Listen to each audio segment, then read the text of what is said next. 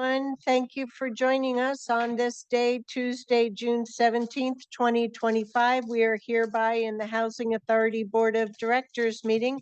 Clerk Moss, could you do us the official honors, please? Certainly, Director Harrington. The Housing Authority Board of Directors is now meeting this regular session, June 17th, 2025. Director Snyder? Here. Director Roper? Yep. Director Willie? Here. Director Fye? Present. Director Treese? Here. Director Harrington and Director Savage should be joining us momentarily, either online or in person. Thank you. I wasn't expecting him, given that he's on family. That is right. Yes. So, so this window here is just our sense of hope as opposed to he's there, but his camera's not working. Okay, so what I was just saying is Director Savara has become a parent now, and he is taking this month as family leave. And so we respect and honor that. Thank you, Director Roper, for joining us today. And as such, we have 6 members of the Housing Authority Board of Directors. So the next item on the agenda for the Housing Authority is public communication. Clerk Moss, do we have anyone who wishes to address the Housing Authority, providing us with comment for up to 2 minutes an individual? Thank you, Chair Harrington. I did not see anyone specifically in the auditorium sign up. Would any member of the auditorium wish to provide public comment to Housing Authority items only for up to 2 minutes? Give you a moment to raise your hand, start coming forward. Not seeing any in the room. Would any member online via Zoom wish to provide public comment specifically to the Housing Authority? Give you just a moment to utilize raise hand function. Not seeing any hands, Chair Harrington. All right. So that brings us to today's consent agenda for the Housing Authority. We have 2 items, the approval of minutes for our May 6th meeting, and another item to approve the updates to the Housing Choice Voucher Program Administrative Plan and the Public Housing Admissions and Continued Occupancy Plan effective July 1, 2025. What are the wishes of the board with regard to today's consent agenda? Motion approved. We have a motion from Director Willie, a second from Director Roper. Thank you. All those in favor of adopting today's consent agenda, please vote by raising your hand or saying aye. Thank you, directors. Any opposed? The motion carries unanimously 6-0. Today is a big day. Today we're going over and hopefully adopting the Housing Authority of Washington County's requested budget, as well as all the other budgets for the full Washington County agency and that for clean water services. Here with the Housing Authority, we're going to be focusing on its budget today. And as such, I would like to have the appropriate staff come up and present their budget, which is available in our packet. And there's also a presentation as well.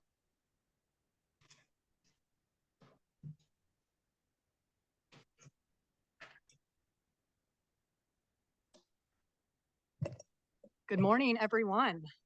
For the record, my name is Molly Rogers. I'm the Executive Director of the Housing Authority of Washington County, or HAWC, and I'm very pleased to be here. Once a year, we present to you an annual budget based on months of data gathering, input from our Housing Advisory Committee, current market conditions, and some forecasting judgments we have to make due to the different federal fiscal year than the counties. With me is Deputy Director Jill Chen, Deputy CFO Ryan Bonsbach, and a special guest, John Epstein, who is a former banker and one of the longest serving Housing Advisory Committee members.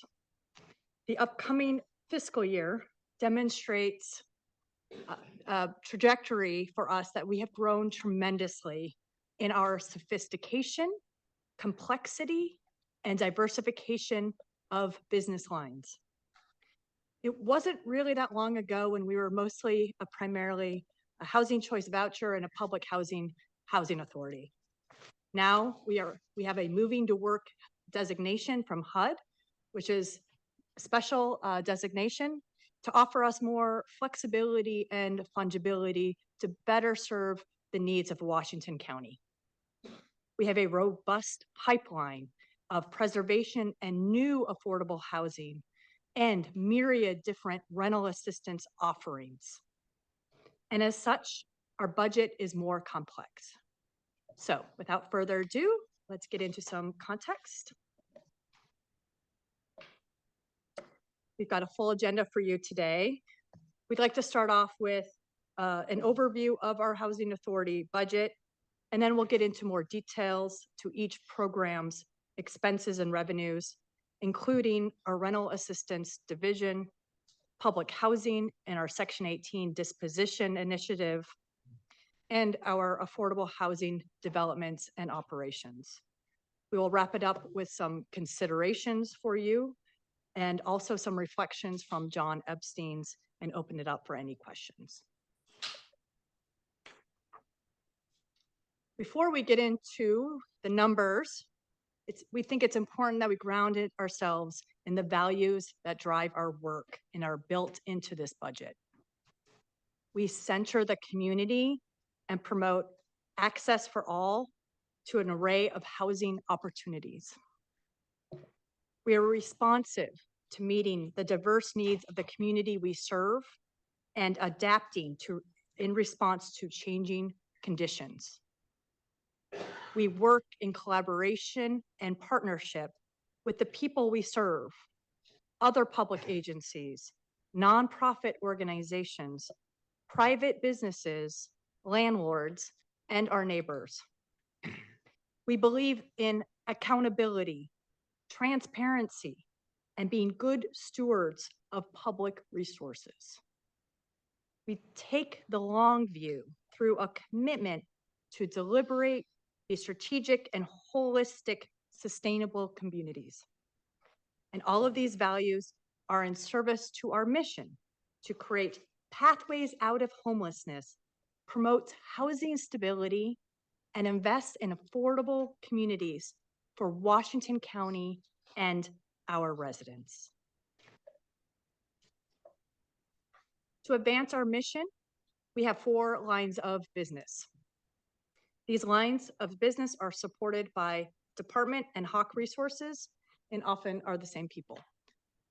This budget illustrates that our programs and services are fully integrated across the Washington County Department of Housing Services and the Housing Authority. This is clear in each business line, but today we will focus on the HAWK business, Housing Authority. I would like to share some examples, however, of how we've leveraged our resources, both in dollars and in workforce, to best serve our community. Our rental assistance division delivers all the work above and including the supportive housing services regional long-term rental assistance program. Our asset management team supports permanent supportive housing sites like the Heartwood, where operations are SHS funded. And our development team is also leaning in to support developments like the Cornell Road Transitional Housing Recovery Housing Program. These are just some examples of what I have been seeing in the last few years, each arm of the organization fundamentally supporting one another. Not only do they support one another, but we are leveraging each other's strengths to the benefit of the entire department. And as a result, we can provide better service to our clients, participants, residents, and community. And with that, I'd like to turn it over to Ryan Bonsbach. Good morning, Board of Directors. I'm going to start with some top-line budget summary numbers, and then Jill and I will be alternating a bit, talking about some operational and budget summaries for each individual program.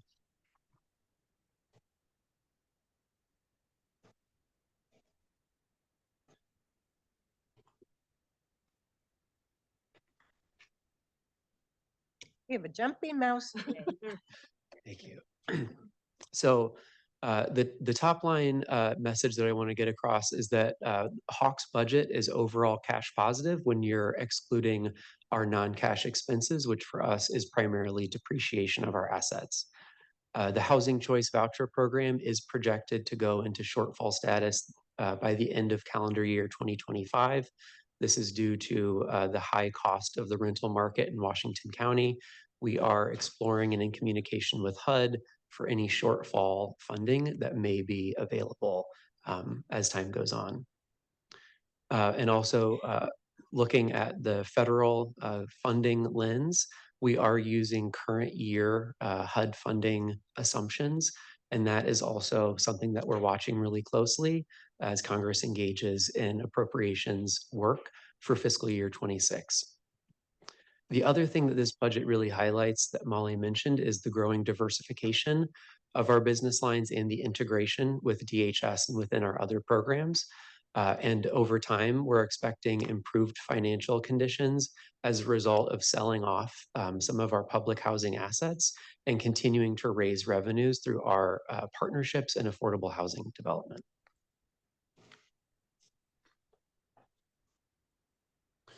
So as I mentioned earlier, this is our top line budget summary. It shows a positive cash flow of 1.76 million when you are excluding the depreciation. Depreciation is a non-cash accounting of assets losing value over time. And as a housing authority, we're really focused on making sure that we have the cash and the liquidity to meet our demands over time. And so we are focused on looking at cash flow throughout this presentation. So this table highlights the diversification of our business lines. So the portion in blue is federal funds for the Housing Authority. The portion in orange is our non-federal funding sources, which are income from our partnership funds and tenant rents.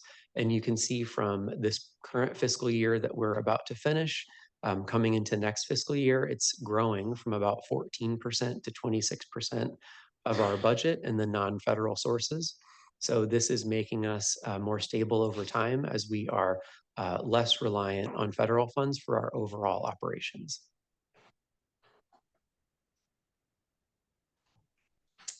So here we're looking at our FTEs over the past 5 years in the Housing Authority.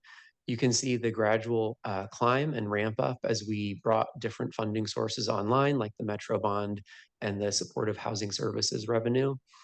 We are showing a reduction of 9 FTE for next year. And what that is half of that is reflective of some reductions in force this year. The other half is really looking at how we integrate across our business lines. So it is employees in the Housing Authority who are funded with funds that reside in the Department of Housing Services as we integrate our business lines together. It's really important to note that while we are showing fewer FTE next year, we are not reducing any level of service to the people that we serve.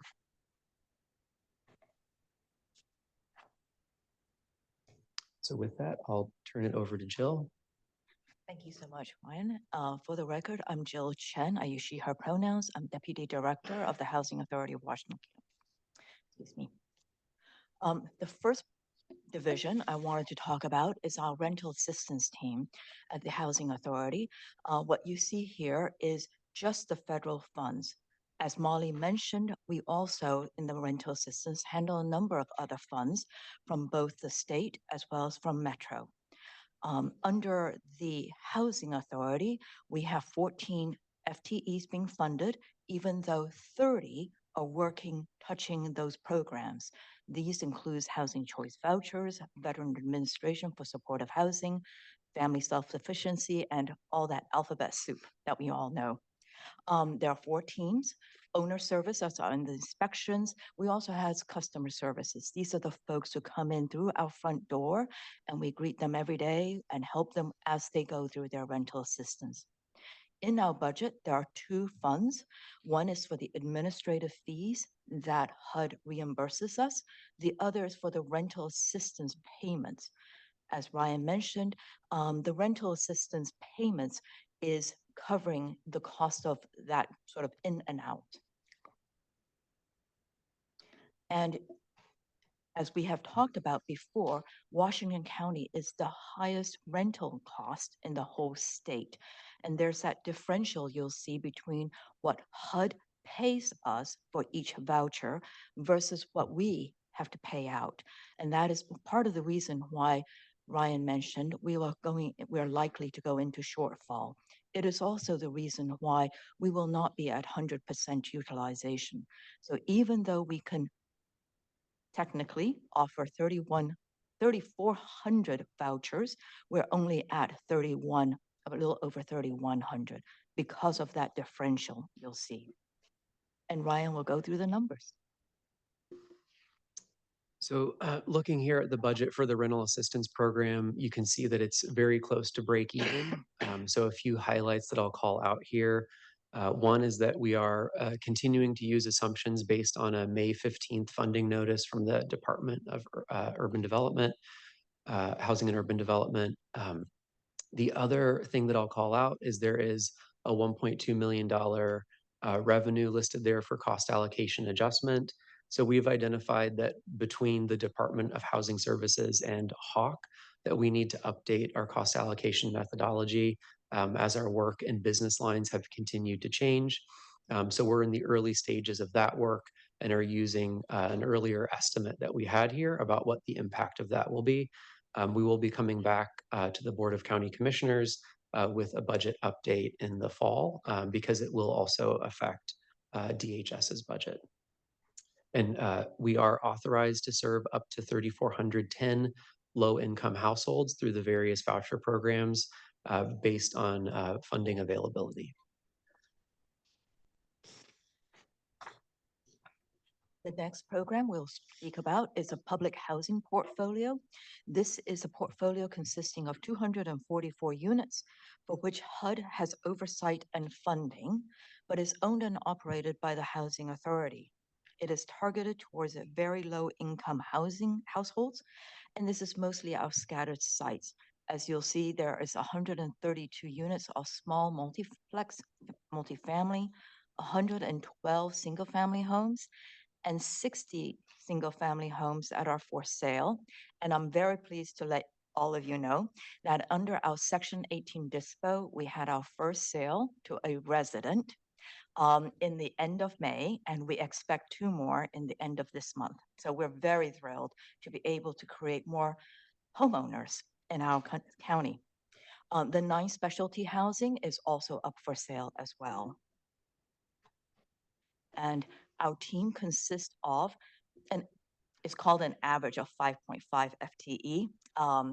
They are involved in all of the asset management and property management, working on all aspects of property maintenance, repairs, lease up. In our programs, there are 2 separate funds, one for operating and one for capital. In the operating side, that is where we keep both the HUD operating support as well as our tenant revenues, and it's more or less our profit and loss statement. On the capital side, that is where HUD provides us capital improvement funds only. Again, Ryan will take over. So looking at the budget overview for public housing, again, cash positive when you're backing out depreciation. The other thing that Jill mentioned is the sale of those Section 18 dispo for our single family units. We are planning to sell 30 of those in this fiscal year, 29 in the following fiscal year. The funding that we generate from the sale, it is restricted, but it is also flexible in terms of what we can do with it. So we can rehab our existing public housing, we can invest in future affordable housing developments, even that with mixed financing. So a lot of flexibility to use the proceeds really well to continue to expand the affordable housing impact here in Washington County. And after we've finished the rehabs for those Section 18 dispos, we will start a 3-year plan to rehab all of the remaining units that we have in public housing.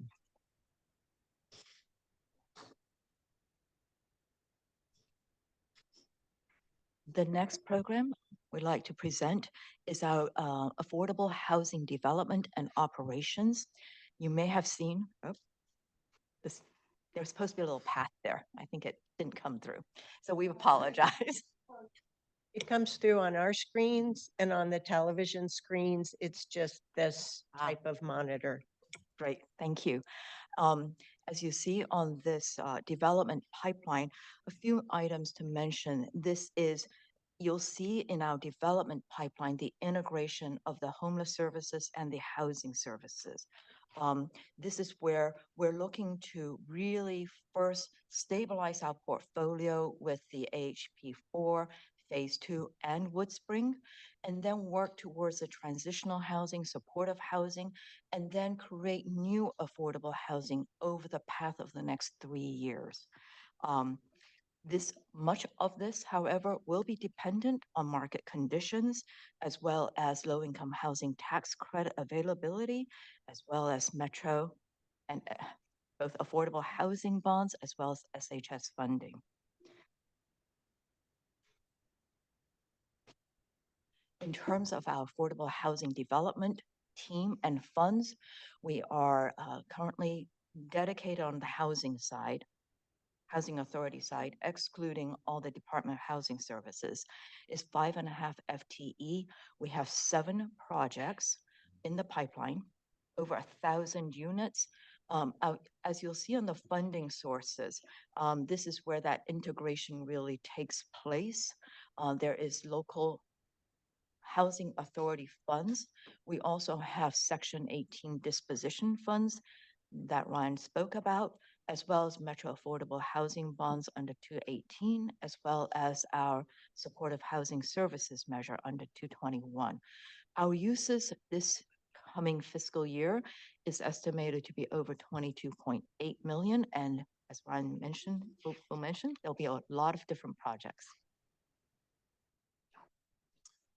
So looking at the sources and uses here for our affordable housing development budget, I think a few things to note. It is cash positive, leaving a balance of 4.8 million for future development in subsequent fiscal years. The other thing that Jill mentioned is not only are we leveraging Section 18 disposition funds and our local developer funds, we're also leveraging funds from DHS, from the Metro Bond and the Supportive Housing Services revenue. So really using all available funding to continue to meet the needs of the community and improve the overall program portfolio and the sustainability of the overall program.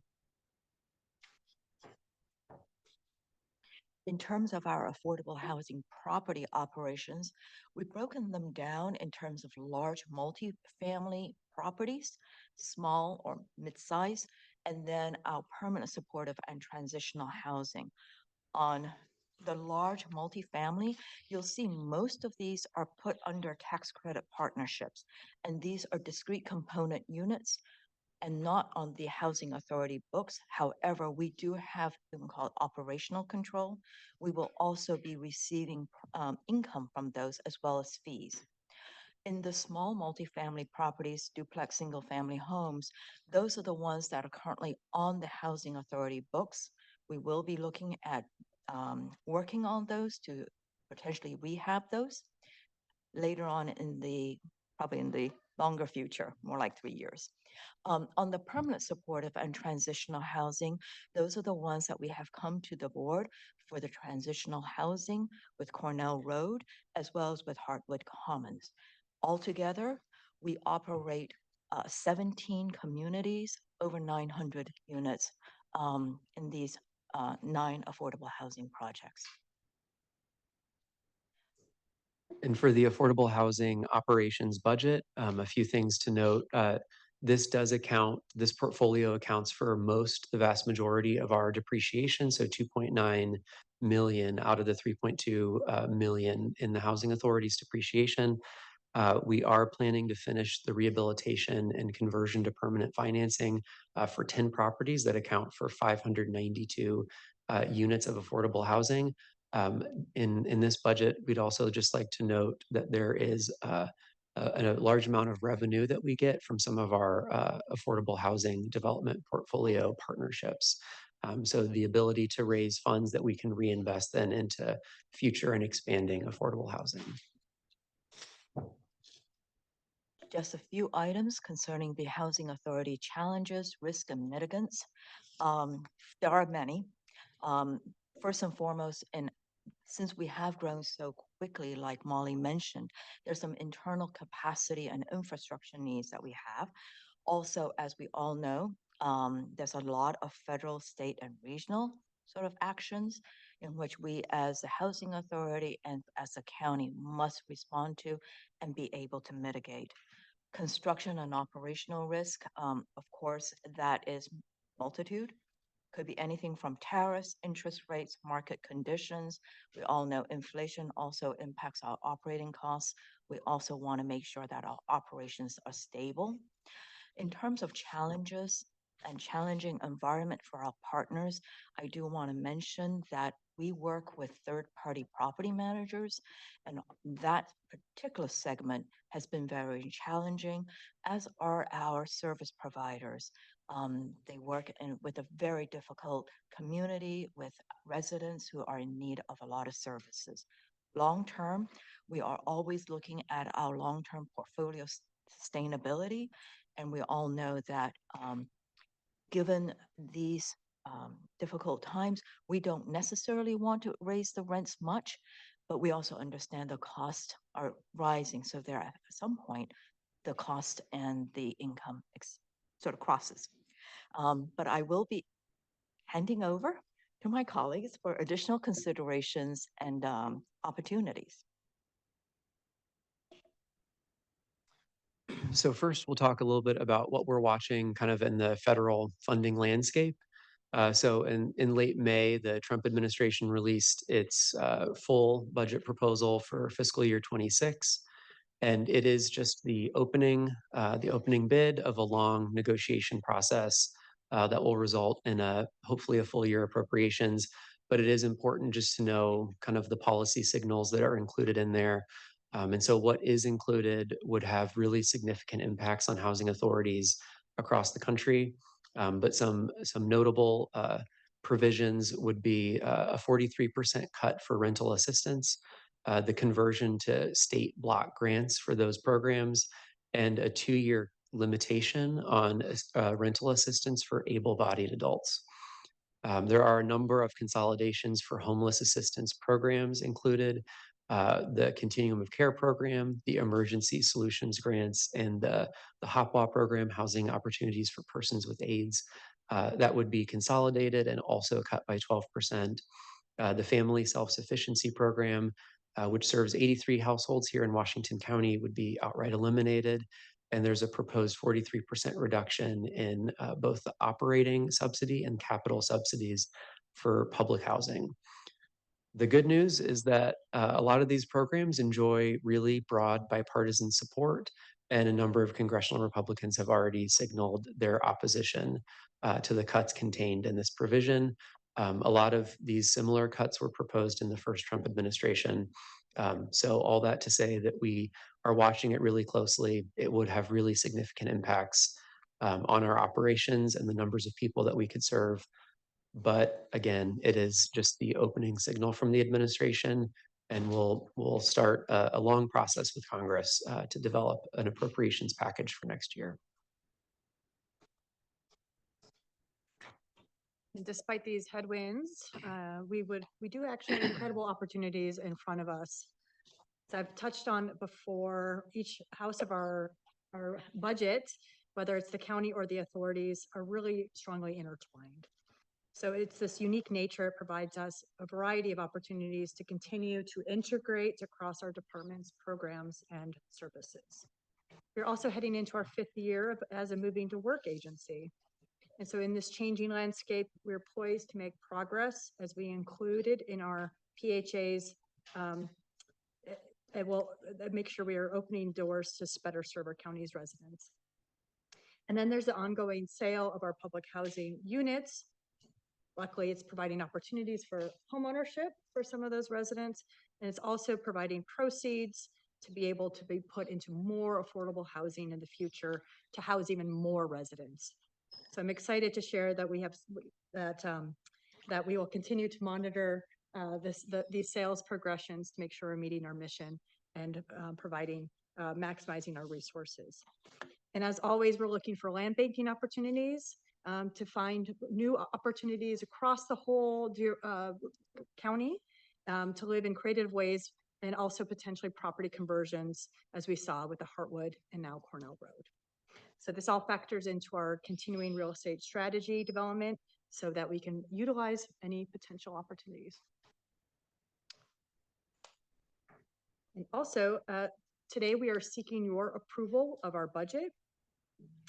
And just as noted by Ryan, we will be going through some next steps to make sure we are adjusting accordingly. One of the things we will need to do is do a cost allocation adjustment in the fall supplemental budget. We're also watching very closely the impacts from Congress and the U.S. Department of Housing and Urban Development. There's seems like every day there's new rules around subsidy levels, timing, and of possible elimination of programs, early sunsetting, and there's just a lot of unknowns to navigate. So we just want to be really upfront and clear that that the planning that we're doing behind the scenes is providing a range of scenarios for us that we may need to navigate and bring back to you at some future point. While the Hawk and department budgets are complex enough on their own, we know that to best understand the totality of our resources, we must develop them together. So with that, we want to maximize the best use of our resources. We're looking at these across all of our various programs. And with that, we hope to be able to develop our budget in combination next year.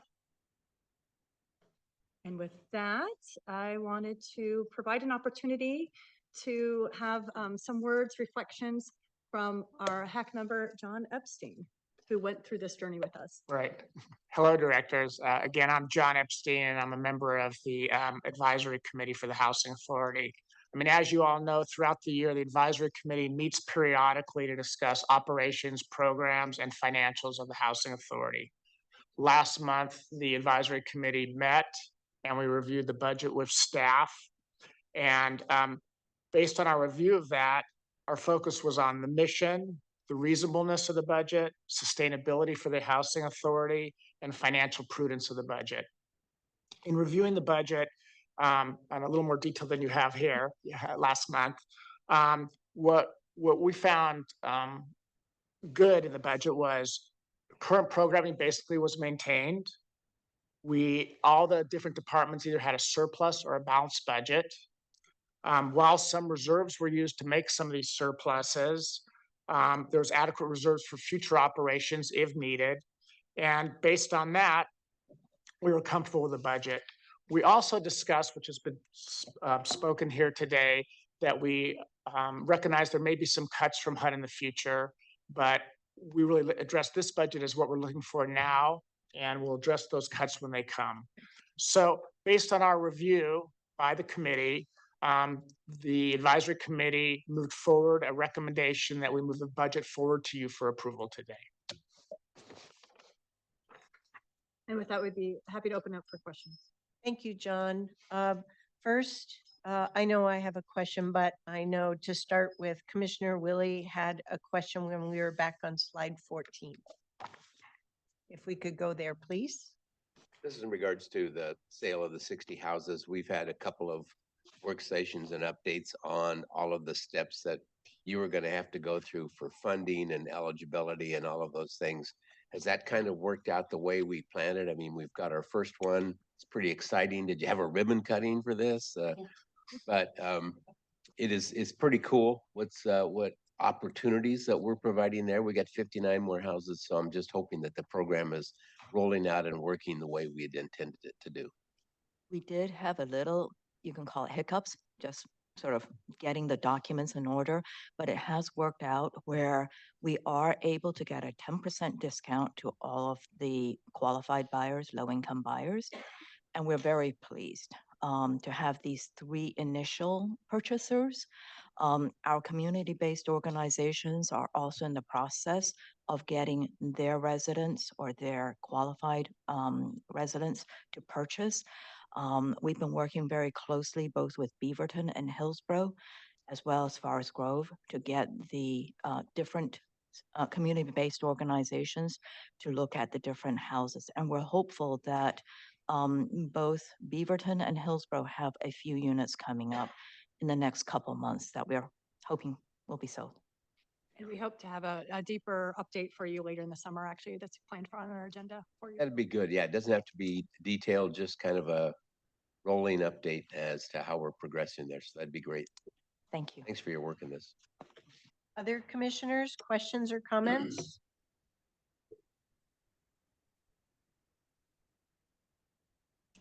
Okay, seeing none, I have a question. And then I'll have a comment before asking for a motion. Both on slide 6 and slide 24, you're trying to be clear that you've been provided with information from HUD to put this budget together. But also there is uncertainty with regard to the budget that Congress will approve and advance to the president, and if he'll sign it or not. You were pretty clear with us earlier that the president's budget has a 43% reduction in the area of vouchers. And you gave us two numbers about we're authorized for 3,410 vouchers, but due to the cost of rent assistance here in Washington County, you're actually only able to support 3,100. So I did some quick math and just to understand the impact to households and therefore more people, because some of our households have more than one person. So just in terms of voucher numbers, a 43% impact, if we use straight math, for the 3,410 takes us down to 1,943 vouchers. In practical purposes, using the 3,100 number, down to just over 1,700, 1,767. Wow, that's a big impact. Huge, terrible loss of housing for members of our community that are least able to navigate the market rents here in Washington County. So I was looking forward to, well, I shouldn't say that, put it that way. I was accepting that I would have to use my time and energy to ensure that Congress hears the real stories of harm and impact for the current trajectory that they're on. Our current Washington County congressional delegation, Senator Wyden, Senator Merkley, Representative Bonamici, Representative Salinas, and I'll say also Representative Bynum, all understand the negative impact to real people in our community that this current trajectory is on. So I just want to credit you for waving that warning flag. Just like in a race car race, there's a real caution flag here. It's incredibly difficult, very hard times, a lot of rhetoric, a lot of misunderstanding. I have tried to be very pragmatic and not stoke fear, but rather be upfront about the conditions that we're navigating. But this is getting very real, very fast. And we're just going to have to do the best we can to help people and keep helping people. I want to thank you very much for bringing this clear budget forward to us, for all the work that all members of the Housing Authority staff and the Department of Housing Services have put into expanding the business line, but also ensuring that there's clarity and pushing the edge of the envelope every single day to help ensure that members of our community have the opportunity of stable housing and to thrive in our community. And the Housing Advisory Committee, thank you for your diligence in all meeting. Thank you, Mr. Epstein, for coming once again to provide us with that, bringing to life the work of the committee in providing counsel for the work that the Housing Authority and the Department of Housing Services provide. As one of 5, I'm very comforted to know that we have such experts trying to help us navigate the best of the times and the worst of times. Thank you. Thank you. With that, directors, if we could remove the slides, please. I'm looking for a motion to approve the FY 25-26 or FY 26 Housing Authority of Washington County budget. Madam Chair, you have the public hearing. Thank you so much. Went right by that step, obviously. So let's do that. Let's open the public hearing on the proposed Washington County Authority budget. Clerk Moss. Thank you, Chair Harrington. Was there any member of the auditorium that wished to provide comment for up to 2 minutes? Mr. Feek?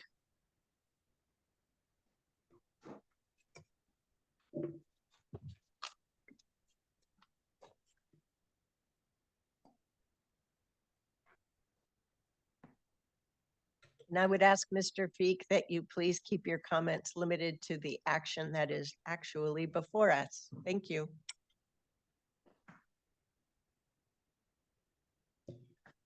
Madam Chair Harrington and Commissioners, I'm Dale Feek, member of Washington County since 1966.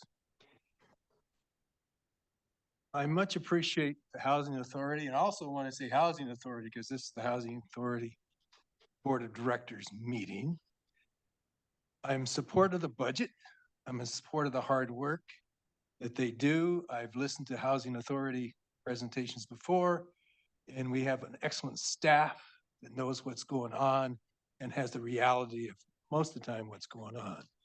In particular, I want to thank Chair Harrington for her analysis and understanding of what's going on, especially after listening last night at the meeting. It was called, anyway, it's the acre meeting that was last night, talking about the reality of funding and the federal government maybe taking away money. And the proposal by Chair Harrington to get real about how to protect housing. And there is a discussion that happened today at the work session that's going to be brought up later. And I think it's going to be something that will be presented. It's very important that people know that the federal government is taking money away and that that money needs to be protected the best way possible to do that. And that would be to follow the direction of the county council and of our county administrator and the recommendation they gave to you and take an action to preserve the money necessary for housing in this county. So I'm advising you to please take seriously the resolution that Chair Harrington presented to you.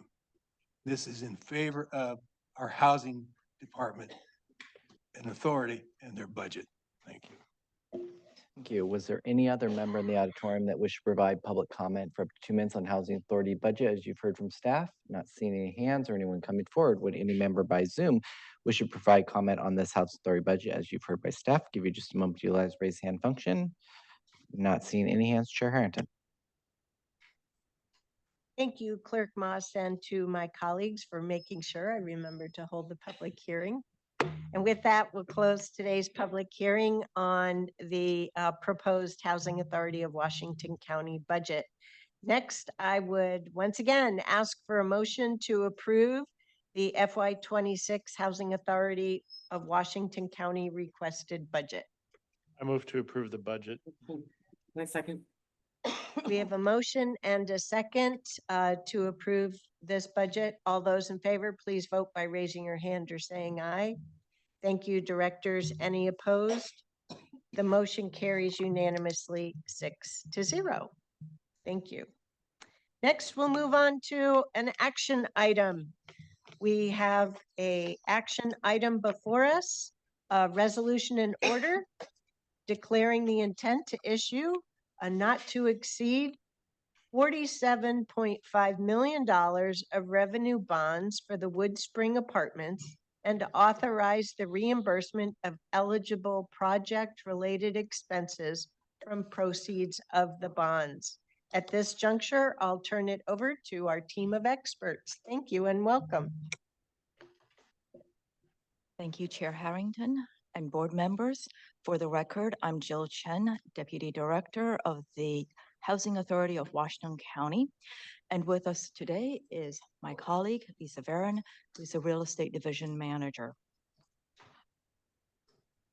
Today's discussion will focus on the Wood Spring project as an update, as well as the intent to issue $47.5 million of revenue bonds. But first, I want to sort of lay out the project and some of the background, the project financing, and the resolution, as well as give a quick update on the timelines. As background, this was a project that was 172 units built in 1991 using low-income housing tax credits.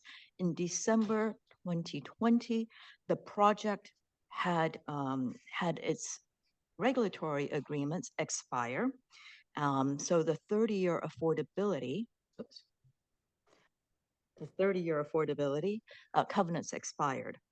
In July of 2023, the Housing Authority purchased the building, and we wanted to prevent the displacement of the existing households. The acquisition was financed with $25 million from the Oregon Housing and Community Services, $4 million from the Housing Authority, and a $20+ million bridge loan from Banner Bank. In our current project, we are looking to do a redevelopment of the site. This was one in which we had always anticipated will need to be redeveloped since it is over 30 years old. The team consists of Washington County as the sponsor and general partner. We've got Bronner, who is our development consultant. They're also the ones who have done our previous portfolio rehabs. We have relocation consultant DDV, as well as design build partners, Walsh Construction, who is well known, who has done many rehabs, and NWA as their architect. The folks who are on the design build and DDV, they were all procured through a competitive process. We intend to bring in the low-income housing tax credit investor, as well as the lender. Just a quick update in terms of where the scope of the project and what is the status. Staff and development team, including the general contractor, have gone through every unit and every building. The overall project is solid. The interior, out of 172 units, less than 20 will need major rehab that requires tenants to move. So in terms of scope, we are looking at some major systems replacements. This is siding, roof, gutters, windows. You can see that. Some accessibility and playground upgrades, some efficiency, as well as some select interior upgrades. In terms of the project financing, we are looking to bring in 27.125, a little over 27 million of low-income housing tax credits, as well as both a lender for the construction as well as perm loan. The proposal in front of you for revenue bonds of 47.5 million is to fund the construction loan, in which the lender will purchase our revenue bonds. The permanent loan will essentially, along with the tax credits, fund all the construction upgrades and pay off the Banner Bank bridge loan. We are in the process of looking at subsidy laying review, and we are very thrilled to have our partners in the Office of Community Development provide our home funding as well. With that, I pass it over to my colleague. Good morning, Lisa Varon. I am the real estate manager for Hawk, and I use she, her pronouns. So we held this slide, we were talking about our resident impact and relocation. We held 2 resident meetings. We have one that we held already in May, and we'll be holding another one in July. And then we'll continue to communicate with residents moving forward after that with weekly memos from the construction company. Residents have been working one-on-one with DDV Consulting to identify their individual plans, multiple resident meetings, and to inform and educate. And the budget includes all costs for moving, whether it be temporary or permanent, packing, lodging, per diem, and so forth. Our next steps to get to the Woodspring financial close, which is scheduled for September 30th, is the intent to issue bonds via this inducement resolution, a TEFRA resolution by Washington County Board of Commissioners, which will come back to you for in July or August. We'll issue a notice of the TEFRA hearing, and then we'll hold a virtual public hearing for the TEFRA. An omnibus resolution, which will be coming back to you, the Housing Authority Board of Directors, and a bond resolution as well, that will be coming back to your entities to discuss in early September, so that we have all the financing lined up by then, be able to present it to you as a whole picture for the project, and how we're planning in more detail to finance it. In terms of our timeline, we're looking at wrapping up our funding applications and partnerships in this first quarter of this coming fiscal year. We're currently in pre-development design and permitting. I'm pleased to be able to share that on Friday, we submitted our permits to City of Tigard, and yesterday we distributed bid documents to subcontractors. And as I mentioned, our financial closing and construction start will be on September 30th.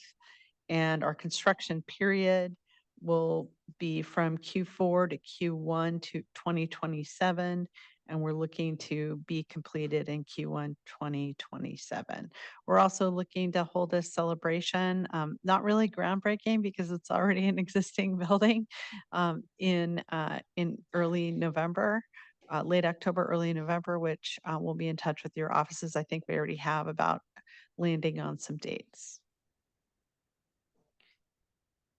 Specific to why we're here today, the intent to issue or the inducement resolution. The key purposes in low-income housing tax credit 4% bond transactions is a declaration of intent to issue the tax-exempt bonds up to $47.5 million.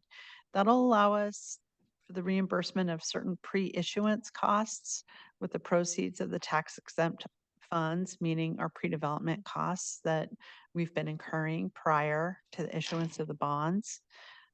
Establishing the timeline for eligible project costs is another purpose of this inducement resolution, and it provides assurance to our investors and lenders that the issuer will issue the bonds. So that concludes our presentation for today. We're available for any questions. Commissioners, do you have any questions with regard to this proposal? I'm just excited to continue seeing Woodspring moving forward. Are there any additional questions or comments? Okay, I would ask for a motion then to approve the resolution and order declaring the intent to issue not to exceed amount of $45,500,000 of revenue bonds for Woodspring Apartments, and authorize the reimbursement of eligible project-related expenses for proceeds of the bonds. I would move that, but clarify the not to exceed amount as 47,500,000. I'm sorry for making that mistake. I just Thank you wanna- For the correction on the record. Motion. We have a motion from Director Roper. Do we have a second?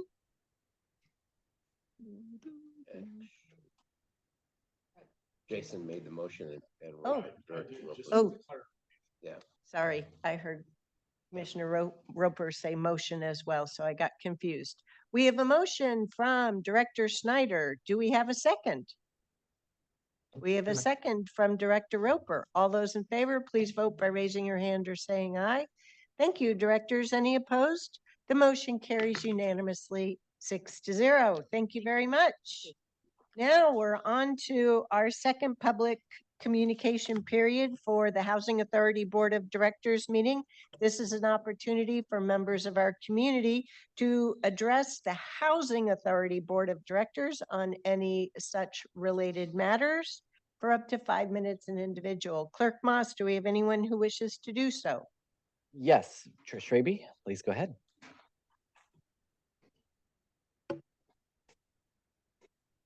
Good morning. Good morning, and thank you for your time. I appreciate all of you. And I hope I'm in the right meeting, speaking it to the right people about some of the money being directed from the housing projects. And this is pertaining to Project Homeless Connect.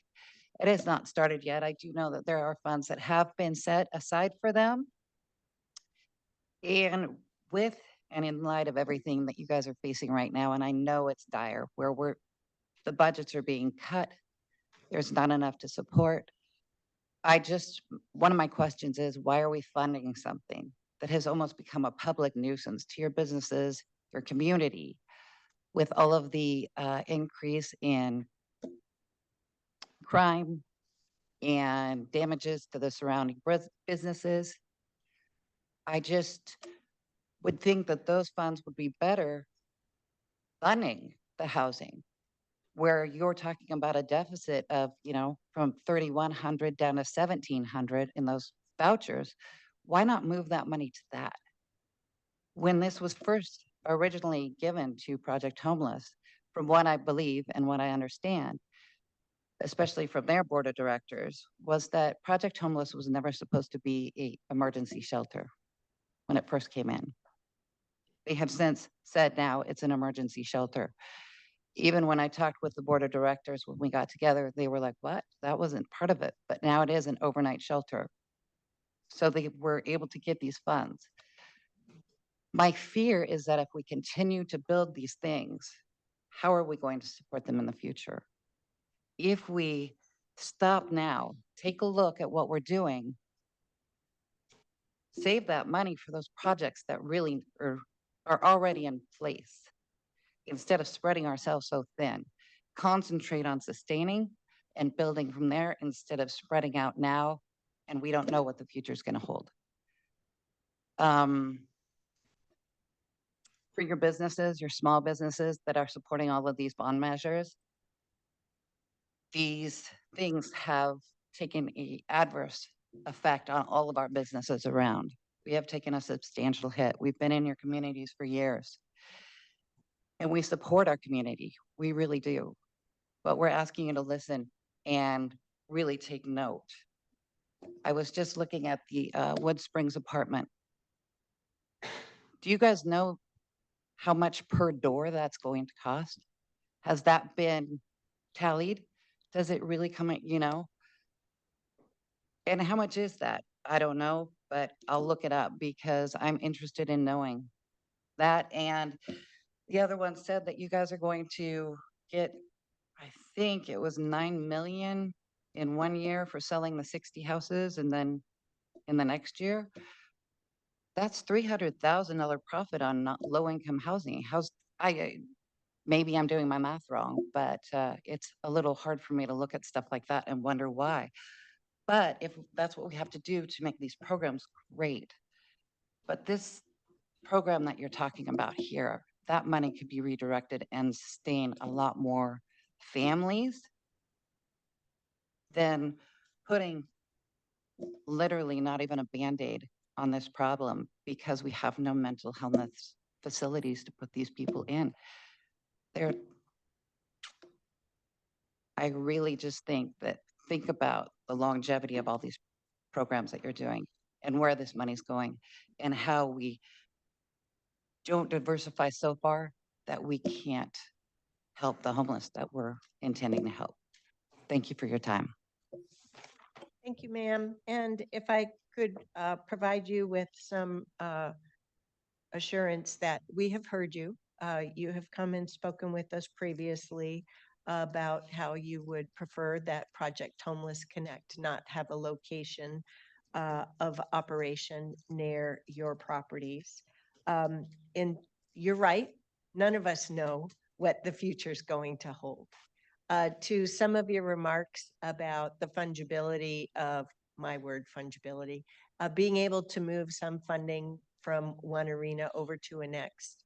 The funding that you're referring to as being provided to Project Homeless Connect for their building construction and operation comes from the voter-approved supportive housing services income tax program.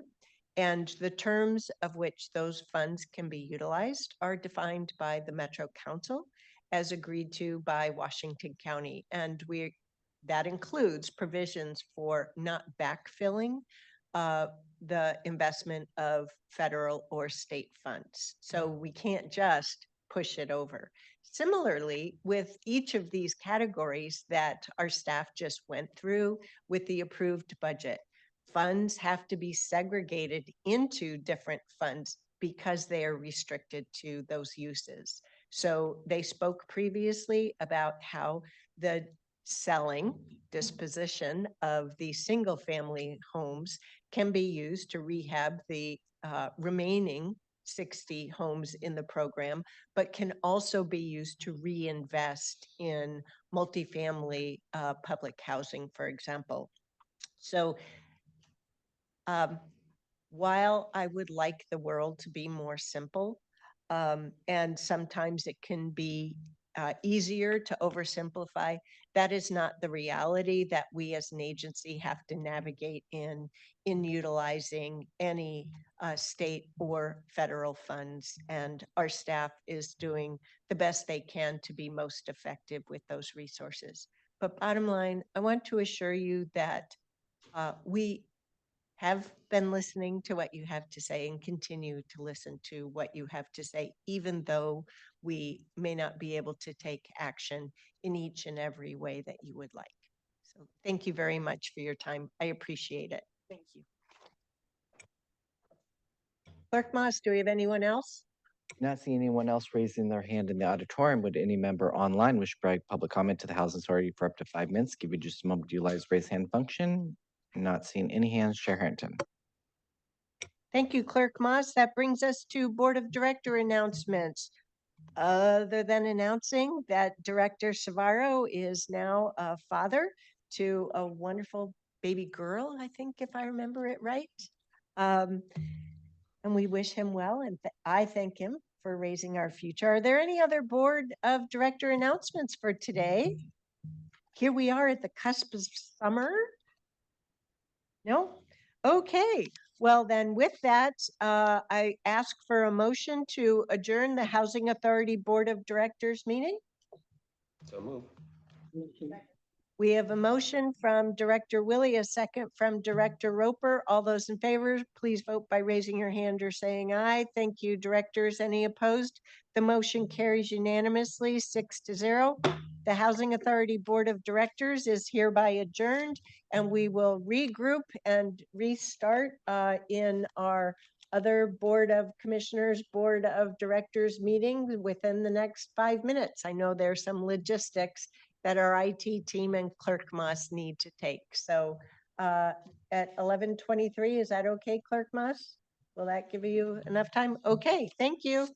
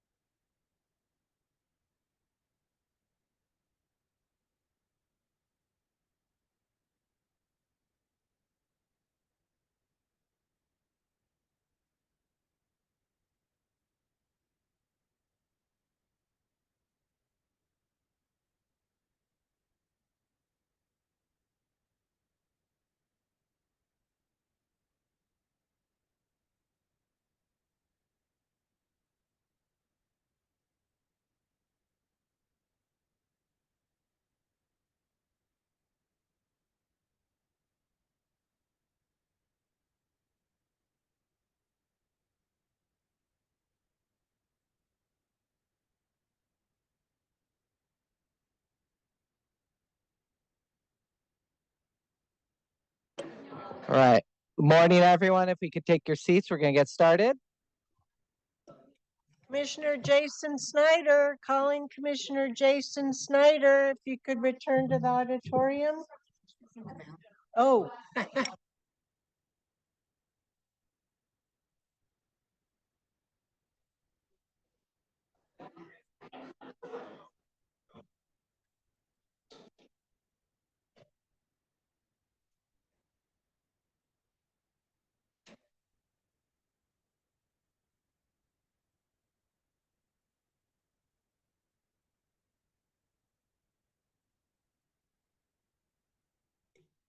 We're waiting for our full complement.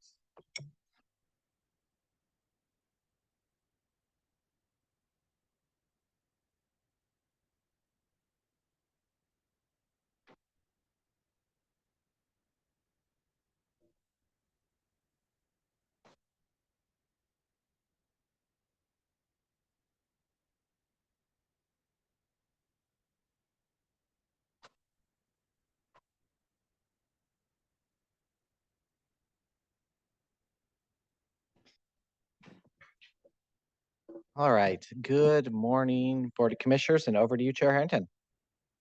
Thank you, Clerk Moss. Welcome everyone to our very, very long meeting of Tuesday, June 17th, 2025. Clerk Moss, could you do us the formal honors, please? Certainly, Chair Harrington, the Washington County Board of Commissioners, also meeting as the Board of Directors for Clean Water Services and all other county service districts, is meeting this regular session, June 17th, 2025. Commissioner Schneider. Here. Commissioner Willie. Here. Commissioner Fye. Present. Vice Chair Treese. Here. Chair Harrington. Here. Would everyone please stand and join us in the Pledge of Allegiance?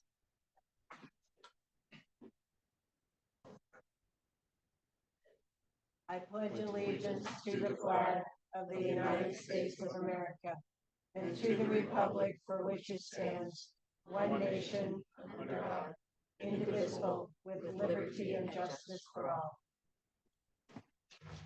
Thank you. Couple of updates with regard to today's meeting. There continue to be 20 items on today's consent agenda, one item under board and commissions, one proclamation, and 13 public hearings.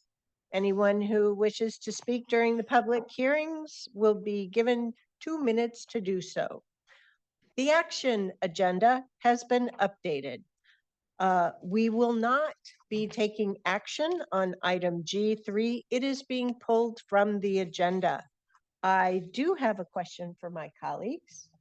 Would you like me to continue to provide the presentation for the context? And the reason that I'm offering this up is because much has been misrepresented in our community already.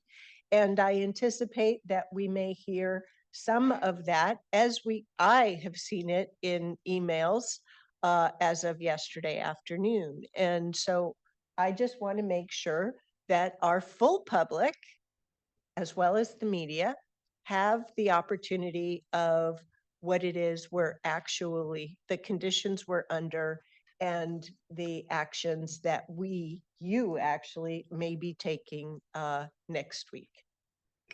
I think from a preview and setting the stage perspective, it makes sense to, at a minimum, give your presentation perhaps in a little bit condensed manner. I don't know what you exactly had planned, but It's I think in the you should, packet. I think you should, It's everything you okay. used last night. I think you should present it. And we will have Board of Commissioners comments to that, but I have pulled my sponsorship of said resolution and order. And the remaining Board of Commissioners who will be here at the meeting next Tuesday may or may not take action on something that resembles that. So those are the updates to today's consent agenda. I also want to ask board permission, as we discussed in public comment, as we discussed in work session, we had one community member only to sign up for public communication at the end of the meeting, which will be sometime this afternoon. for 5 minutes. And instead, I talked to Dr. Seward.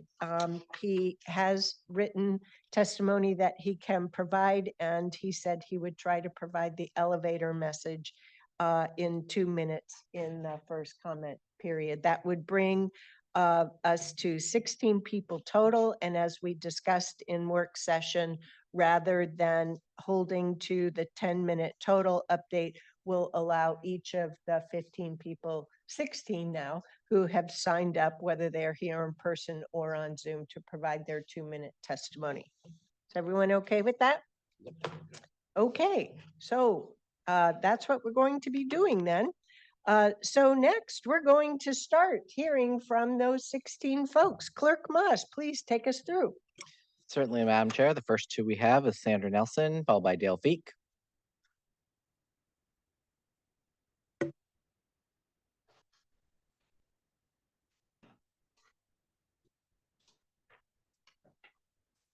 Good morning, Chair Harrington and Commissioners. My name's Sandra Nelson. I'm a resident of Washington County. We just celebrated Father's Day this past Sunday. I heard a powerful tribute by Victor Davis Hanson to his own father. He told 3 stories about his dad. First, for a full week, when his children were forced to fulfill a job they couldn't get out of, his dad suffered with his kids, working with them in the almond field and providing water and drinks for them in 100-degree heat. Second, his dad saved his life when Victor was overseas and had a medical emergency. Third, his dad provided food for him when he was going through a particularly financially challenging time as a student at Stanford University. Every time Victor was in serious trouble, his dad helped him survive. Victor says he finally asked his dad, "Why do you always do this?" And his father said, "Because that's my responsibility, to keep you going when you can't go on your own." I was reminded of George Washington, called the father of his nation. Like Victor's dad, Washington suffered with his troops and for our nation, sacrificing his own comfort to help birth a new nation. Through his integrity, example, and faithful perseverance, he served the needs of his countrymen. He assumed responsibility because of his love for our country, and the people responded with love and respect. Pray. Father in heaven, you are the best example of fatherhood, of love, perseverance, sacrifice, of keeping us going when we can't go on our own. Help us, and especially our commissioners, to turn to you for help, for wisdom, guidance, and direction. Thank you for being our good, good Father. In Jesus' name we pray. Amen. Damn.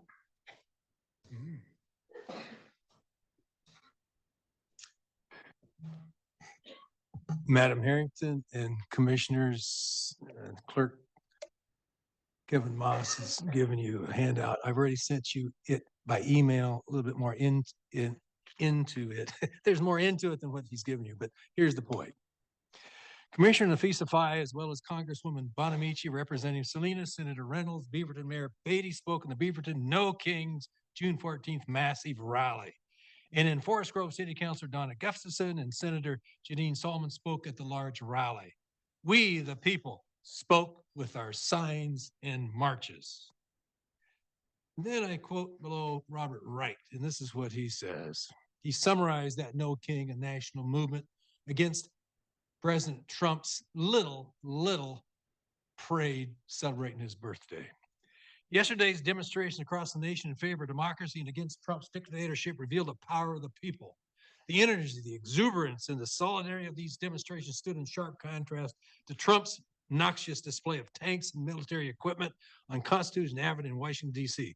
While Trump continues to politicize the military, hundreds of thousands of us are saying no to his usurpation of power that belongs to the people. We will not be intimidated by the violence he has stirred up, not by the shootings of state legislators and their spouses in Minnesota, nor the death threats against federal judges, nor by the thuggish removal of the United States Senator from a Trump's officials news conference, nor by the arrest of a judge who didn't cooperate with ICE, nor by the abductions of people from their streets and places of work. We will be steadfast and strong as we were in yesterday's protests. and I was in Beaverton and in Forest Grove. The Trump's parade was almost rained out. His regiment is itself a dark storm clouding America.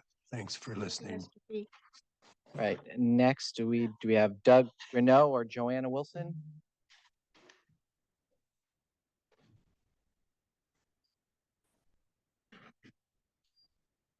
Do you want to call off the names of the next panel so they Yes, can ready I will. themselves? Steve Ducey and Jill Latre will follow.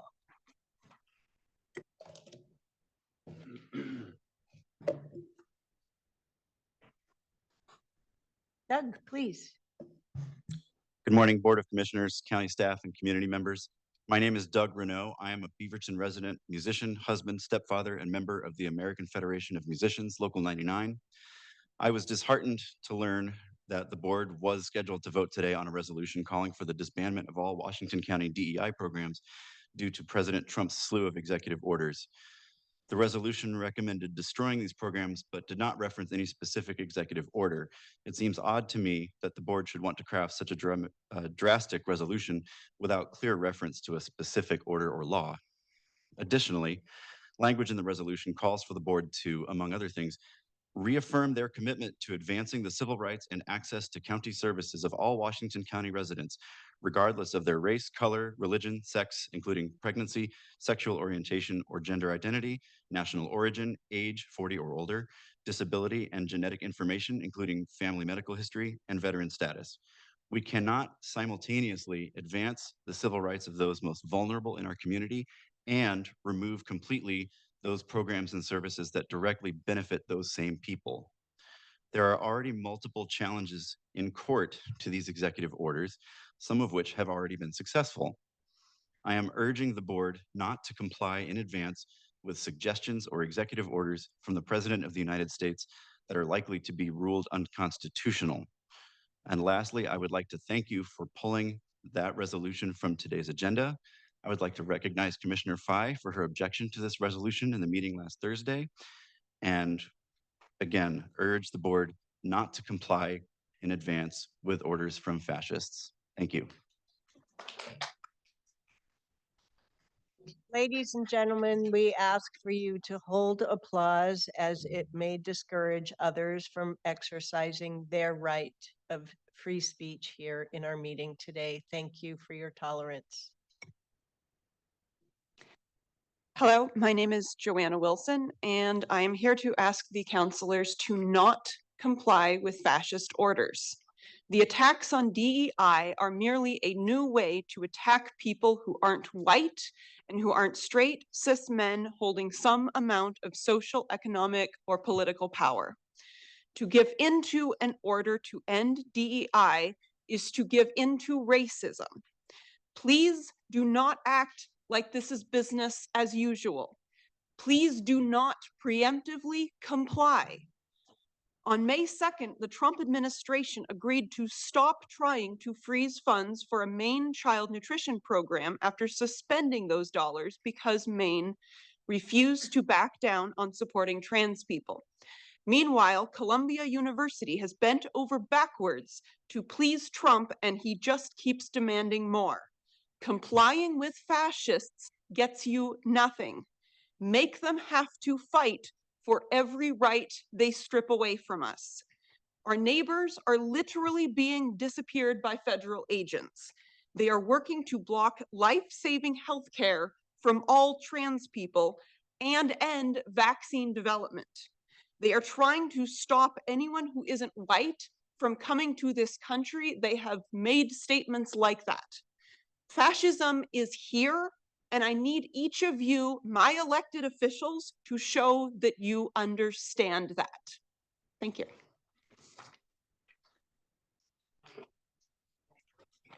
Mr. Steve Dosey, I believe, is next. And then Jill Latre.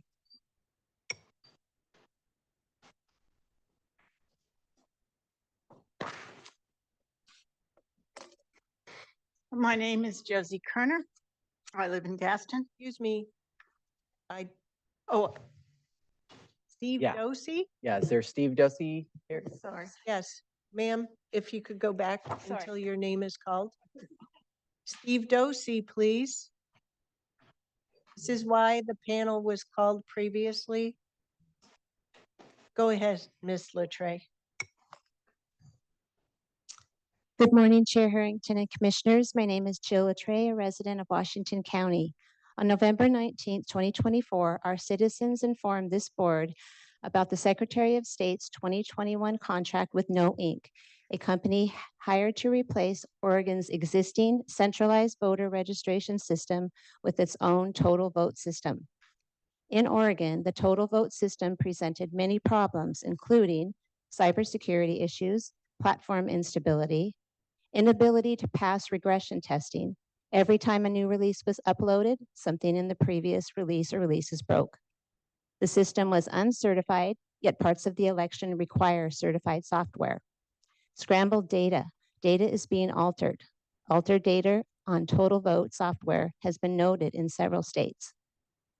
No Inc. software has been proven to allow backdated voter registrations in Hawaii, unnatural injections of voter registrations in every county in New Mexico, and states in their contract that election workers can override election results.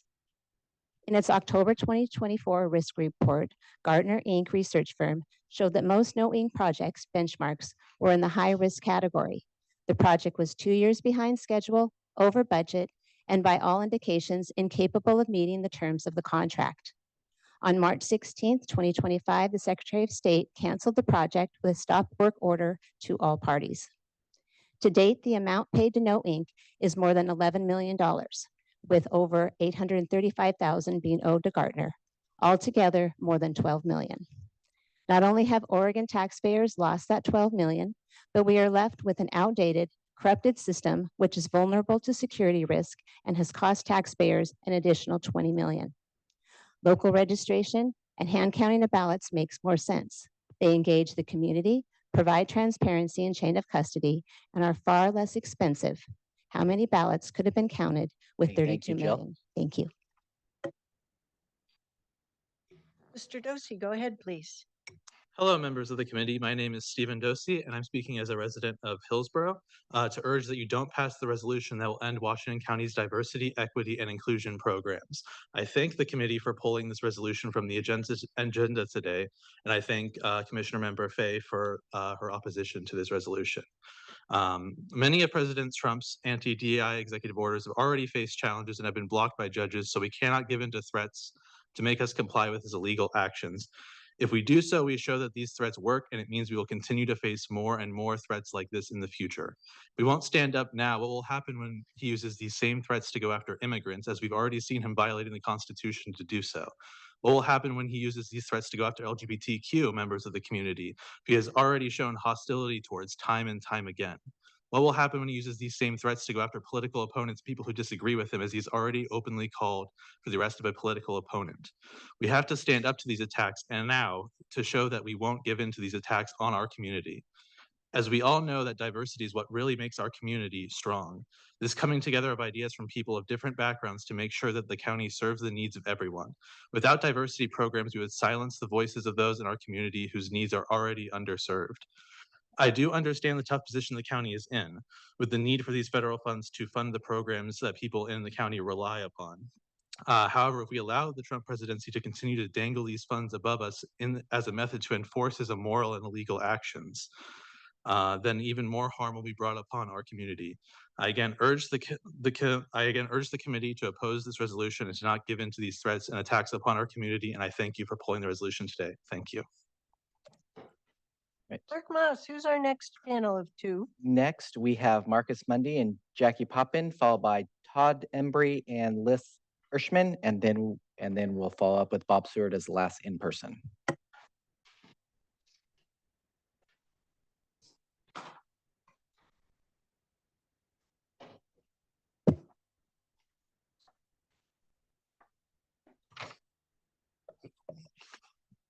Go ahead, Mr. Mundy. All right. One bit of housekeeping. Two of my colleagues had signed up, Wajdi Saeed and Maria Rubio. They texted me they will not be able to make it to this hearing. So that's from the county clerk. Chair and Commissioners, it's good to see you again. I haven't met you, Commissioner Snyder, but I look forward to it. I'm coming here today just to testify. I was coming here to testify in opposition to item G3, and now I'm here to say I'm happy to say this has been tabled. That my organization and a lot of our members are anxious to work with this commission on a go forward resolution that is useful to both the members of the community and Washington County. But I do want to thank you for tabling it. I want to thank you for your proclamation on Juneteenth, which is somehow happening at the same time we were talking about rescinding this very thing. I will suggest to you 5 legislators that whenever you vote, you must not, like many of the people have said before me, you must not acquiesce or capitulate to national figures that lead with their basest, most morally bankrupt positions, which hurt the least among us, the longest disenfranchised, and those with the most difficult path to recovery once their regime is out of power. They're inevitably going to be out of power, and so we have to remember that. The only other thing I'll say is that Washington County must protect the civil rights and resist preemptive compliance with executive orders that conflict with existing laws and the county's established governing authorities. We must support our service providers and contractors upholding vital equity work. Thank you. Ms. Popham. Good morning or afternoon, Chair Harrington and Commissioners. My name is Jackie Poppin. I have been a Washington County resident for 13 years. As we previously reported in October 2024, Judicial Watts filed a lawsuit against the Oregon Secretary of State for violations of the National Voter Registration Act. The lawsuit was filed to enforce basic NVRA voter list maintenance provisions after uncovering a broad failure to clean up voter rolls in dozens of Washington counties. The case was filed as a result of Oregon's refusal to produce public records detailing efforts to clean up its voter rolls as mandated by Section 8 of the NVRA. In responding to Judicial Watts' public records request, Oregon admitted that it would take 5,000 hours to produce such documents due to the lack of central coordination. In other words, they could not produce records showing that the law had been followed. On June 6, 2025, the U.S. Department of Justice filed a statement of interest in support of Judicial Watts' case and making it clear that lack of bureaucratic coordination was no excuse for not following the law. The DOJ statement confirms that Oregon's Secretary of State is ultimately responsible and cannot hide behind its counties or bureaucratic red tape to avoid its clear legal responsibilities under the NVRA.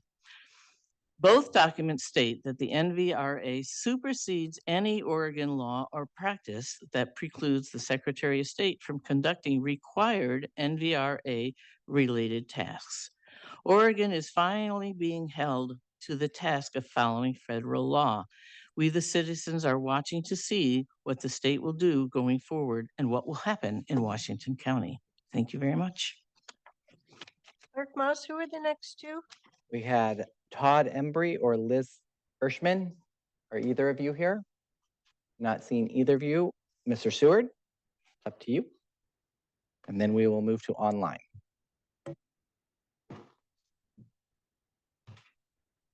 Okay. All right, if it's off to the side, we don't usually allow signs that large. But if you can do it so it doesn't block anyone, thank you. Thank you for your flexibility in providing your testimony up front this morning versus later this afternoon.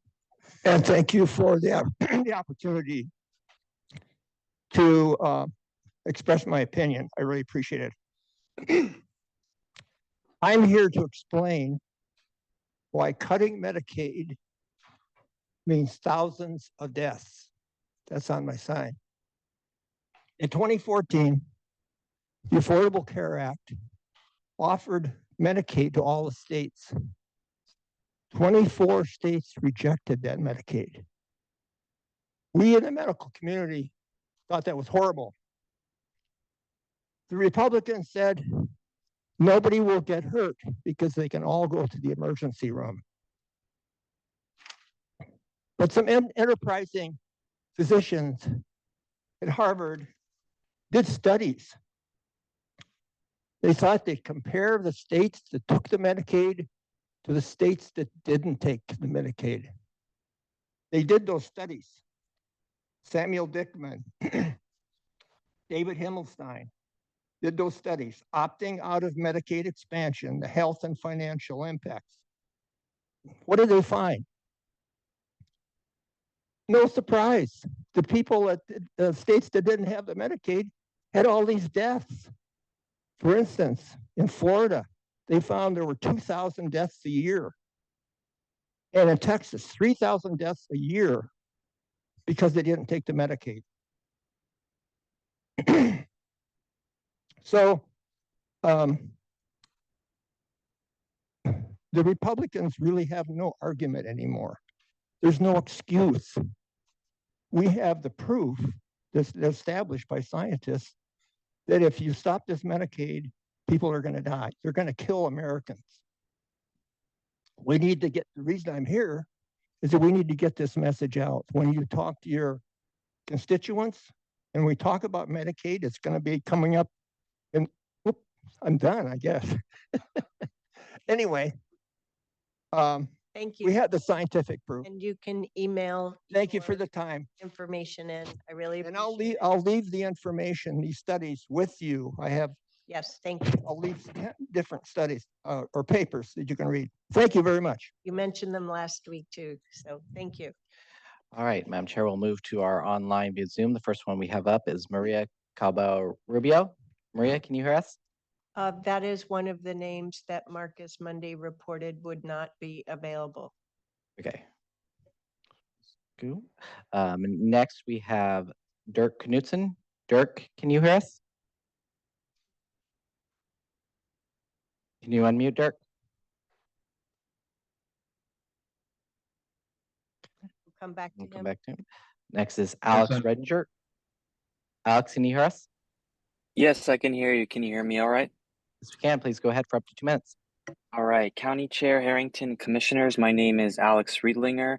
I'm a registered lobbyist and I work as the advocacy manager for the Coalition of Communities of Color, who I'm also representing right now before you. The Coalition of Communities of Color appreciates the board's decision to remove the proposed resolution to ensure compliance with all local, state, and federal laws from today's agenda. We believe that had the G3 resolution passed, it would have posed significant challenges for BIPOC communities, culturally specific organizations, and for the effectiveness of programs supported by this board. The concerns raised regarding federal funding, while understandable, might have inadvertently created conflicts for county contractors, requiring them to navigate existing state and philanthropic DEI requirements alongside conflicting federal directives. This could have led to practical difficulties in contract execution and disruptions in service delivery, ultimately impacting the vital resources provided to Washington County residents. Beyond these practical considerations, the board opposing such an action would build trust with BIPOC communities and reinforce our shared commitment to fostering an inclusive and equitable environment for all residents. We respectfully encourage the board to continue with a collaborative process that reaffirms its commitment to equity while ensuring compliance with all applicable local and civil rights laws and resist any preemptive compliance with federal executive orders. We look forward to working with the board to advance our goals, and thank you for this opportunity to testify. Thank you. Dirk, can you hear us now? Yes, I can. Can you hear me? Yes, I can. Please go ahead for up to 2 minutes. Yes, I just wanted to give some testimony about your decision today on the CWS rates. I did provide testimony prior that I'm very concerned about the amount of that budget increase for the Ripple Lab out in Forest Grove. To my knowledge and records, there are 24 people that work in the labs at Clean Water Services or provide that type of function.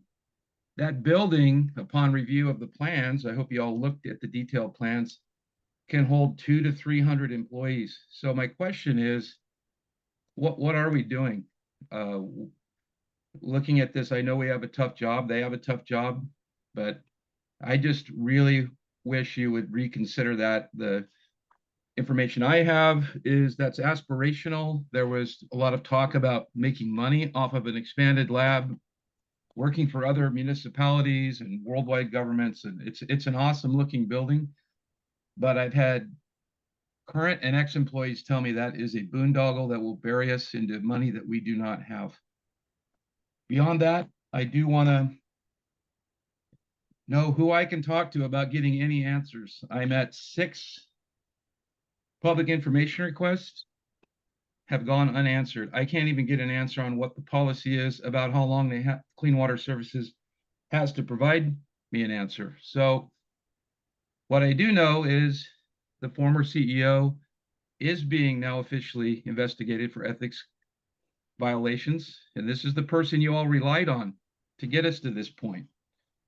So if somebody in county admin could tell me where my redress is for the non-response, and Commissioner Snyder, you were very clear, you wanted to know what these inquiries were. I'll provide them to you and maybe you can help me. Maybe any of you will help me. This is not okay. Thank you for all your efforts. All right, thank you. Next, we have Evelyn Coker. Evelyn, can you hear us? Yes, I can hear you. All right, please go ahead for up to 2 minutes. Thank you so much, Commissioners, Chair Harrington. My name is Evelyn Kocher. I'm a lifelong resident of Washington County. I grew up going to Bilal Masjid. I went to Beaver High School, and I just wanted to thank you for withdrawing your proposal today and tabling the proposal to comply with all local, state, and federal laws, which is the provision that would have eliminated DEI in the county.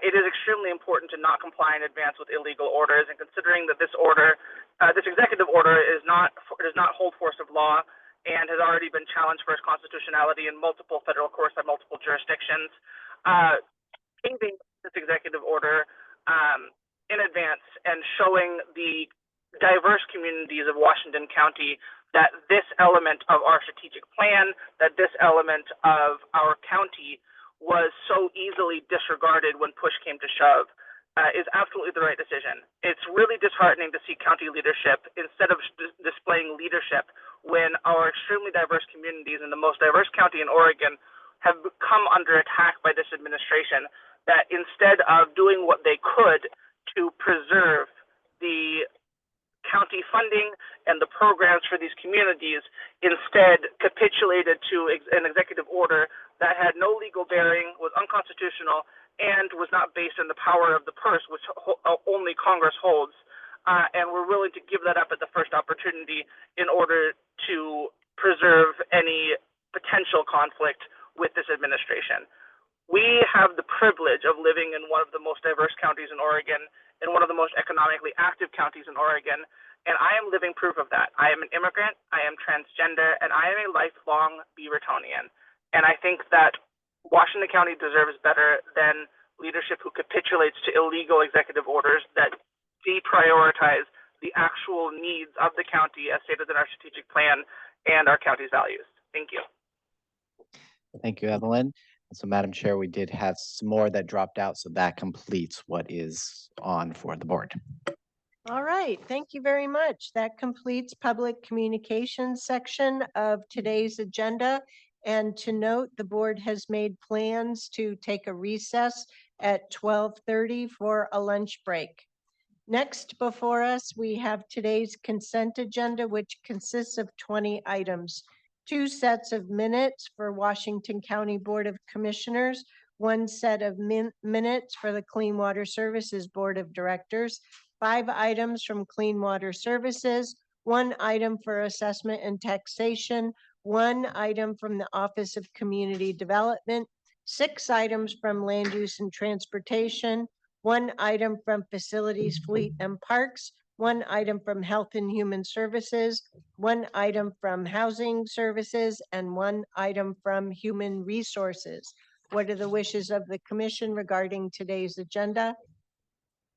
Move to approve, Chair Harrington. Second. All those in favor of adopting today's consent agenda, please vote by raising your hand or saying aye. Thank you. Commissioners, any opposed? The motion carries unanimously 5-0.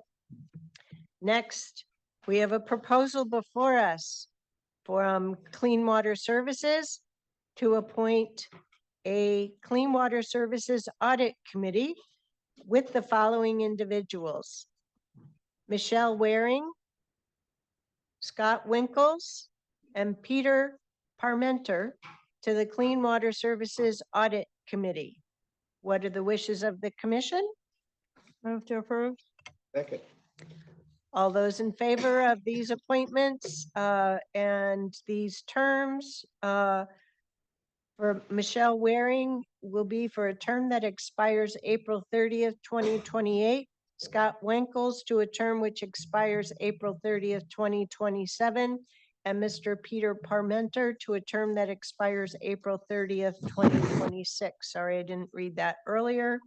All those in favor, please vote by raising your hand or saying aye. Thank you, directors. Any opposed? The motion carries unanimously 5-0.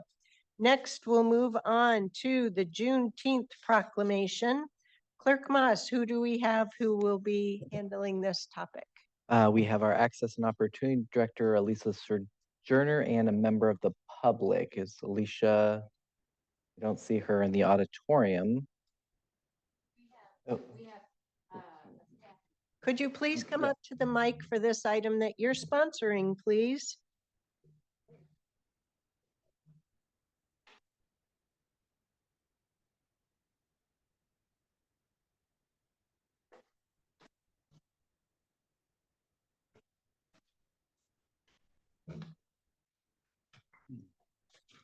I don't know. I'm only going by what I was provided in the packet previously.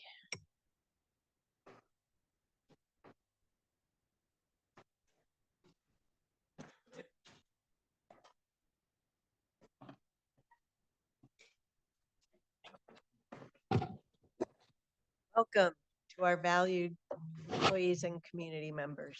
Thank you. Good morning, Chair Harrington. Commissioners, my name is Michael Hunter. I'm one of the operations supervisors here for the Facilities Department in Washington County. I'm honored to introduce this proclamation as well as offer a few introductory remarks. Washington County Cultural Heritage Celebration and resource pages are an important starting point for our collective organization, engagement, and learning about the community we serve. The diversity of lived experiences, equality, and inclusion. They offer an opportunity to enter and strengthen relationships with staff and community who recognize the important role that Juneteenth plays in the story of Black and African American history. The Black and African American community, like all cultures, is not monolithic and encompasses a range of diverse lived experiences, contributions, and opinions. Even with a wide range of Black and African experiences, one thing we know to be true in Black history is American history, and is essential to understanding the nation's full story and how Juneteenth is an integral part of that story. Thank you to all of the Planning Committee members in partnership with Clean Water Services for their hard work and dedication to help educate the community. With that, I would like to turn it over to the community member and retired Air Force veteran, Catherine Staffney, to read the proclamation.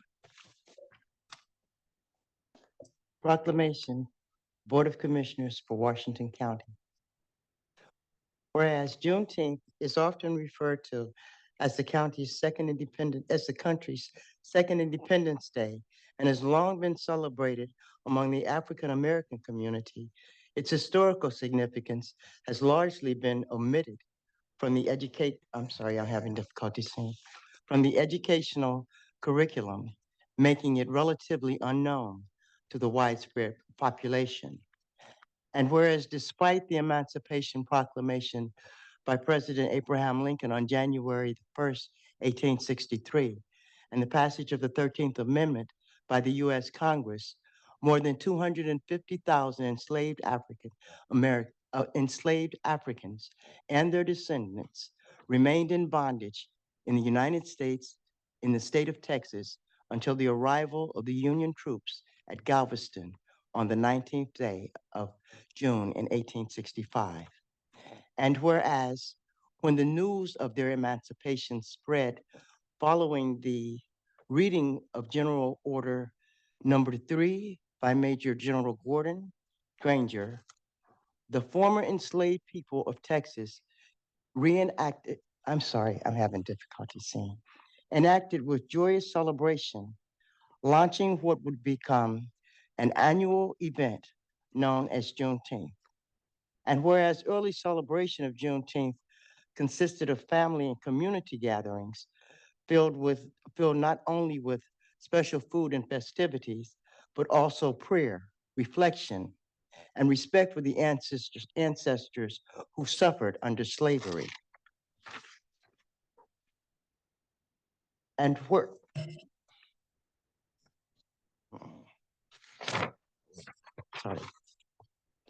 whereas the ordinances of Juneteenth, I can't see. You're gonna have to, I can't see. I can't see. Right here. Whereas the observance of Juneteenth evolved over time, leading up to January 1st, 1980, when Texas became the first state in the nation to formally establish Juneteenth as an official holiday. Thanks to tireless efforts of the late former state representatives Al Edwards, who served for more than 30 years in the Texas state legislature, and whereas Juneteenth celebrations continue to grow within communities and organizations throughout the country, helping to promote knowledge and appreciation of African American history, resilience, family, community, and culture. Thank you for your patience. Whereas we honor the legacy of those who first received the news on that unforgettable day in Galveston and understood that the joy reflected in the celebration of Juneteenth provides a salve, a buffer against the generational trauma of slavery, and understood and widespread systemic racism that limited African American prosperity and health to this day.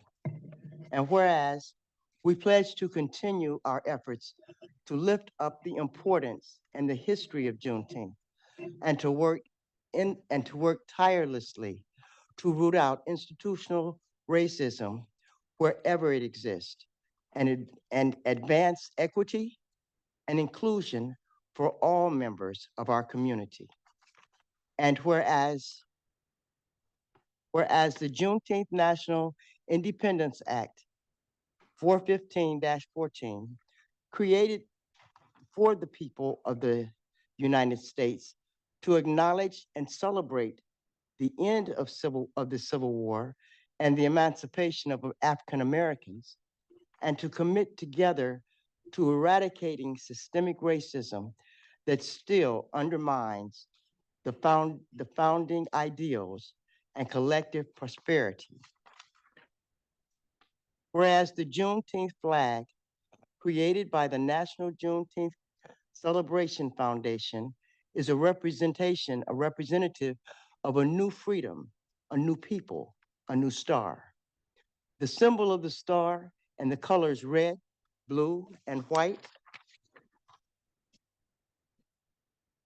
draw their inspiration from the birthplace of the holiday itself, Galveston, Texas, and the American flag. The arc that extends across the width of the flag represents a new horizon, the opportunities and the promises that lay ahead for the descendants of American slavery. Whereas we recognize the effort put forth by various individuals and organizations to acknowledge the African American community, their historic and their current contributions, as well as the experiences and the struggles for equity and justice, we see that we need to continue pushing forward the African American experience to the forefront, working to correct systemic racism. Whereas the Oregon legislation codified House Bill 2168 on September 25th, 2021, making Juneteenth an official legal holiday for the state of Oregon, noting specifically the contributions of African Americans have made to promote freedom, brotherhood, and equity, and to strengthen the social fabric of the state of Oregon. And whereas the Washington County Board of Council Commissioners voted in favor to approve the resolution in order to amend that the Washington County personnel records and regulations on November the 30th, 2022, to recognize Juneteenth as paid county holiday. And whereas Washington County displays flags to underscore our values as a community and a county, the common community, and this year we'll again fly the Juneteenth flag in recognition of the holiday from June 16th through the 20th. Now, therefore, be it resolved that Washington County Board of Commissioners does hereby proclaim June 19th, 2025 as Juneteenth, and calls upon the people of Washington County to observe this month with appropriate programs, activities, and reflections to continue the efforts to create a world that is more just, equitable, and prosperous for all. Thank you for your patience in my reading. I can't see. Right, all right. Thank you very much for bringing that proclamation to life to each of you. And I will note I have turned the gavel over to Vice Chair Treese.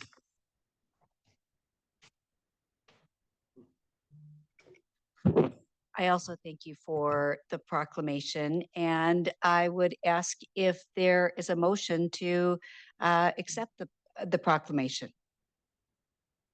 So moved. Is there a second? I would second it, and I have a question. Chair Harrington, why did you turn the gavel to Commissioner Treese? Once there is a motion made and discussion is available, I will more than happy to provide my comments. Commissioner Treese, you have my second, and then that question is still on the table. Thank you. So are there comments? Yes, thank you. Upon the advice of County Council that our president has deputized citizens of our community to report us for taking action with regard to equity, as noted in one of the executive orders. And because of the various whereases of this statement, I am going to abstain from supporting this proclamation as written and as read. I do agree with the third from the bottom whereas, as it is completely factual with regard to stating the aspirations of Oregon House Bill 2168. Beyond that, I do not wish to risk my being charged with a federal crime. Thank you very much. Madam Commissioner, could I have 2 minutes? We need to finish the discussion here, please. Are there any other comments from commissioners? I will comment and say thank you to the three of you that came and the staff that worked on this proclamation. Washington County continues to have an equity resolution. Washington County continues to be one of the most diverse counties. We see our community members, we hear you. We are in compliance with local, state, and federal laws. And I stand with you. So I'm in support of this proclamation and I intend to vote yes. Thank you. Thank you. Are there other comments? I feel like I need to at least ask a question of county council here.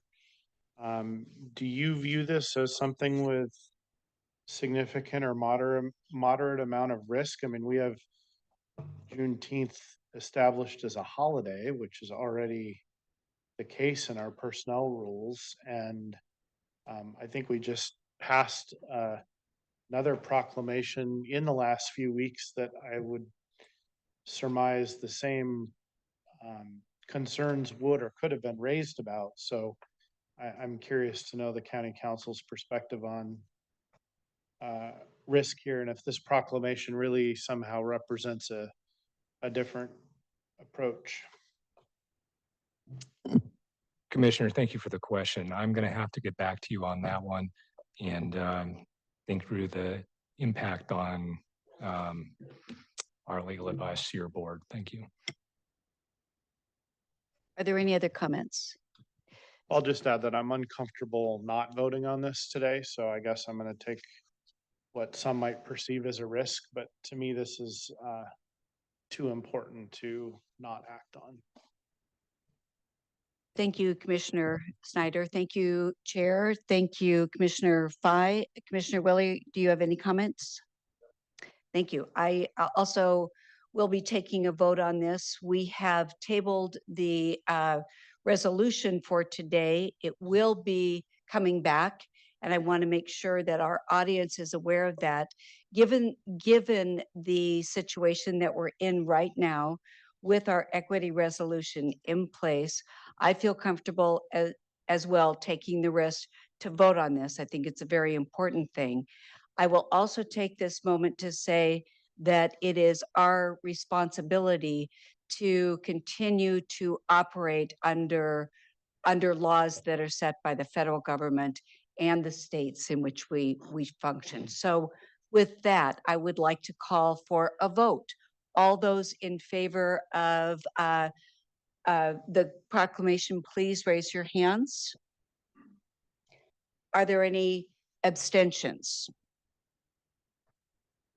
First, procedurally, are there any dissensions? Oh, excuse me. There are no nays, and there's one abstention. Yes.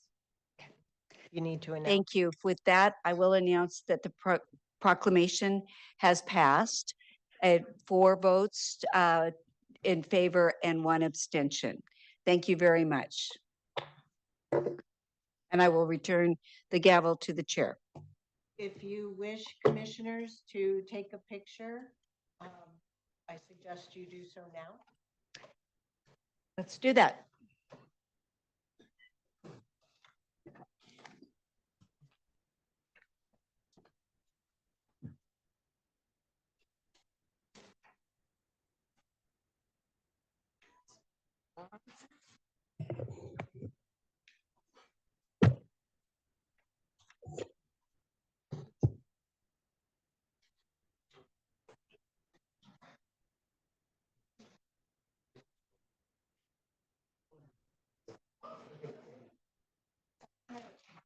If we could squish in just a little bit, please.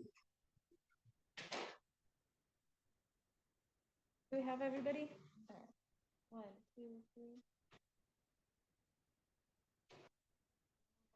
Thank you.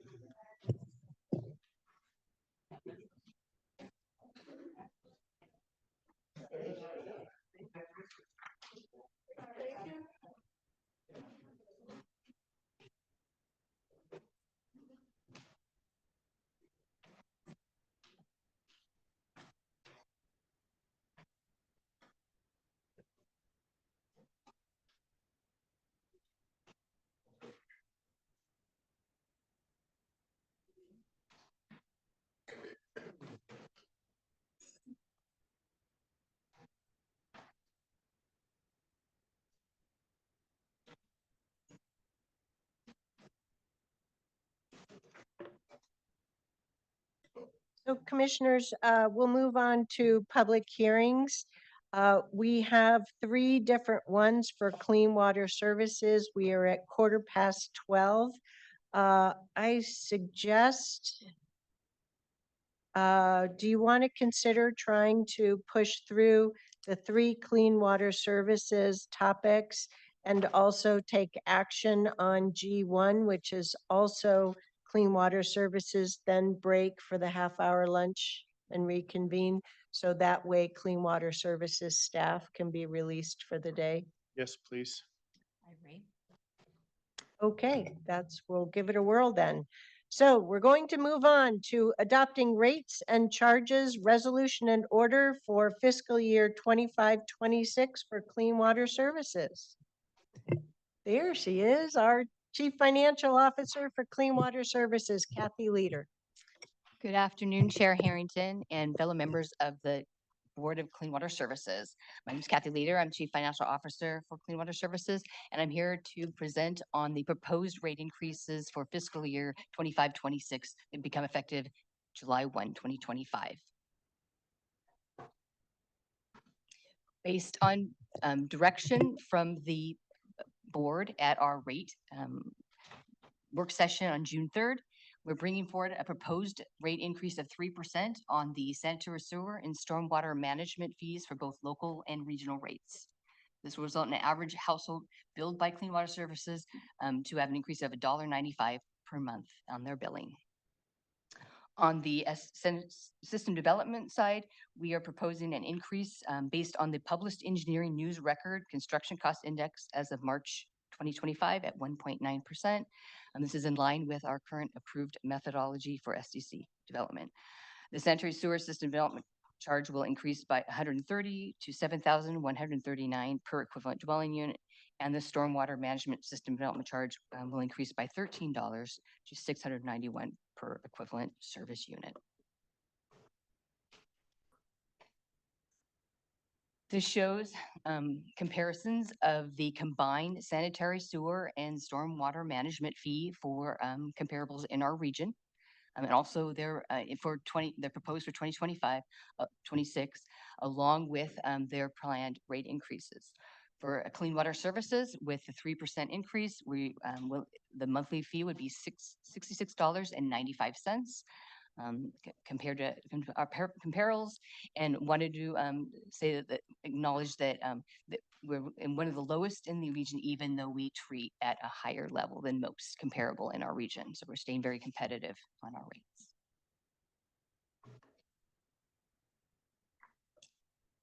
With the 3% increase in 2026, the plan, the 10-year annual average increase of combined sanitary sewer and stormwater management rates is at 3.4%. And this is in line with inflation at 3.3 over that same time period. This trending is reflecting the district's adopted policy of reasonable rate increases on a regular or annual basis. Even with the deferral of increased rates in 2021 due to the pandemic, the district was able to, through prioritization and sequencing of labor and capital investments, keep those rates level and increases over time. And with that, that concludes my staff report, and I'm available for any questions you might have. Directors, do you have any questions for Ms. Leader at this time? Okay, seeing none. I'd like to open a hearing on the Clean Water Services rates and charges for this upcoming fiscal year. Clerk Moss, do we have anyone who wishes to do so? We did have some people pre-register. We'll see if they're in the auditorium. Is Jen Brown or Craig Johnson in the room? Not seeing that. Is there any other members in the auditorium? Mr. Feek?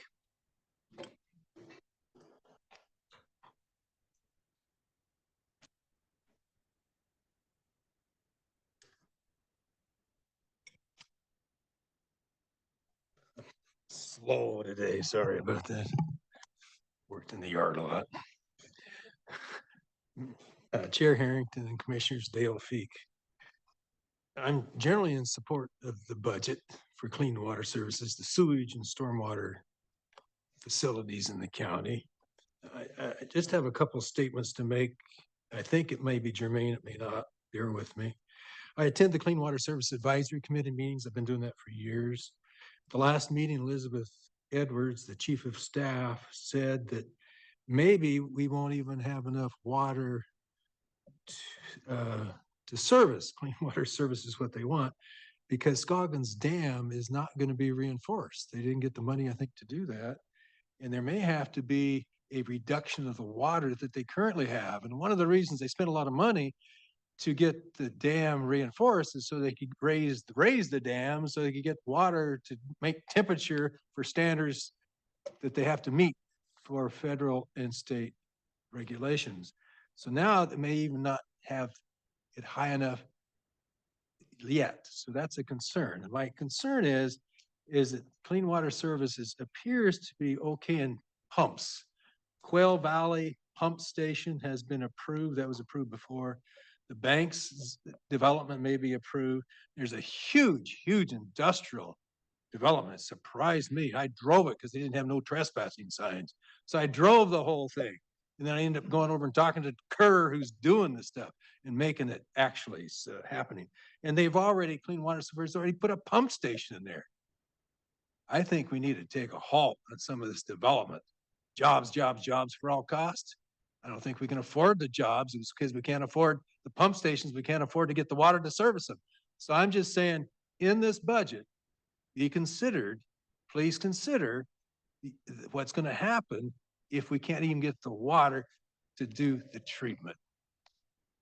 That's my public comment. But I'm still in support of the budget.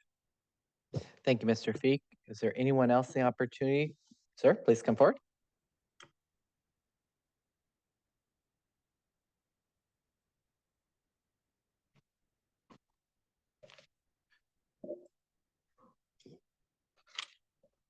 Chair Harrington and members of the commission.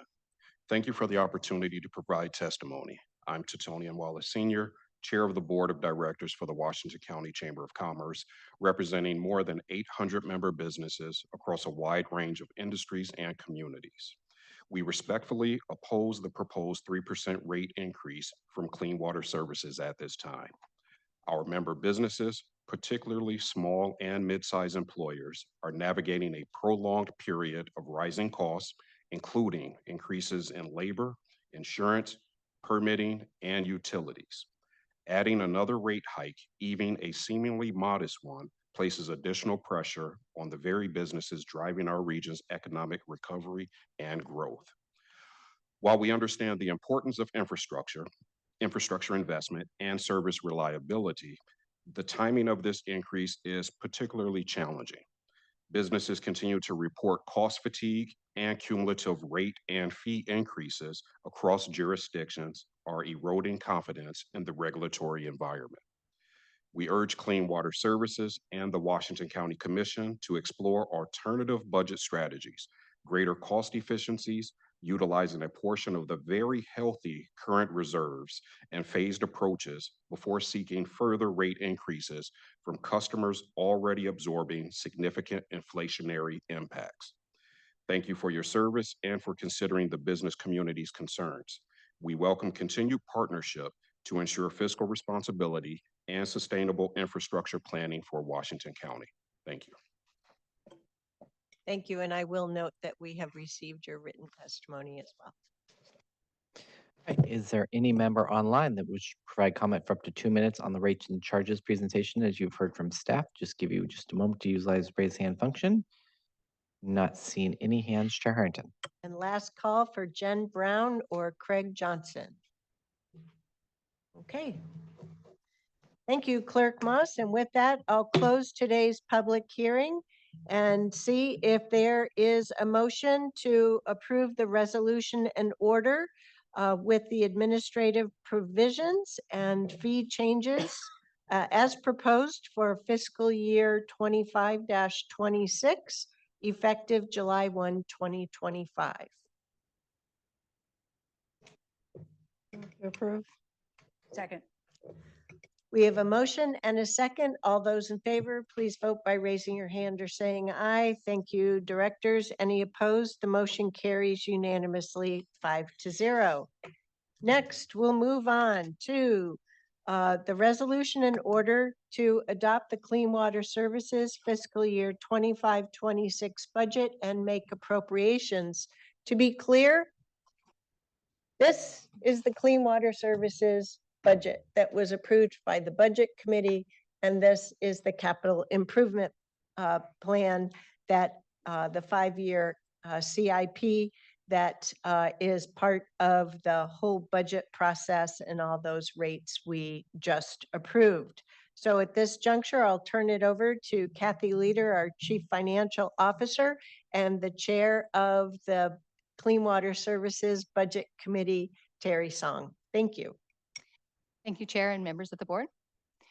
I'm going to start with a presentation of the staff report, and then I'm going to have Terry talk about the budget committee. Okay. So the approved budget before you today for adoption includes current revenues of $247.9 million. Those revenues are going towards operating and other outlays of $151.2 million, debt of 19.6, and a capital program and investment of 147.1 million in that year.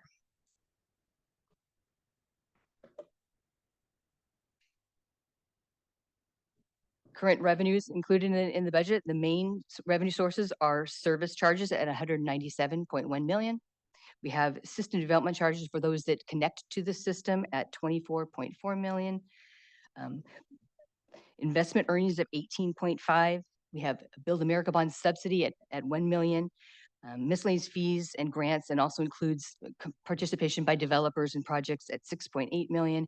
And the budget was produced with a planned bond proceed an issuance of 75 million related to investments. We see some large investments happening in the next 3 years for the district, so it would fund some of those projects. On the expenditure side, a total of 378.9 million in funds. That includes 139.9 in operating expenditures, 147.1 million in capital construction, debt service at 19.6 million, and other outlays at 11.3 million. And this really relates to bad debt and some of the payments to the cities for row fees and their local share on industrial customers. And the budget was also developed with a $61 million contingency allowed for unanticipated expenditures during the year. So as we mentioned, total expenditures are at 317.9 million. That was a 20% increase over the prior year in the budget. One of the largest increase relates to our capital program. We see a lot of investment happening in this next year, and it increased by 42.7 million. We have a $7.5 million increase in our operating budget, 2.4 million debt service really related to that new issuance if we go forward with it, and 798,900 in other outlays. On the operating budget side, 7.5 million or a 5.7% increase. Two components of that: personal services showing a 7.9% increase, and it reflects the 4 new position adds along with pay plan increases and benefits, one in particular our public employee retirement system employer rate that went up this past year. On the material and services side, it's showing a 2%. That's really in line with inflation, but we do have some drivers that are regulatory in nature that are also going up in that year, really related to chemical and energy. And we also have some software licensing fees that are seeing some increases. At the ask of the board in reducing our planned rate from 4 to 3%, and there was about a $1.8 million impact to our budget. The board had directed us to go forward and find cost savings through operations in order to not impact our reserves for capital spending. And the executive team is committed to this, and we're looking at planned reductions, in particular in our labor area. We're looking at vacant positions that are currently there, along with people leaving and attrition, evaluating those positions and prioritizing fills and positions that are daily critical operational needs and regulatory in nature. So we hope to find that 1.8 in that.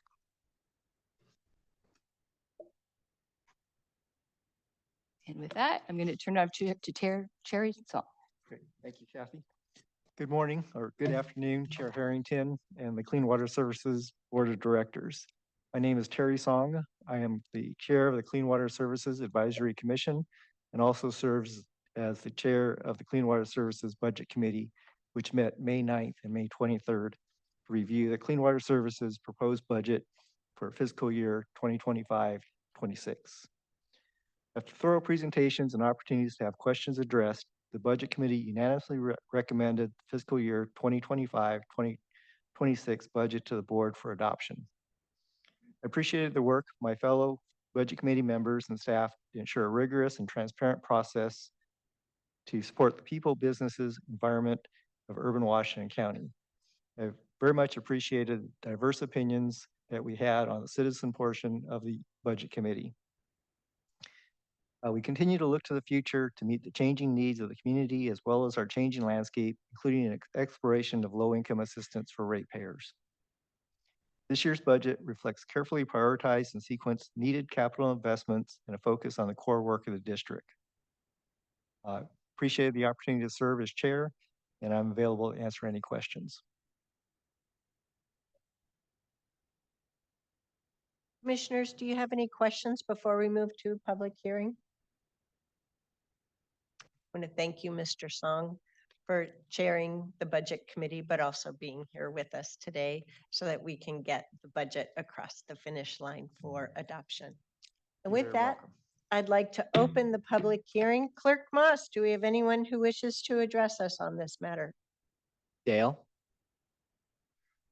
We need you to make way. Thank you.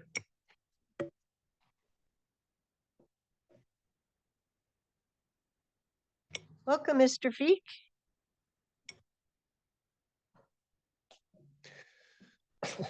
I'm still having a hard time moving, sorry. Madam Herring.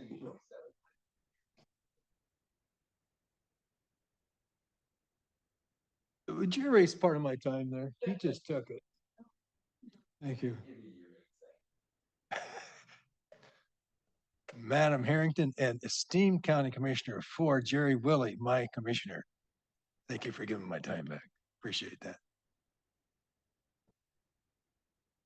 I had the opportunity and the privilege of touring Rock Creek and Durham sewage and stormwater clean water service treatment plants. So in the last 3 weeks, I had a chance to do that.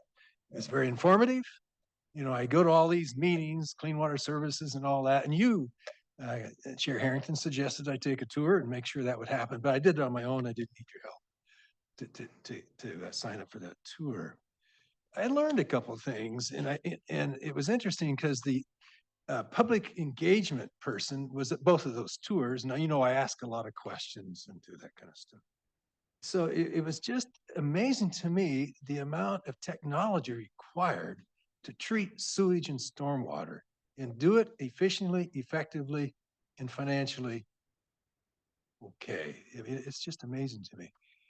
So, but I'm talking now about the non-represented employee salary schedule. It goes on and on. It's non-represented employee schedule. And it goes, you know, it starts with grade 14, 160,000 minimum to 230,000 award point, and then you got a 3% of 7,000. And you got 1, 2, 3, 4, 5, 6, 7 or so people within that grade, okay? And it goes on down, you know, senior legal assistant as that, and I'm glad that the county Clean Water Services hired Brad Anderson to help him out with the legal stuff. That was good. But then you go on, and it's just page after page, and then you get to non-represented employee salary. It's not as much. And I learned that they're union, they're Teamster union. And so I would hope that the people that actually operate the plants get fair wages compared to the people that are not union. That's my comment. Thank you, Mr. Feek. Is there any other member in the audience that wishes to provide public testimony on the main CWS budget? Give us a second, raise your hand, start coming forward.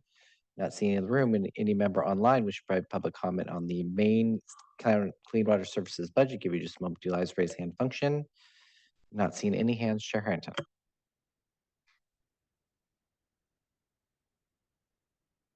Lost where my button was. Thank you, Clerk Moss. I appreciate hearing from everyone today. And with that, I'll close today's public hearing and ask for a motion to adopt the resolution and order, which by action will adopt the Clean Water Services fiscal year 2025-26 budget and make appropriations. And it's a budget of $929,134,300 as detailed in Exhibit A to the resolution and order. I move to adopt the order to adopt the Clean Water Services fiscal year 2025-26 budget and make appropriations. There's a motion and a second. Any director comment? before we take a vote? Nope, I'll provide it from myself. I really want to commend the detailed work of our staff for putting together the budget presentations and all of this documentation. They did an incredible job of answering each and every question that not only I posed, but other members of the budget committee. It truly is excellent staff from each department. They represented their work very well. And they, as Ms. Leader spoke about, with the reductions that the budget committee asked for, as well as the board of directors directly in our subsequent meeting, they do a terrific job of collaborating with one another and problem solve for the betterment of public health in our region, as well as for water quality for the entire Tualatin River watershed and the Tualatin River itself. So I thank you very much to staff for giving us this opportunity. And with that, all those in favor of the motion to adopt the Clean Water Services budget, please raise your hand or say aye. Thank you, directors. Any opposed? The motion carries unanimously 5-0. Thank you. And we have one last item for the Clean Water Services public hearings, and then we'll have another action item. And this one is for a resolution and order approving the Clean Water Services pay plan for non-represented and represented employees for fiscal year 25-26. Welcome, Ms. Dober. Thank you. Good day, Chair Harrington and Commissioners. Thank you for having me today. My name is Holly Dober. I'm the Director of Human Resources and Risk Management at Clean Water Services. The item before you is a public hearing to adopt a resolution and order approving Clean Water Services pay plan for non-represented and represented employees for fiscal year 2025-2026. As required in the district's employment policies and guidelines, the district is recommending that the board adopt the pay plan establishing salaries for non-represented and represented employees based on the adopted budget for fiscal year 2025-26. The pay plan represents a cost of living adjustment of 2.8% based on the consumer price index for urban wage earners and clerical workers in the Western region. The district utilizes a performance-based pay compensation system, and employees receive pay increases through the annual performance appraisal process, with a maximum allowable increase of 3%. Exhibit C summarizes 3 new classifications and 1 redesignation that are included in the funded and approved fiscal year 2025-2026 adopted budget. Thank you, and if you have any questions, I'm happy to answer those. Directors, do you have any questions on this item? Okay. The only thing that you didn't read, Holly, was the last part. District employees do not receive a step increase. I think that's very important. That's correct. Thank you. At this juncture, I would like to open a public hearing on this matter. Clerk Moss, do we have anyone who wishes to do so? Would any member in the auditorium wish to provide public comment on the non-representative employees item as noted by staff? Mr. Feek? My previous comment was about that. So Mr. Feek stated from the back of the room that his previous comment during the public hearing on the previous item was actually intended for this item. Thank you, Mr. Feek. Clerk Moss, anyone else? Is there any member in the auditorium that wish to provide comment? Not seeing any hands go up or anyone come forward. Is there any member via Zoom that wish to provide public comment as you've heard the staff report here on this public hearing? Give you just a moment to utilize raise hand function. Not seeing any hands, Madam Chair. Thank you, Clerk Moss. And with that, I'll close today's public hearing and ask for a motion to adopt the resolution and order approving the Clean Water Services pay plan for non-represented and represented employees for fiscal year 25-26. So moved. Second. We have a motion and a second. All those in favor, please vote by raising your hand or saying aye. Thank you. Directors, any opposed? The motion carries unanimously 5-0. Certainly hope I said 5-0 earlier on the previous ones. Thank you. So at this juncture, for effectiveness for our Clean Water Services employee, and that includes you, Mr. Rick Shanley, our acting CEO, General Manager, we're going to consider item G1 to adopt the Capital Improvements Program. That's all this really good stuff for fiscal year 26 through 2030. And Ms. Leader? Oh, Mr. Shanley, thank you. I wasn't quite Pass the baton. on the so I ball will for that. officially Thank you. run the CIP. Thank you, Chair Harrington and Clean Water Services Board of Directors. I would like to present the fiscal year 25-26 Capital Improvements Program. The budgeted amount that we recommend is $144.59 million for fiscal year 25-26.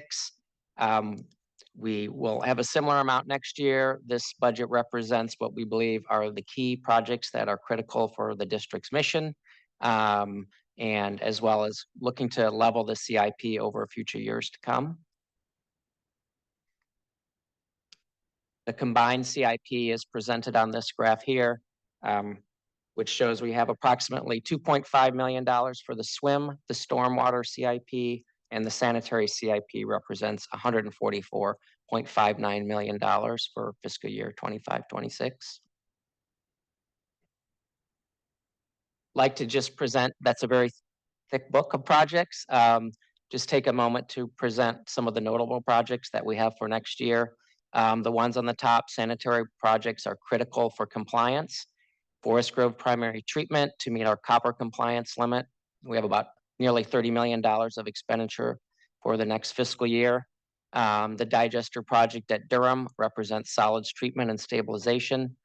Conveyance project represented by the Brookman Sanitary Trunk Sewer. And as presented previously, the Rock Creek Biogas Utilization Project, opportunity to create non-rate revenue, about a $6 million investment for next year.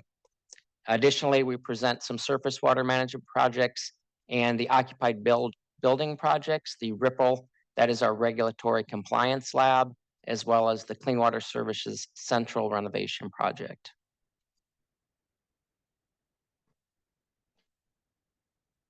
That concludes a brief overview of our CIP for next year.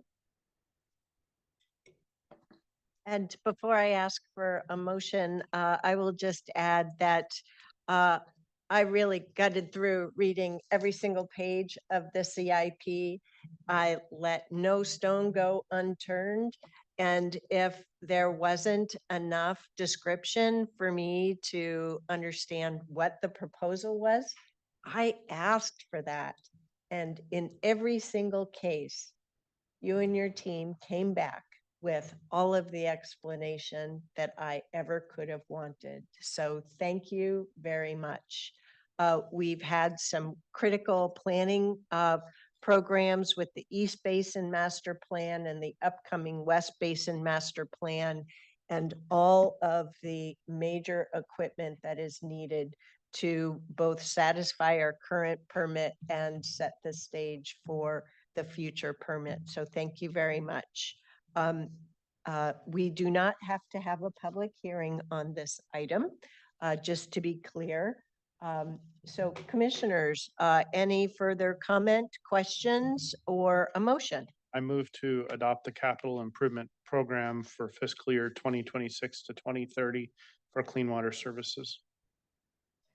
Second. We have a motion and a second. All those in favor of adopting the CIP, please vote by raising your hand or saying aye. Thank you. Directors, any opposed? The motion carries unanimously 5-0. And that ends all of the Clean Water Services budget work for this upcoming fiscal year. So thank you in advance to our finance team and treasury team for completing all of the work that must be done to deliver the budget and file it with the state of Oregon. Thank you very much. Sleep well. Hats off to all of you, and onward we go to another exciting fiscal year. So we are left back at item F4.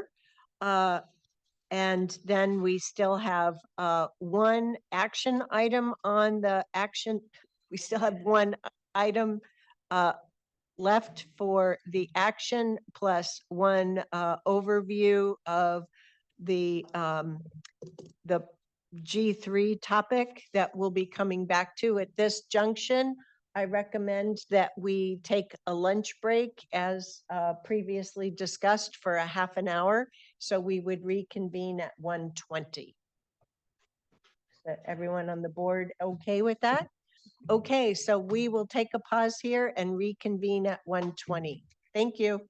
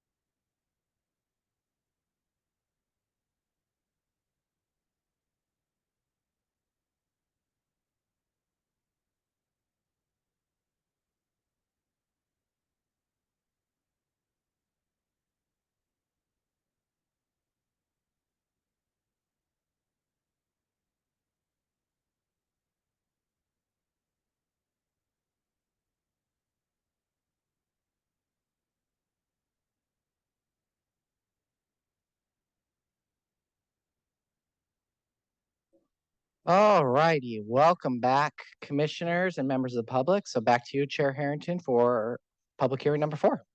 Well, so if all commissioners would slide their their camera slides, that would be great.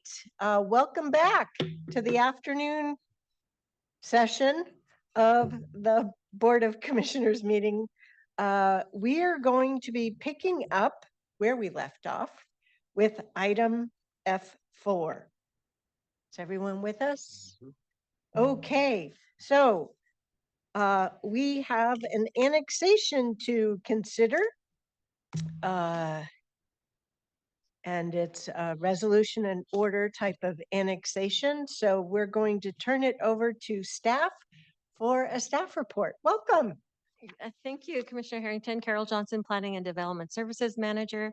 I'm joined today by Trisha Garisco, who's Associate Planner. We're here for 2 subsequent items, F4 and 5. Both are boundary changes. One is item 23-005. The second is 23-006. Request to annex 1 tax lot, first into the Tualatin Hills Park and Recreation District, and then secondly into the Tualatin Valley Water District.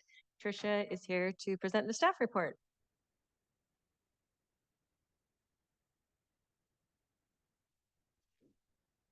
Good morning, Chair Harrington and Commissioners. For the record, I am Tricia Garisco. The applicant is requesting annexation of 1 tax lot located at 13432 Northwest Springville Lane into THPRD and TVWD to serve future development. The site is in unincorporated Washington County inside the UGB and the Bethany community. The property is approximately 9.33 acres in size and is shown here in the blue and white stripes north of Northwest Lombardy Drive, south of the Multnomah and Washington County line, and east of Northwest 137th Avenue. The light blue area shows the current extent of the THPRD boundary in the vicinity. And the next slide is the same map of the property, but this shows the current extent of the TVWD boundary in the area. Please note that for the initial packet, Exhibit B, the site map was repeated in 23-006, but this has been updated and is in your packet and online. These proposals are requests from the property owner, Noyes Development Company, with a request to annex 1 tax lot totaling approximately 9.33 acres into the Tualatin Hills Park and Recreation District and the Tualatin Valley Water District in order to serve future development. These annexation requests were initiated by a consent petition from the property owner. County staff has reviewed the requests and found that they meet the criteria for boundary changes as outlined in the staff report. If approved, staff recommends that the board conduct both public hearings and at the conclusion of the hearings, adopt the resolution and orders approving the annexations into THPRD and TVWD. If there is any public testimony today, there is a brief statement I will need to read into the record. Thank you, Tricia. Could you go back 1 slide? County Council, it's been my understanding that we can do 2 back-to-back public hearings, but having 1 combined public hearing we've not done it that way before. We've been counseled to have separate ones. So they are 2 separate action items because they're annexation of the same property into 2 different service districts. So is it okay if we open 1 public hearing, close it, open the next public hearing, close it, and then have a resolution and order that approves the 2 different actions? I think that's the safest route. Bear with me 1 second, Chair. Yep.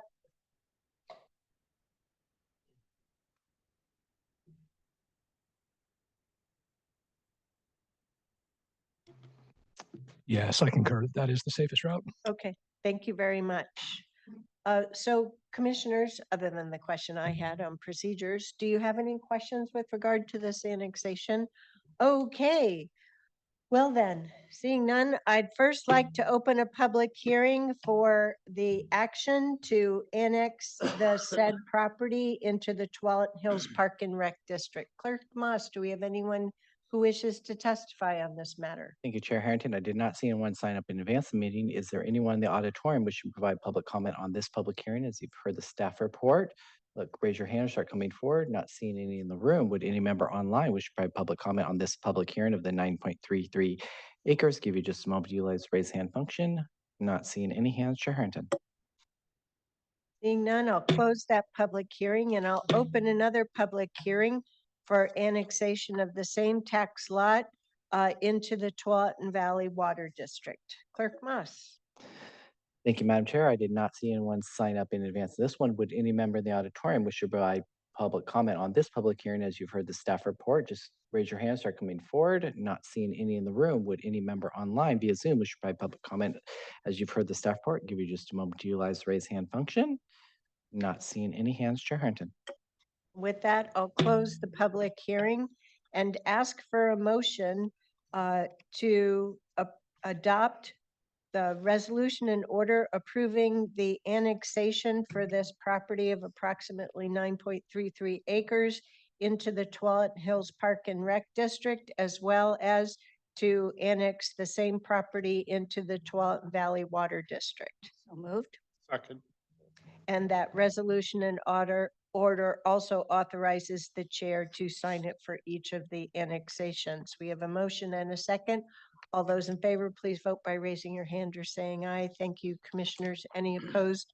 The motion carries unanimously 5-0. Thank you to our staff for doing everything properly so we can get things done for our community. Next, that took care of F4 and F5. Next, we'll move on to F6. So now we're into Washington County budget detail, and welcome. And please take it away for Service District Lighting number 1. Can I ask a quick question? I thought we were supposed to take separate actions on that. We took separate public hearings and I asked for a motion to approve the resolution and orders to approve the annexation for the 2 different service districts. Did I misspeak in identifying the 2 different? I thought I was expecting a second one, but I actually don't know now. That's okay. If everyone else had that understanding. Is the board clear on what you voted on? Okay. Sorry. Okay. Thank you. It's okay. Better to ask now while we're here versus have to come back to it in another week or so. So back to Service District Lighting number 1. Thank you. All right, thank you. Good afternoon, Chair Harrington and Commissioners. My name is Ailey Langford, Senior Administrative Services Manager for Land Use and Transportation.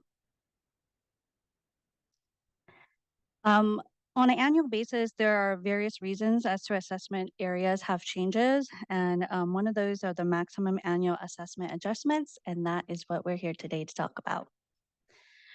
For fiscal year 2025-26, we have 46 assessment areas that require increases in the maximum annual assessment.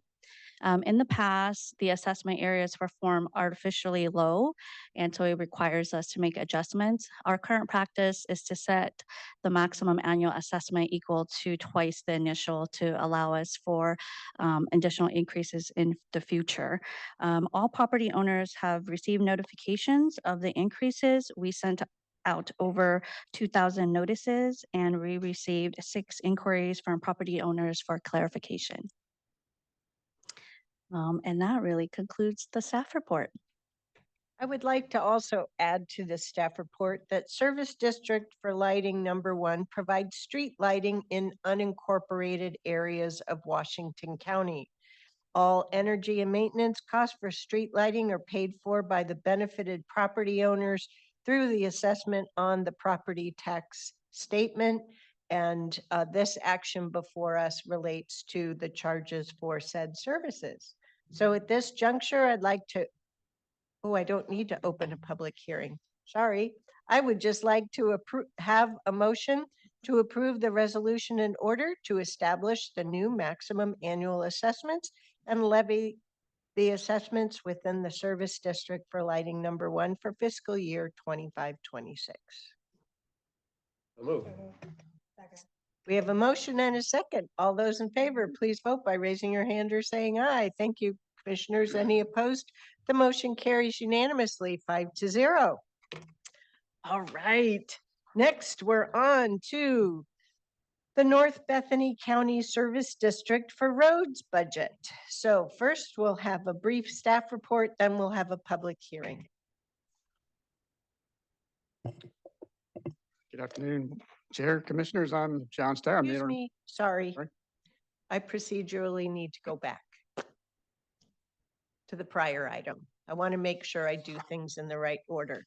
So the requested action did not refer to public hearing, but the summary did. Back to service district lighting number 1.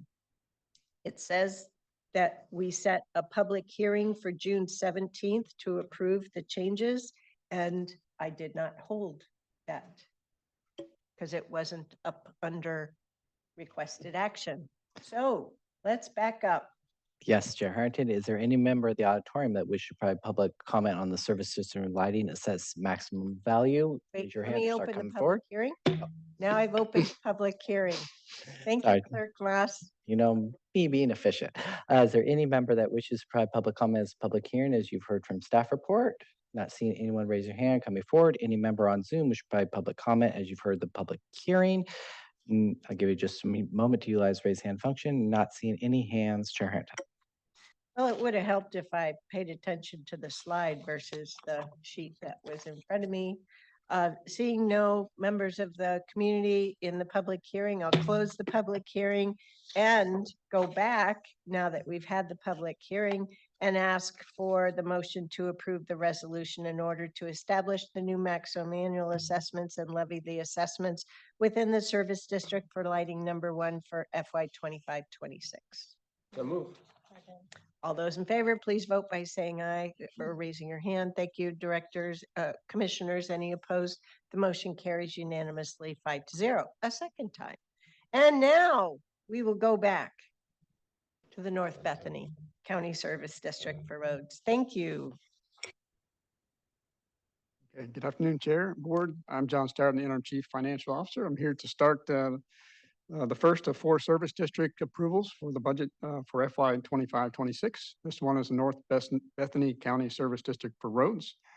And it was approved by voters in May of 2011. The district has an authorized permanent tax rate of $1.25 per thousand assessed value to pay for a portion of the cost to construct roads to serve North Bethany community.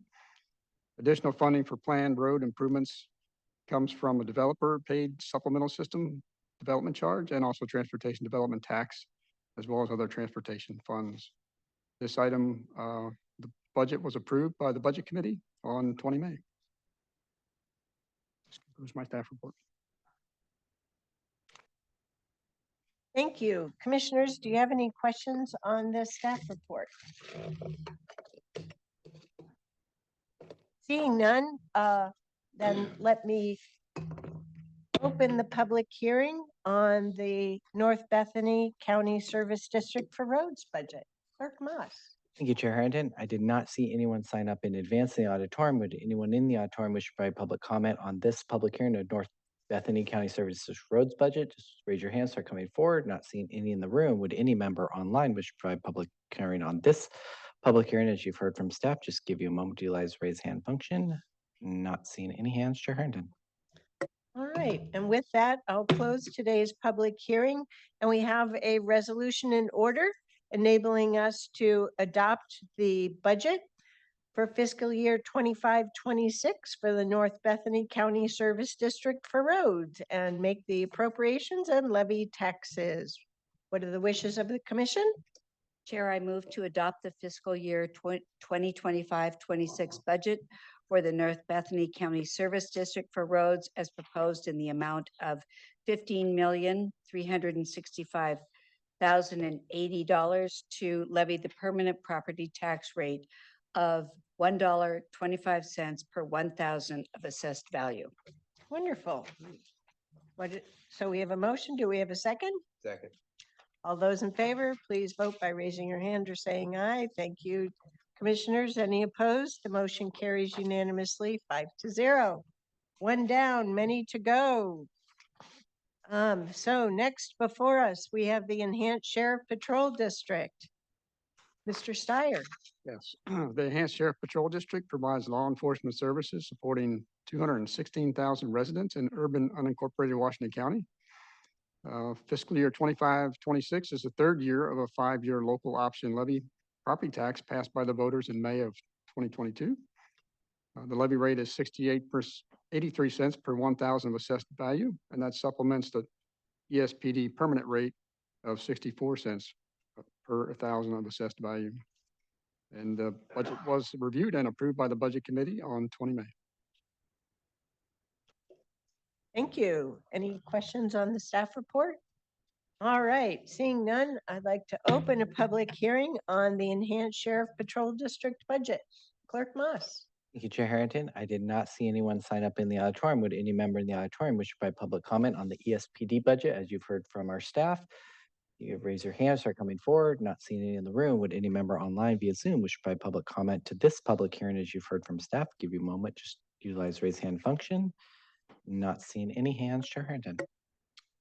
Okay, seeing none, I'd like to close today's public hearing and ask for a motion. I move to adopt the fiscal year 2025-26 budget for the Enhanced Sheriff's Patrol District as proposed in the amount of $57,552,109 and to levy the ESPD permanent property tax rate of 0.6365 per thousand of assessed value and approve the ESPD local option levy rate of 83 cents per thousand of assessed value. Thank you. We have a motion. Do we have a second? Second. All those in favor, please vote by raising your hand or saying aye. Thank you, commissioners. Any opposed? The motion carries unanimously, 5-0. Next, we will move on to the Urban Road Maintenance District budget. Mr. Steyer.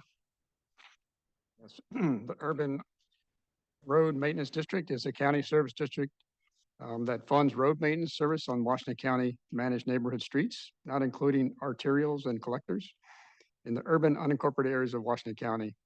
The URMD also funds neighborhood streets, traffic calming, and certain residential collector streets within the district.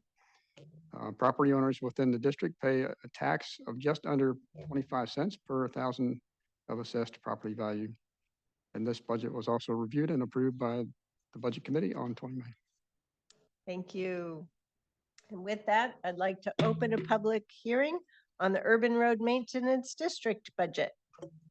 Thank you, Chair Harrington. Would any member of the public I did not see sign up in advance like to provide comment on the UMRD budget, as you've heard from staff? Give you just a moment to raise your hands, start coming forward. Not seeing any in the room. Would any member online via Zoom wish to provide public comment on this public hearing topic, as you've heard from staff? Give you a moment to utilize raise hand function. Not seeing any hands, Chair Harrington. Thank you, Clerk Moss. And with that, I'd like to close this public hearing and ask for a motion. Chair Harrington, I'll make that motion. I move to adopt the fiscal year 2025-2026 budget for the Urban Road Maintenance District, URMD, as proposed in the amount of $19,213,564 and to levy the URMD permanent property tax rate of 0.2456 cents per thousand of assessed value. Second. Thank you. We have a motion and a second. All those in favor, please vote by raising your hand or saying aye. Thank you, commissioners. Any opposed? The motion carries unanimously, 5-0. And now, and I would like to thank all members of our various budget committees for each of those districts. That would include the combined Washington County Budget Committee, which includes a service district for lighting number 1, the combined ESPD URMD Budget Committee, and the North Bethany Service District for Roads Budget Committee. You really dug into the details with us. Thank you. And next, we're moving back to the Service District for Lighting budget. Before it was on rates and charges, and now it's on the overall budget for F10. So staff report. Yeah, so I was going to say a reference to item F6 that we discussed earlier. The Service District for Lighting provides neighborhood street lighting services when required for new development and when requested by established neighborhoods, as well as when approved by the district's Board of Directors and the Board of County Commissioners. It supports 48,226 tax lots, 1,288 assessment areas, and 12,883 streetlights. The committee reviewed and approved, the budget committee approved the budget on 20 May. Thank you. I would ask for a motion. Oh, wait, first, I have to open a public hearing. Yeah, I'm just going by those public hearings today. Thank you, Chair Harrington. Would any member of the auditorium wish to provide public comment on this public hearing? As you've heard from staff, just raise your hand, start coming forward. Not seeing any in the room. Would any member online wish to provide public comment on this public hearing? As you've heard from staff, just give you a moment to utilize raise hand function. Not seeing any hands, Chair Harrington. As summarized, a lot of street lights for the money. It's a bargain at any price. Here we are at just over $4 million. That's a lot of lights. Okay. Do we have a motion? Oh, I haven't closed the public hearing. Thank you, Commissioner Willie. Do we have a motion? I'll make the motion. I move to adopt the fiscal year 2025-26 budget for the Service District for Lighting number 1 as proposed in the amount of $4,149,950. A bargain, wouldn't you say? At any price. All those in favor, please. Oh, wait, that was the motion. I made the motion. Second. We have a motion and a second. All those in favor, please vote by raising your hand or saying aye. Thank you, everyone. Any opposed? The motion carries unanimously 5-0. Now we're here for the really big budget. The Washington County budget. Actually, I think item 11, we're going Oh, to step back to right. this current year budget. We have to turn the way back Yes. clock. Instead of talking about next fiscal year, we're going to end this current fiscal year. Okay, take it away, Mr. Steyer. Yeah, so we have 2 weeks left in this fiscal year. It has gone by very fast. A lot of great work across the whole budget staff in the county to work through the budget process. This is the third iteration of a supplemental request for this year's budget. The last opportunity to adjust requirements prior to closing the budget out at the end of the month. The purpose of supplemental requests is to increase the amount of appropriations based on several factors to include new or additional revenues received, projected expenditure increases, and clerical administrative adjustments that weren't known at the budget adoption or during the year at a previous supplemental opportunity. This also documents and provides an explanation of the changes, including the source of funding, and it requests the board's approval to increase appropriation levels. On today's supplemental request, there are 13 items. There are 2 from general government, 1 from public safety and justice, 5 from housing, health, and human services, 1 from culture, education, and recreation, and 4 from non-operational funds. Many of these are tied with grants. A couple of them are related to utilizing contingency in accordance with our rules for requesting use of contingency. The total requested supplemental adjustment is $9.3 million. And of that, only 71,000 is general fund. The rest are all special fund changes. So with that, I'm happy to talk about any one of the requests, but that's the overview. Are there any questions? Okay, seeing none, I'd like to open a public hearing with regard to the supplemental budget for this current fiscal year 24-25. Thank you, Chair Harrington. I did not see anyone sign up in advance in the auditorium. Was there anyone in the auditorium which provide public comment on this supplemental budget public hearing? As you've heard the staff report, just raise your hand, start coming forward. Not seeing any in the room. Would any member online via Zoom wish to provide public comment on this public hearing? As you've heard from staff, give you just a moment to utilize raise hand function. Not seeing any hands, Chair Harrington. Okay, and with that, I'll close today's public hearing on the current fiscal year supplemental budget and ask for a motion to approve the resolution in order to adopt the supplemental budget for fiscal year 24-25 as enumerated, including with Exhibit A for all of the summary and additional details. Second. We have a motion and a second. All those in favor, please vote by raising your hand or saying aye. Thank you, commissioners. Any opposed? The motion carries unanimously, 5-0. Phew. Now we're moving on to the fee schedule for this upcoming fiscal year. Mr. Steyer. Yes. So the Finance Department manages the review of the department's departmental fees and charges. The fee schedule is developed by departments and reviewed annually by finance staff to ensure reasonableness of fees and charges. It's the county's practice to ensure that the fees reflect cost recovery needs, also remain in compliance with Oregon's revised statutes, Oregon administrative rules, and Washington County Code, and are comparable with the market rates in the region. The FY 25-26 proposed fee schedule was reviewed with your board on 6 May in the work session. And since the work session, we did have one change. A paralegal staff per hour fee was added to the fees structure. This schedule contains 1,319 fees. And changes for this fee schedule include 53 new fees and 674 fee changes and 11 fees that were removed. This concludes my staff report. Thank you. Commissioners, do we have any questions on the fee schedule proposal? Seeing none, I'd like to open a public hearing on our fee schedule, just in case. Thank you, Chair Harrington. I did not see anyone sign up for this public hearing in the auditorium. Would any member in the auditorium wish to provide public comment on the fee schedule public hearing? Just start raising your hand, coming forward, not seeing in the room. Would any member online via Zoom wish to provide public comment on this public hearing? As you've heard from staff, give it a moment to utilize raise hand function. Not seeing any hands, Chair Harrington. Thank you, Clerk Moss, and I'll close the public hearing on the fee schedule and ask for a motion to approve the resolution in order to adopt the fiscal year 2025-26 fee schedule for Washington County. So move. Second. We have a motion and a second. All those in favor, please vote by raising your hand or saying aye. Thank you, commissioners.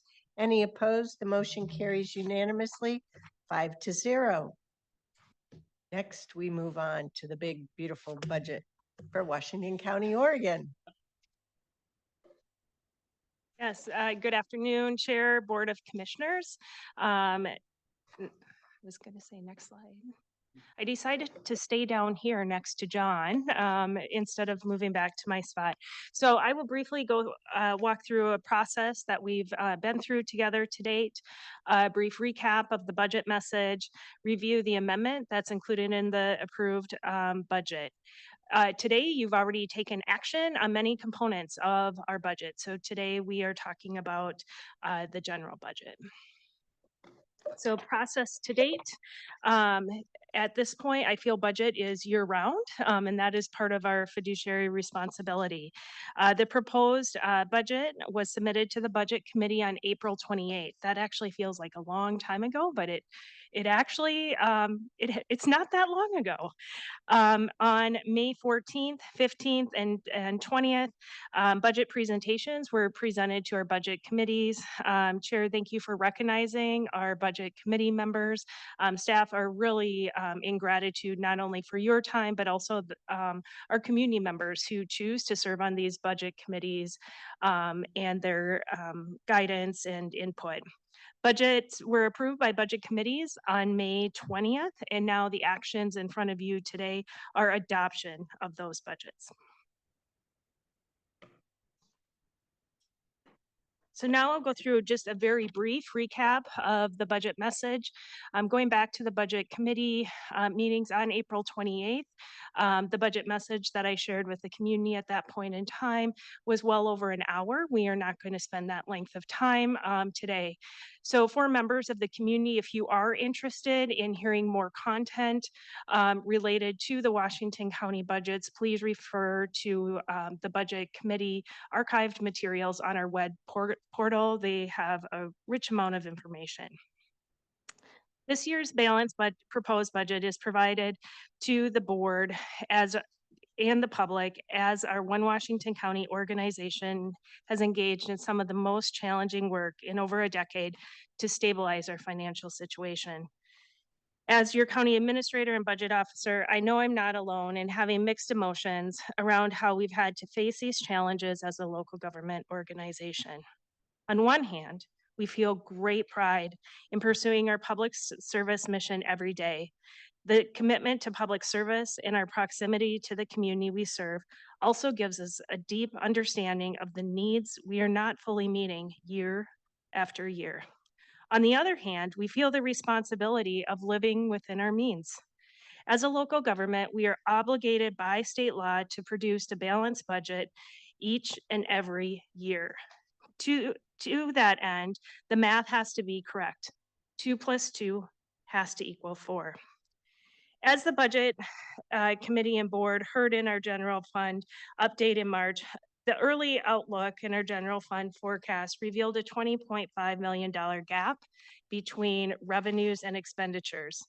This is, as you know, a reoccurring challenge within Oregon's constrained property tax system that has been focus of hundreds of hours of staff time and research to analyze and arrive at budget balancing scenarios that we will get closer into later in this presentation.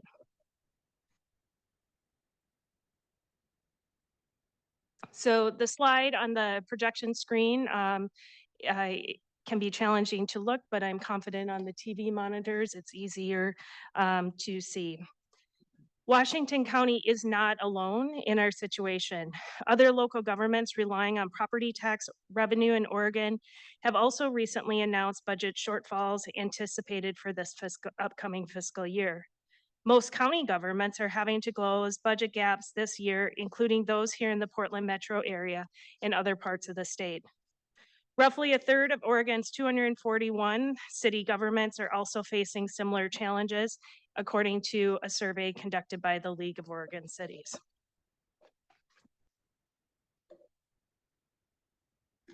Washington County is also not alone in having to budget for unfunded or underfunded mandates handed down by the regional, state, or federal governments. Counties have been delegated authority from the state government to provide shared services with the state, such as courts, jails, sheriff's offices, local land use, and health authorities, among many others shown on this chart. Property taxes were originally meant to cover the county's portion of these shared services, but new or expanded requirements handed down over time have added to our costs, especially if no ongoing funding arrives with increased local responsibility. Legislative changes can create mandates and underfunding quickly and at an overwhelming scale when compared to the property system that by design grows slowly. The budget impacts of these unfunded or underfunded mandates are sometimes difficult to quantify because the expense often comes in the form of increased workloads for staff, an incremental increase in facilities maintenance, information technology, human resources, or other support needed for new or existing personnel. This view of the general fund requirements in the proposed budget shows their distribution over functional areas. The largest general fund recipient is public safety and justice. This functional area is the amount of $146.9 million, or 44%. The next largest slice of the general fund pie is non-operating category. Most of that funding is comprised of 2 general fund transfers, one to the Major Streets Transportation Improvement Program, MISTEP, and Washington County Cooperative Library Services, WCCLS. These two general fund transfers have had a decades-long practice for Washington County. In the days prior to property tax reform in the 1990s, Washington County voters had approved two serial levies funding these two areas of service.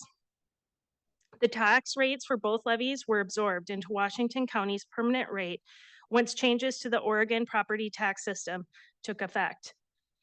Budgets adopted since that time, except in recent fiscal years, where general fund rebalancing has prompted reductions, have included general fund transfers that were proportionate to the amounts in those original serial levies. An unintended consequence of nearly 3 decades of these transfers is that every remaining general fund supported service was effectively made a lower priority than transportation and libraries. And finally, a word of caution. And sometimes this is the view that I think I'm looking at actually too. Each of my budget messages over the last 4 years has cautioned the appropriate use of one-time funding, and this year's is no exception. Using revenue sources that we know will eventually expire to fund ongoing operations and services essentially creates what I've called a cliff effect. Over-reliance on one-time revenue to support ongoing community service needs masks the limited capacity of our traditional revenue sources, such as our constrained property tax revenue. Our cautious approach to the use of one-time revenue sources in this proposed budget is described further in the budget summary section. It would be remiss to not note that I want to extend my appreciation to this board's leadership in helping us correct and use one-time resources for one-time expenditures. Over this last 6 months, I've noticed stories in the media that other governments, it's easy to use those revenues for ongoing resources, but they're facing the cliff effect, which we've tried to refocus to budget stability and sustainability. So I will briefly go over how we achieved general fund balancing. During this portion, I will talk about reductions. And I would also be remiss to note that while we did have to take painful reductions within this budget, there are service dollars, there are dollars delivering service each and every day here in Washington County. And I hope our presentations to your budget committee had helped lift some of that great work that will continue in this fiscal year. So let's start at general fund. A $12 million reduction, that's the largest that I'll call out in this conversation, is made in the general fund transfers that have historically funded Major Streets Transportation Improvement Program, MISTIP, and Washington County Cooperative Library Services, WCCLS. Relative to the baseline budget, the general fund reduction for MISTIP is $8.7 million and $3.9 million for WCCLS. Moving on to general government, a $2.8 million general fund reduction is made to this functional area. General fund reductions are primarily experienced in the County Administrative Office and the newly named Office of Access and Opportunity. These cuts include the elimination of the Sustainability Office and positions such as the Assistant County Administrator, a Program Coordinator, and Program Specialist. Reductions are also made in the Facilities Division, Information Technology Services, County Auditor's Office, County Council, Emergency Management, Elections Division, and Human Resources. Let's move on to Public Safety and Justice. A $7.1 million general fund reduction is made across this portfolio of services. Reductions were largely made to vacant patrol and deputy positions within the Sheriff's Office, representing $4.1 million. Housing subsidies and 4.7 full-time equivalent vacant positions in the Community Corrections Department in the amount of $1.2 million. A new approach to providing juvenile detention services through a contract with Marion County, as well as two reduced positions, totaled the amount of $998,000 within juvenile. I do want to give a shout out to the work that Jennifer Kearley did in that contract negotiation. That transfer from Multnomah services in Multnomah County to Marion County saved 9 additional positions. And 19 full-time equivalent positions in the Child Support Division of the District Attorney's Office in the amount of $561,000, a non-mandated service that the Oregon Department of Justice has agreed to be merged with its child support program.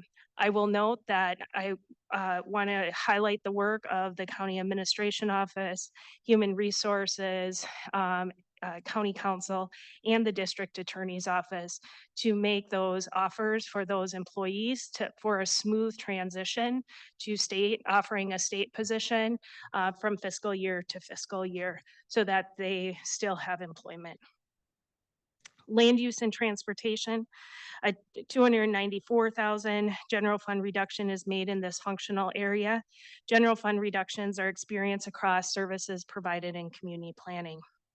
Moving on to housing, health, and human services, a $3.3 million general fund reduction is made. Most of the general fund reductions are experienced by the Department of Health and Human Services, largely through the elimination of 5 public health division positions, including vacant public health nurse positions that will reduce programming in the Nurse Family Partnership Program, amounting in $2.4 million.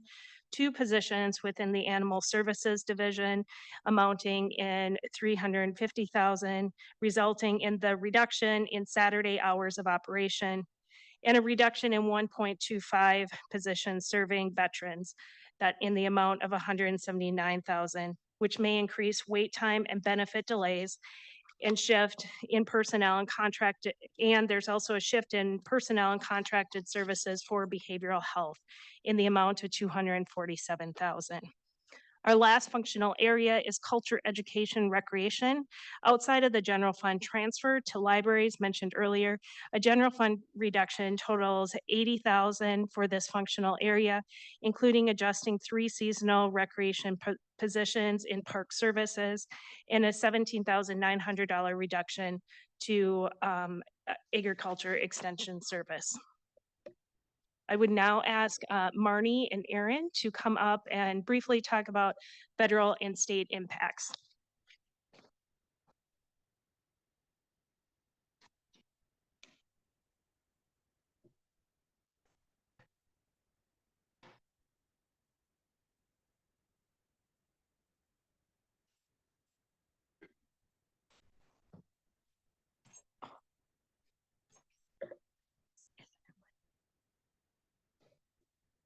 Oops, I went the wrong way.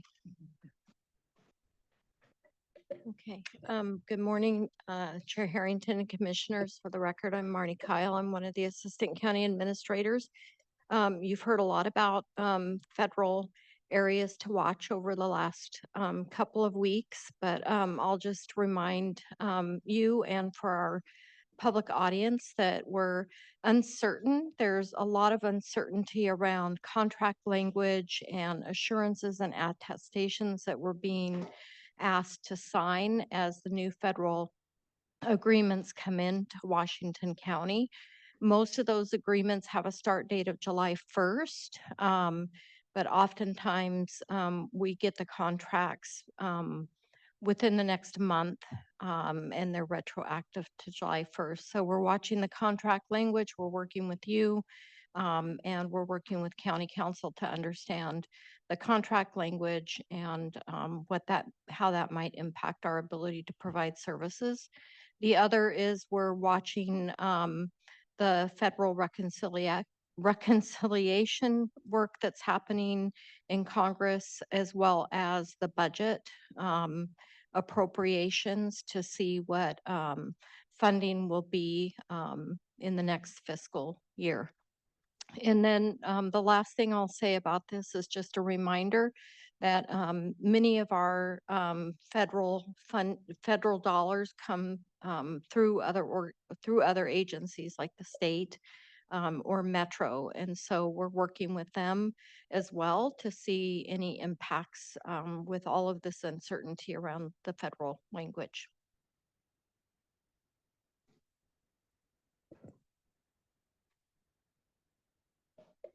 Good afternoon, Chair Harrington and Commissioners. For the record, I'm Erin Calvert, another one of the Assistant County Administrators, and actually just sent a financial and service update to your board yesterday, and I believe that will become part of this budget packet regarding the sudden kind of changes to community corrections and the law library and state funding. And just for the record, to update it here is just Community Corrections got some news just late last week that the legislature did not fund at the level we were all planning on, not at the governor's recommended budget, nor at the even lower level. And so that results in a $4.8 million reduction for the biennium, a $2.4 million reduction for this next fiscal year.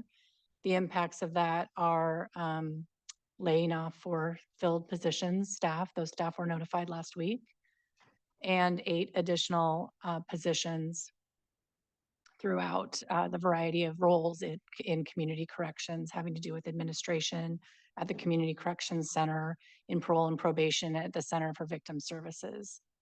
What that also looks like is we'll be reducing the center capacity from 215 beds, which you all know we were working toward building up to, and that will become a capacity of 167 beds.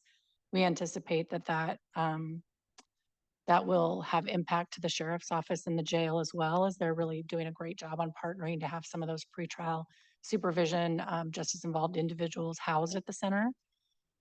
And then the Center of Victim Services will be dissolved. We are keeping, of course, a bare minimum of statutory and mission-driven required services for victims, and those positions will be tucked under parole and probation.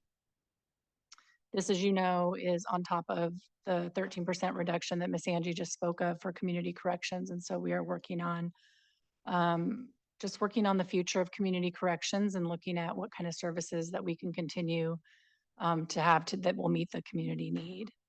For the law library, just a quick update that the legislature also did not fund the additional dollars that we were asking for and that all of you were, of course, championing for. And that will result in some closures over the next biennium. Our law librarian, Amy Gregory, is doing a pretty good job of trying to figure out how to do that over a course of 2 years versus kind of maintaining current service level and then reducing in the final year. And so there will be in-person closures during Thanksgiving week, holiday weeks, spring break, and then some additional weeks throughout the 2 years. And we'll continue to keep the public updated as much as we can on the website and at the library. And then just a note for your board that both community corrections and the law library budget adjustments are not included in this budget before you this afternoon, and that they will be part of the fall supplemental budget later in this year, but the changes do take effect this July 1st. Next slide. And just board, for your awareness and for the public, a document titled Financial and Service Update is attached in your packet as part of this item. As we continue to work through financial uncertainty, both at the federal level and service level, this will be the form that we will and mode to communicate with you and also to memorialize what actions we may need to take prior to a supplemental budget. I just want to say I appreciate the department's quick work on working on this, and this is incredibly unfortunate, and it is very unsettling for our employees, our workforce in general, to continue to have uncertainty of what our funding levels are going to be. Next slide. Oh, so the summary of the budget message and more information can be located on our website. I did mention there's really rich information through the budget committee discussion, both questions from our budget committee members as well as presentation from departments. Next slide, please. Also on our website, we do post questions with answers that we receive from our budget committee members so that they are publicly available to and the public has access to that information. And you will see all of our budget reports also included on the budget page of our website. Next slide. So in front of you is now the one amendment that the budget, or excuse me, two amendments that the budget committee had adopted. Number one is a $50,000 one-time contribution to the Salmonberry Trail Foundation for operational and administrative support.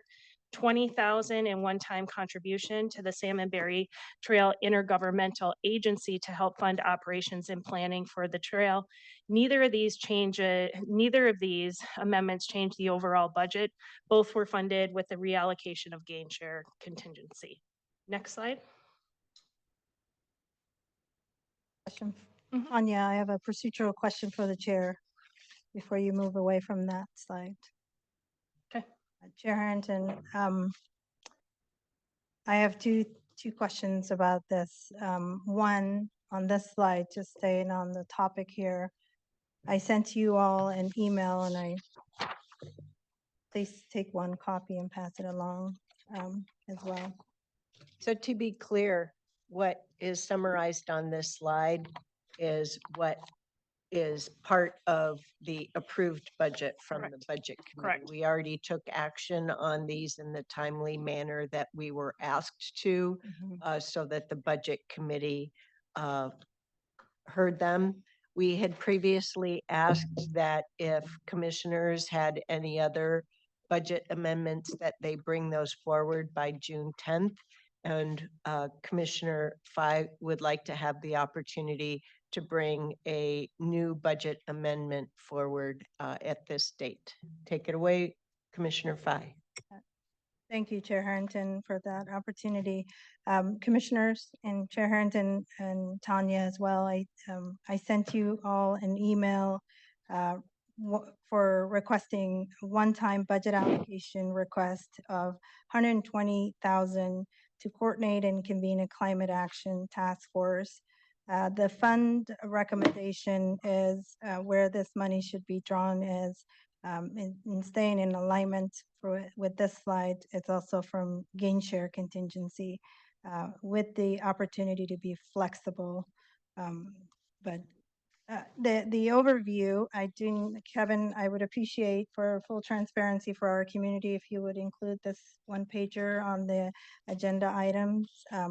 And then the overview and the purpose of this requested amendment, since this is not included in the packet, is this amendment requests a one-time allocation of $120,000 from gain share contingency fund to coordinate and convene a climate action plan task force. This task force will initiate the development of a comprehensive community-informed climate action plan for Washington County, an action that complements the Oregon Health Authority mandated climate adaptation plan required under the Public Health Modernization. Although the board did not adopt the 2022 climate resolution, this proposal responds to growing public urgency, builds cross-departmental capacity, and ensures that Washington County does not fall further behind peer jurisdictions on climate planning and equity. In terms of narrative of the expenditure amendment, this one-time funding of $120,000 will support, which also keeping the language flexible to Tanya to really direct this first bullet point, hiring or reassigning staff, lead or project coordinator, convening a diverse climate action plan task force, facilitating cross-sector collaboration between public health, land use and transportation, emergency management and others, providing translation and accessibility outreach stipends to ensure inclusive participation from frontline and historically marginalized communities. And then the last bullet point is producing a preliminary framework that centers climate resilience and and adaptation and can guide both internal strategy and future funding efforts. This amendment requests positions Washington County to take a bold, community-driven action on climate, environmental justice, and resilience. And then the last thing I would read in terms of this request is the narrative of the revenue to support expenditure amendment. The 120,000 request will be funded through a one-time reallocation from gain share contingency fund. No new or ongoing revenue is required, and the amendment is fully balanced. This investment provides a critical groundwork for a long-term planning, grant readiness, and regional coordination. And then the last thing is just the last page of this request has just the revenue accounts and the total amount. I know that Chair Harrington, I hear you, the June 12th, the June 10th, but I really appreciate if you could, all of you could consider, it's very small amount of what the request is compared to what the need is.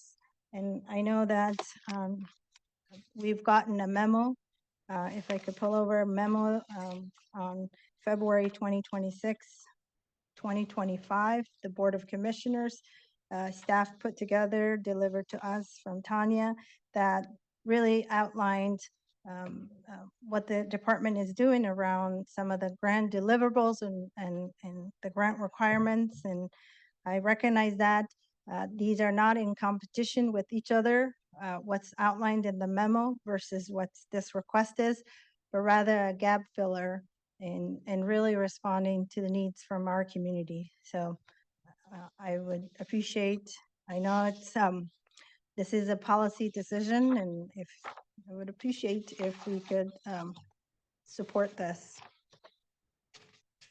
Thank you, Commissioner Fai. As to procedure, you can't have an amendment if we don't have a motion on the floor. So we need to finish the budget presentation, have commissioner questions on the overall budget, then have a motion, and then potentially have an amendment.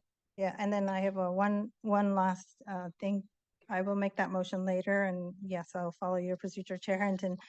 The other thing I wanted to ask you is there was a following from our board roundtable board discussion last week in the interest of disclosing some of the nonprofit boards we sit on as it relates to the budget we're approving. Just for abundance of cautions, I just wanted to disclose that I do sit on the Family Justice Center of Washington County Board.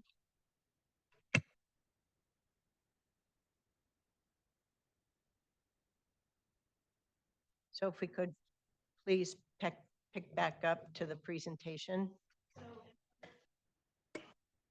Chair and board, in front of you is the recommended motion. Before we have a motion, could we take board questions, please? Are there any questions that Commissioner have? Okay, I have a question. Could you please summarize? We had a summary when we had the proposed budget of how many vacant positions were being cut, and at that time, how many actual filled positions the proposed budget was proposing for reduction. And I'd like to know in all the ensuing problem solving, we've had some employees that even though their positions remained, have chosen to seek other employment, many in public sector, but some have gone elsewhere or have chosen to retire. And so my question stands with this yet to be adopted budget. How many actual people-filled positions are we having to do a reduction in force? Yeah, and Chair, I would appreciate the opportunity to actually give a longer answer to your question. I just want to take the time to just really appreciate my Washington County colleagues that I get to stand beside each and every day doing this work. in service to community. When I said budget feels like it's year round right now, it is, and that's because our departments are taking this so seriously. So starting last fall, as we started to look at the fiscal forecast, we knew the SIP agreement, which is the Strategic Investment Program, one of our agreements was expiring. And we knew that we were being impacted by inflationary costs even before we had our fiscal forecast complete. Our department started to have strategic workforce planning within their department. So strategically looking before they fill a position, is that the necessary position to hire? Do they hold? Do they look at reimagining that position or that service work? So at the time that departments that I was reviewing department submittals, and I'll note there's 83 positions that are reduced within this budget. At that point in time, it was about 44 positions that were filled. I will note that while, yes, it is less painful to lose a vacant position, that is still capacity to deliver service we no longer have. I want to actually repeat that. That's capacity to deliver service we no longer have. And really want to uplift our elected sheriff, who her reductions were 26 vacant positions that she clearly has indicated to your board and me. As soon as she is to full staff levels, she will be coming back and asking for reinstatement so that we can safely manage our jail, which is the smallest jail per capita in the state, and also so that we can meet the national known benchmark of officer per 1,000, which we're not meeting right now within our sheriff's department. So we took that opportunity upon receiving the budget, proposed budgets from departments, long problem-solving days. I think many of you encountered me when I was in my heart space during that decision-making time. And what I say by that is I'm a public servant by heart. And so each of these people, our employees, are delivering service, but they're also supporting their families. It's a roof over, I mean, this is their employment. So do not take these decisions lightly. We gave verbal notice to employees at that point in time. Per our layoff policy, we didn't need to, but we wanted to do that out of a human-centered approach. Some employees were able to get transferred to other positions when there were openings within the county during this period of time. Some employees have grown wings and found other public sector positions within our region. And so to date, I don't have the actual final numbers, but I think we are closer to the under 10 of actual layoffs that we are actually having to pursue. I will note of that number, I am not including the child support service enforcement because those employees were offered positions with the state. Yes, they're laid off by Washington County. I'm not discounting that, but they were transferred to, had the opportunity to transfer to another position. One of the employees did determine that retirement was a better option and everyone deserves a full retirement. So thank you for allowing me that opportunity to give a little more light to how we've done this work because employment matters, whether it's here at Washington County or our community members. Thanks for the question.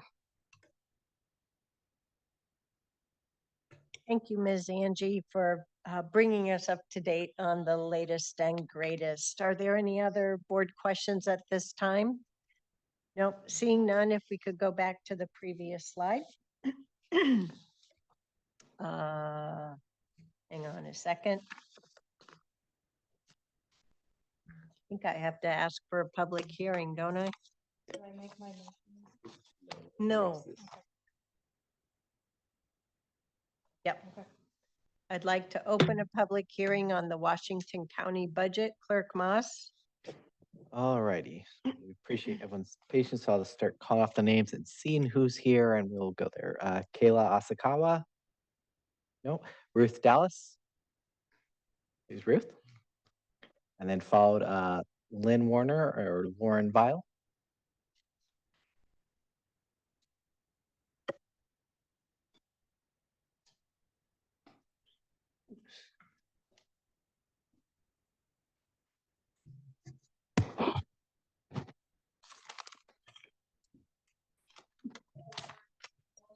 Who's called first, Clerk Moss? Ruth Dallas. Can I start? Oh, okay. My name is Ruth Dallas and I live in Hillsborough. First of all, I would like to thank all of the board members for all the dedication and hard work you do. And I mean this seriously, to make our county a better place to live and work in. I imagine meetings like this are one of the more difficult things you have to do. You have to choose between a lot of different services that a lot of people need and want. And making those decisions is hard. You have a budget to meet, and I understand that. But I am here today to ask you to continue to fund the Office of Sustainability. I can imagine some of you may feel like, this office is not that important as some others. Maybe you think that environmental stewardship and preparation for our changing climate seems less important than these other programs that seem to be urgent right now. But I understand that, but our changing climate has now become the urgent problem. The World Meteorological Society, in their new 5-year, and I want you to hear that, 5-year, not 50-year, in their new 5-year forecast, they state that our world has now entered a dangerous phase of temperatures between 1.5 and 2 degrees Celsius above pre-industrial levels. That level of temperature increase will cause climate effects that are both dire, more frequent, and most important, irreversible. It is tempting to put off work of lowering emissions to save some money now, but anything we put off now will just cost more later. The Swiss reinsurance giant, not exactly an environmental group, the Swiss reinsurance giant Swiss Re has now predicted that global GDP will decline by 11% by 2050 due to the multiple effects of our warming climate.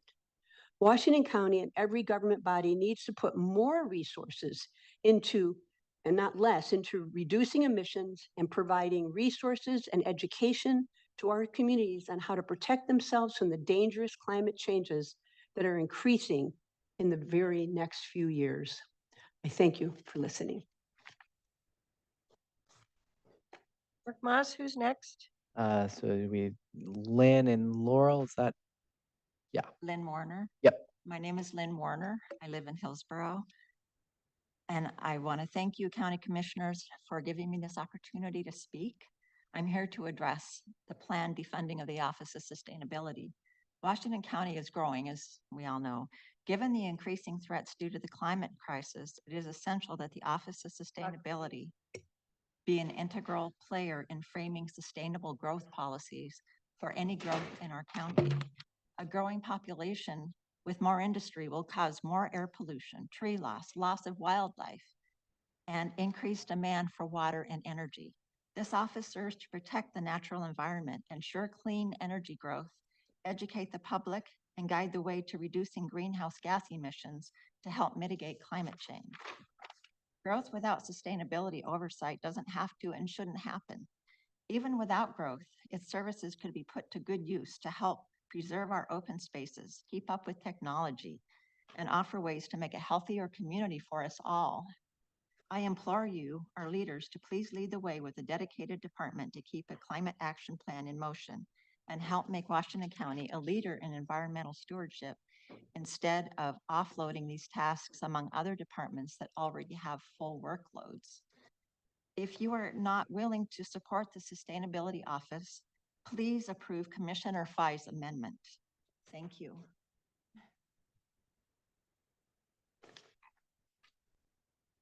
Next, Clerk Moss. Go ahead. Thank you, Chair and County Commissioners, for the opportunity to speak at today's meeting. My name is Laurel Viles, and I am an engagement organizer at the Oregon League of Conservation Voters. I specifically work with local volunteers in Washington County.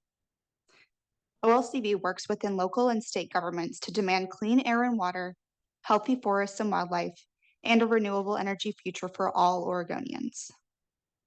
Alongside our members, we take political action to stand up for Oregon's people and places. I am here today on behalf of OLCV and 1,000 Friends to ensure we are doing everything we can to support our mission. We have submitted more detailed testimony in writing. We understand that the federal government is pulling money from our communities, and we know that you're in a difficult place with less funding. However, the Trump administration has cut staff and funding at the EPA, stripped away their authority, and has also proposed to gut funding for the community planning at the Department of Housing and Urban Development, as we heard earlier in this meeting this morning. On top of federal deregulation and disinvestment, 2025 is on track to be one of the hottest years on record. While we acknowledge the progress and aspirations in the county's update memo on February 26th, we are not confident in that approach, and we would endorse and encourage the county to either allocate general funding for at minimum one staffer or choose the path offered in Commissioner Nafisa Fai's memo for special one-time funding of a special task force from the gain share monies. We are grateful for the leadership of Commissioner Fai in introducing a solution that sets us all up for success. Thank you again for the opportunity. Thank you, and I'll observe that said written testimony has not been provided to us prior to this public hearing. I was current on my email prior to this meeting. It would have been about an hour ago. Yes, so board, just for the record, we have received testimony from others that submitted that couldn't be here, that it will be included in the minutes of the meeting record, but not reflected in this decision set before you right now. Would you also ensure that it's emailed to us? Yes, I will. Thank you. All right, next we have Debbie Garman and Sojin Ha. And the last one, Josie Kehoe.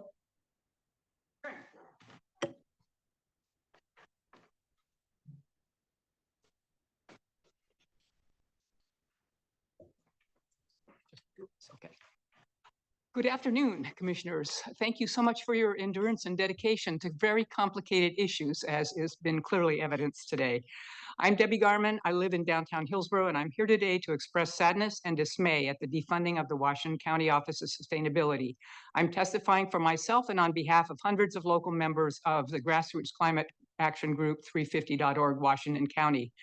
I appreciate the efforts the county has made to respond to concerns I have expressed both in Administrator Angie's memo of February 26th and Coordinator Hartshorn's June 4th email to me. While the county's stated perspective is that it has successfully implemented numerous strategies and practices that have embedded sustainability goals into programs and services, the environment around us in my Washington County home continues visibly in rapid decline. There are dying trees, and pollinator populations are tanking. Water is becoming scarcer and more polluted. Crops will begin to fail. More people will die in heat domes in the coming years. The challenges are enormous and will only get worse. My personal perspective is that you have not been doing enough, and eliminating the staff lifeline of sustainability issue focus and expert skills is a disaster for all the citizens whose well-being you are charged to oversee. The loss of sustainability office staff not only leaves an expertise vacuum as climate changes become more frequent and more intense, but it also additionally has the impact of immediately putting undue burden on your already hardworking health department staff, as well as on the 15 county organizations and the Partners for Sustainable Washington County who have been supported by that office. I do sympathize with the challenges of making difficult choices in your continuing budget shortfall crunch, but your stated process of requesting all departments to offer percentage cuts to deal with shortfall is puzzling because surely not all county programs have the same weight and value. And you seemingly targeted what I and many others see as a uniquely valuable office to reduce it to 100% in a very short time over the past few years. I deeply encourage you to please at least fund a part-time person in your staff budget, or alternatively accept Commissioner Fai's excellent and valuable proposal to use gain share money to fund her one-time allocation request to coordinate and convene a climate task force. Both these choices have value for the people of Washington County. Thank you for listening to me and other concerned constituents. Much appreciated. Chair Harrington, members of the commission. My name is Josie Kerner. I live in Gaston, Oregon at Hagley. And this testimony is from the group called Tree Keepers of Washington County. It's a nonprofit dedicated to advancing the protection and preservation of Washington County's tree canopy through policy, education, and community engagement. Thank you for this opportunity to share our perspective regarding this serious fiscal decision before you. We do appreciate the difficulties. We support the Climate Action Task Force initiative introduced by Commissioner Fye and urge the board to approve funding that enables the Office of Sustainability to deliver measurable outcomes. A program of this importance must be prioritized, properly resourced, and held accountable for achieving clear objectives. Likewise, local community action task force with adequate funding have proven to be effective. Washington County has an opportunity to re-energize its climate strategy and emerge as a regional leader by leveraging community-driven solutions. In addition to the community engagement and education components outlined in Commissioner Fye's proposal, several successful programs from our own region offer tangible models to draw from, and these are small things. A gas-powered landscaping equipment exchange program modeled after our successful wood stove and water-efficient toilet exchange programs. Weekly battery recycling through curbside trash collection modeled after Portland's program. Successful planting incentives for infected ash trees following City of Wilsonville's example. Washington County has many capable and committed residents eager to assist in implementing meaningful climate action. It is time to invest in this work with the seriousness and accountability it deserves. We respectfully request that you approve the proposed funding amendment and ensure that the Office of Sustainability is equipped with clear deliverables and performance measures. Tree Keepers of Washington County remains available for continued dialogue and collaboration. And it's really a small budget request, and yet you have lots of community support if you will just continue this program. Thank you very much. And I have just one little thing. That was from Tree Keepers. Thank you. You've used your 2 minutes of public hearing time. All right, is there any other member in the auditorium that didn't get a chance to sign up to testify that wants to provide public comment on the Maine County budget? Just raise your hand or start coming forward. Ma'am? I did sign up last evening.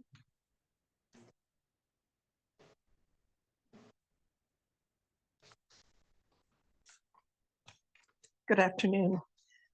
My name is Roxanne Dalton. I live in King City. Thank you, County Commissioners, for this opportunity to speak at your meeting. I am deeply concerned about the proposed elimination of the Washington County Office of Sustainability. I moved with my husband to King City 2.5 years ago to be closer to family and to enjoy the natural beauty of the Pacific Northwest. We moved from a California county where wildfires had increased dramatically in size, destructive force, and alarming frequency, along with diminishing air quality over a 40-year period. Climate change was and is a major contributor to those fire disasters. Sadly, that county administration thought differently. We had hoped that Washington County would have a more progressive approach to climate change. Wildfires are increasing in the PNW. We're experiencing warmer temps, more heat domes are inevitable, and our air quality is declining. It doesn't have to be this way. Eliminating the Office of Sustainability does not reflect the vision, mission, and values of Washington County. Please continue funding the Office of Sustainability and let us all work together to create a climate action plan. Thank you very much. Thank you. All right, that concludes the auditorium signups. Would any member via Zoom wish to provide public comment for up to 2 minutes on the Maine County budget? I'll give you just a moment to utilize the raise hand function. Not seeing any hands, Chair Harrington. Okay, and with that, we'll close the public hearing on the Washington County budget and turn it over to Commissioner discussion. So who would like to kick us off? We have a motion and a second. We've had the public hearing, right? We had the motion and the second? No. No. Oh, thank you. We I had a closed the second, but- public hearing. Now we need to have the motion for the Washington County budget.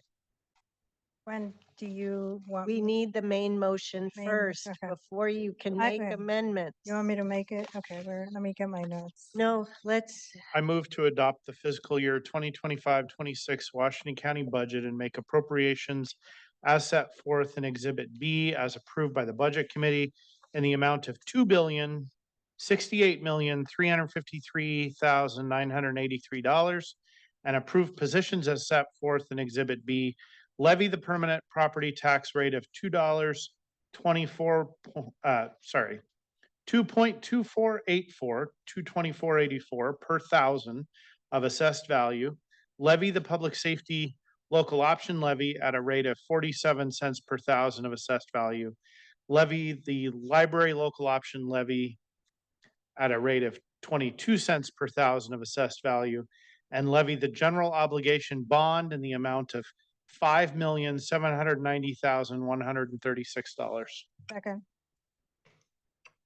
we have a motion and a second. Now, Commissioner Fye, if you would like to make your amendment. Yes, Chair Harrington, I would like to make an amendment to the motion to add one-time budget allocation request of $120,000 to coordinate and convene a climate action plan task force in. That's the motion. I will second, but only for the sake of discussion. Commissioner Fye, do you have anything to add to your motion from previously? No, I think I spoke to this. Okay, thank you. So I have some comments to make on the amendment. So contrary to what has been represented, the motion of 2022 failed due to lack of support. We had quite an extensive effort going on, already board approved for our work. And we did not feel that given the circumstance, we were in a position nor warranted to move forward with that then proposed resolution. We did continue to have engagement with our staff in a One Washington County approach. Our most recent update to that was provided in a memo dated February 26th of 2025, and we had discussion of it in a Board of Commissioners meeting in February, and then we followed up and ensured that this memo was publicly available through our work session packet of March 11th. Since that time, we have continued to stretch our staff, not only to put together this year's very challenging proposed budget, but to continue to offer our services each and every day to our community and move forward with multiple major initiatives, such as the critical facilities construction that's underway, the enterprise resource planning effort and all the work involved with that. And the list goes on, many of which Ms. Angie spoke to in the proposed budget statement summary. So what this February memo talked about is work that was going on, and there is a climate planning timeline there. And it was noted that multiple efforts were underway, and the next update is anticipated for fall of this calendar year. And so try as we might, we're all very interested in an update from our staff in terms of the work they have been able to do and continue to do across our organization on this topic. And it's important that we come back to this program in the second half of this year. I asked Commissioner Fye yesterday in a one-on-one where she shared her amendment with me, how this effort through her amendment differs from what we've already had underway, which has included extensive community engagement as represented in the memo.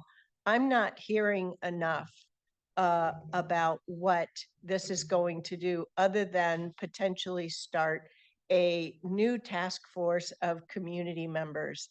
And I feel very strongly we do not have the resources to do everything. We've had copious conversation about this in not only our board meetings, but also in the budget committee meetings. The proposals that Commissioner Willie brought forward are leveraging work from outside agencies and not taxing this organization to do more with less. We, as you heard us be informed of today, we have continued demands on our required services that we simply can't address. And it's heartbreaking to hear about the reductions in services, the continued strain that our staff will go through in trying to navigate the level of undersourcing that we have, and to consider such a reduction in the law library as well, which is an incredible tool, and have had much to be proud of. What I would have been interested in is getting that staff update and looking at what was missing or not, and considering that in a supplemental budget in appropriate lineup, if we continued to have resources that we could draw from. But we're also in a pretty perilous time with regard to our level of reserves and the contingencies that make things thereof.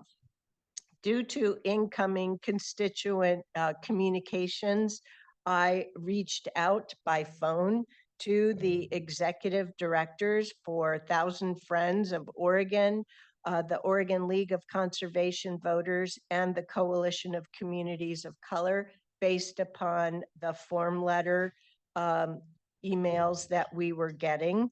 And I also followed up with them in an email. All indications that I have is that they or their staff had not attempted to check in with me, my assistant, or other members of the Washington County Board of Commissioners prior to this set of emails and whatever call to action they they issued. I don't think it's the responsible thing for us to do at this time. I absolutely agree that what's happening with climate change is very scary, and we are not alone as a local government in having to solve this. But we have risks and liabilities across our portfolio set, and I just think we need to take a breath with our staff to see what is underway before we commit to doing something more. So that's my position. I will not be supporting the amendment. Other commissioners? Yes, Chair. I want to support this, but I'm very concerned about the timeline and process that was used. The fact that we had multiple budget committee meetings where amendments to the budget were asked for. After that process, we had multiple additional calls, and this was never brought forward. And what's frustrating to me and concerning to me about that is really that means now we have had a lack of due diligence from my perspective. I have zero confidence that this work can even be accomplished for that amount of money. It's a one-time request for something that I view as an ongoing need. So to me, that's a mismatch. And the timing of all of this is the most problematic because it's not allowed adequate sort of work to be done to make this operationally thoughtful and able to be, from my view, to be effectively operationalized. And that is very concerning to me. And I would urge future similar requests to not be done at the absolute end of the timeline with the budget. We had testimony during the budget committee on this topic, and there very easily could have and perhaps should have been efforts at that time to put something like this forward. I think it's too late, and it means that we've not done a robust job of preparing for this request. I'm not even gonna, because of that, I'm not even gonna ask the staff to comment on whether they think this is, I mean, that's one of the things that would have happened if this was done in a more timely way, is talking about what could actually be operationalized or what even the need is. I just think this is way too late in the process and therefore lacking in due diligence or a realistic plan, and a one-time funding request for something that is not going to be a one-time need. I would encourage that the due diligence be done and that this be brought forth in the fall in a budget amendment. I'd be happy to consider that, but it needs to be much more thoughtfully prepared. Were you going to say something? No, I appreciate the conversation, the focus that you've provided to us. We've had conversations about electric blowers, electric lawnmowers, those kinds of things, in addition to the cost of converting to those. We're pretty proud of our wood stove project, and so that was what I would consider to be pretty successful. But look at, I guess, using the wood stove project for an example, it covered several years, and it took us a couple of years to get that really up and going in a strong fashion. This, a position like this would have to be a multi-year position to get motion, to get support behind it, to get a plan in action. And I can't support investing $120,000 for a one-year project that a year from now very possibly could be canceled, and we would have not only lost $120,000, but I doubt we could have got anything done in that time frame that would be significant to the overall environmental issues that you brought up. So, so yeah, sorry, I can't support this either. Thank you for the opportunity to speak, Chair. I concur with both Commissioner Snyder in terms of the scope here is not consistent from my perspective on the request for money. And that with due diligence, we could look at this more effectively. I also believe that it is incumbent upon us to work the plan that we have in place right now. And I would encourage engagement. Thank you for your public comments today. I thank you for the emotion behind the public comments. I share your same fears and the reality of where we are today. I think what we need to be doing now is looking at the plan that we do have in place. Your fears about whether or not the departments are, if this is just one more thing added in, I don't believe that is the case. I think that there is an embracing of the concepts that are behind climate mitigation, and that's what's important to me too, and the need to protect our residents in Washington County. I believe that to be true. The other thing that I would encourage is that as we work forward here, we look to the future in our next budget cycle. There are no guarantees that we are going to have the capacity in that place. But this proposal does not, I'm concerned about the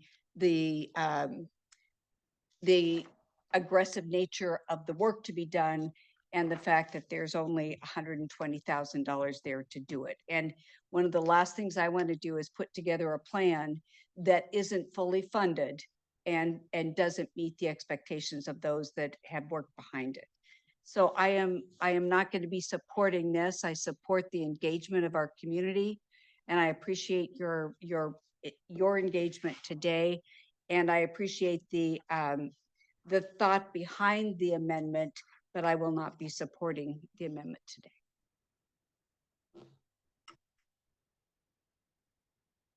Thank you. And that closes commissioner comment on this amendment. We have a motion. We had a second. Let's take a vote on this amendment. Clerk Moss, why don't we just do it formally? If you could do roll call, please. Certainly, Chair Harrington. Commissioner Schneider, No. Commissioner Willie, No. Commissioner Fye, Aye. Vice Chair Treese, No. Chair Harrington. No. The motion fails 1-4. So we are back to the main motion. I'd like to open the floor for commissioner comments on the main motion. Would anyone like to say anything? I'll just briefly acknowledge the amount of work done by our teams and how incredibly proud I am of the difficult decisions and strategies that have been used to bring the budget to where it is. It took true team effort and led by our county administrator, and I just am really ultimately pleased with the hard work they had to do to get here. Go ahead. Excuse me. I'd like to second that. And from the ACA view, the department directors, but John, I'd like to talk to you directly and say the work that you and your staff did on this was tremendous. And I know that there are several people in the room here today that I'm speaking to. And this budget was as user-friendly from my perspective as any budget I have been exposed to for this is my 7th one. So thank you for that. Thank you for the consideration of how the material is presented for consumption. It really, it's been a growth period for me, and my hat's off to you. I really, really appreciate it. So thank you. Any other comments to my right? No, I just want to say thank you as well. It was hard work, long time, and I look forward to the time when we don't have budget cuts. No pressure, Tanya. No pressure, commissioners. Yeah, exactly. New revenue options. I also want to express my gratitude to you all, staff and Tanya. I can't imagine the enormous amount of work you had to do to balance a 20.5 million shortfall, and the hard decisions that you've made with your staff and everyone throughout the Washington County. So great job. We did it. We passed the balanced budget, and I'm very proud of the work that went into and how smooth the process was, and how available everyone was to all the questions and to even team messages, no matter not let alone emails and in person. I really just want to express my gratitude to all the information that the staff and Tanya, you all provided to bring us to today. And I'm very happy to be voting yes on this budget, and to look forward to continue to be on this journey. What next year looks like, we are here. Thank you, commissioners. I join you in deep appreciation for the Washington County staff as led by Ms. Tanya Angie. I also want to give a big shout out to Sheriff Caprice Massey for being an incredible partner on the public safety side. She is an elected official as well and has been willing to entertain all kinds of problem-solving exercises. Yes, John Steyer, thank you for leaning into our need. Really appreciate your joining the team to get us to this point. Ms. Angie's right. Budgeting is a year-round effort, and more so these days. It always has been a year-round effort here. So here we sit on June 17th, and with the supplemental budget we moved on today, our team has to close the books for fiscal year 24-25. Simultaneously, they have to deliver an adopted budget for 25-26 to the state.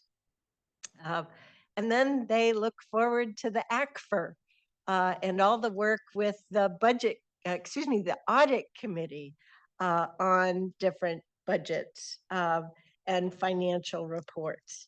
And if that wasn't enough, we do have the supplemental budgets coming up, but we also have changes from our current financial software over to new financial software for this very same 25-26 budget. So hopefully next year's budget will be with new software, hopefully making it easier for our staff to give us the level of details and reports we're looking for. Our staff does an amazing job in their work, but they also do an amazing job working with us. We start our next fiscal year budget discussions in the fall. So this fall, I can assure you that they're going to come to us with a 5-year forecast and start setting up the budget challenges that we'll be facing. Now, this will be post the state legislative session and how things are setting up for the biennial budget. And that always throws us for a loop, let alone what we've heard here today about the uncertainty with the federal budget. And yeah, there's this other little thing called an economy. But nonetheless, we persevere. But we've had a chance to do so together as a very functional board, a very engaged board because of the work of our staff. So I thank you very much. There's a bunch of long faces today because this isn't la-ti-da happy budget, right? We have a lot of cuts. Cuts not just of personnel, vacant positions, and 10 positions with real people's names attached. But we also have cuts to services. We are an organization of over 2,000 employees, of very dedicated public servants, and they would like to provide better service to our community members than we are able to ask them to do each and every day. So we've tried to be very consistent in saying we are asking you to do less with less, because we want each employee to have a good life, a full life, and not just trying to spend more of their personal time and energy at work. So to every employee, thank you very much for your public service. Thank you for continuing to be part of a great One Washington County organization. And I too will be supporting this budget through this motion. So Clerk Moss, let's do the roll call, please. Certainly, Madam Chair. Commissioner Willie, Yes. Commissioner Fye, Aye. Commissioner Snyder, Yes. Vice Chair Treese, Yes. Chair Harrington. Yes. The motion passes unanimously, 5-0. How about a standing ovation to our team, folks?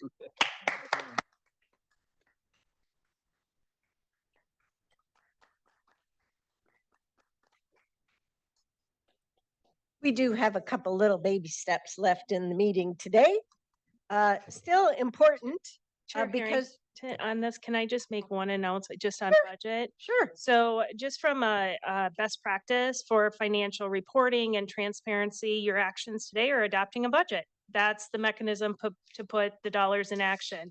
Then there's the CAFR, the Comprehensive Annual Financial Report. And then there's what's called the PAFR, which is the Popular Annual Financial Report. The county has not historically published a PAFR, but our finance and comms teams are getting close to the finish line on publishing the county's first public PAFR. Why is that important?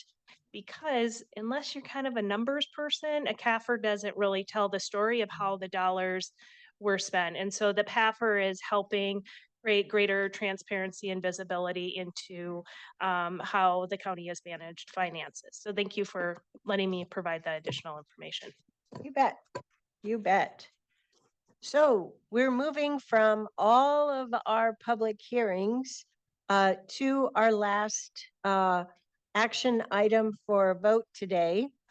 And this one is on solid waste and recycling collection rate adjustments. And I want to give a shout out to both Mira Samantel and Aaron Stein, excuse me, Ms. Stein, because you've hung in there today through our whole meeting on all kinds of other considerations. I've seen you there. So thank you for doing so here at 3:08. And we'll turn it over to you. Well, thank you so much, Chair Harrington. It is our pleasure. It's an important public process and an important day for this board. So thank you for allowing us the opportunity to join in after such a busy day. So for the record, my name is Mira Samantel, and I am the Director of Health and Human Services here at Washington County. With me is Erin Stein. She is our interim solid waste and recycling manager, and we are here to present an action item for your consideration, a resolution and order approving our proposed 2025 solid waste and recycling collection rate adjustments. We did provide a similar presentation at our June 3rd work session, but for the benefit of the public, Erin will be repeating some of that information, as well as adding a little bit more information in response to some comments and questions raised by the board. So I'll turn it over to you, Erin. Thank you, Mira. Good afternoon, Chair Harrington, members of the board. I'm just going to do a quick overview of our agenda today. I'm going to touch on our collection rate setting authority of your board. We'll review our interested party engagement. I'll do a brief overview of the rate review process that staff follow each year and the rate review findings. I'm going to touch briefly on a code change proposal for Washington County Code 8.04.305 and the impact that change will have on certificate fees. I'll touch and do an overview of our year 2 outcomes for our reduced rate program. Touch on some rising cost concerns for the solid waste and recycling system, and wrap up with some recommendations to your board. So the collection rate setting authority is given to your board under Title .804, Sections 320, 330, 340, but the majority of the prescription is provided under Section 330, and this is what gives your board the authority to institute rate changes. The board has broad discretion in setting rates so long as the rates provide for prudently incurred operating expenses and capital cost. In establishing fair and reasonable rates, it's the role of the county to balance the interest of the certificated haulers to earn a reasonable return on revenue with the ratepayers' interest in protecting them from unreasonable charges. As one of staff's transparency initiatives, the annual rate review process and procedures were documented in 2021, and the procedures utilized by the county are in alignment with regional standards for establishing collection rates within a franchise system framework. As this process is not codified under 804 or defined in our solid waste and recycling administrative rules, it allows your board flexibility to take action. For example, if we need to respond to adverse economic conditions, programmatic changes, or any unforeseen circumstances which could impact the collection rates. The annual rate review process, which we follow, is very robust. The procedure occurs over a 6-month period of time, and it requires each of our 8 certificate holders to supply detailed financial and programmatic information, which is then thoroughly analyzed by staff and our contracted CPA firm, Marina and Company.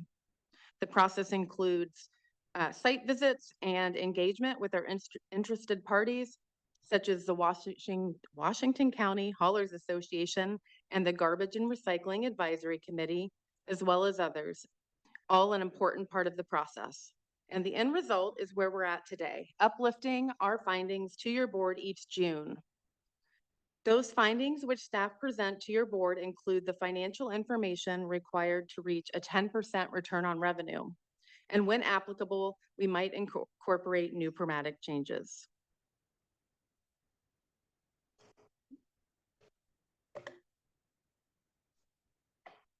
I'm going to touch briefly on our interested party engagement this rate season. Comments were received from sanitary certificate holder number 7, SWATCO Sanitary Services, regarding the issuance of a supplemental rate increase for rural customers. This request did lead to a robust discussion and some additional recommendations from the Garbage and Recycling Advisory staff, and I'll touch on those a little bit later. The Garbage and Recycling Advisory Committee took a vote on staff's recommendations. Members voted 5 favorably recommended that the proposed rates be adopted, and 1 member did not favorably recommend the proposed rate adjustments, citing concerns that rates continue to increase year over year. Additionally, the Washington County Haulers Association are in support of the proposed rate adjustments and were engaged throughout the process.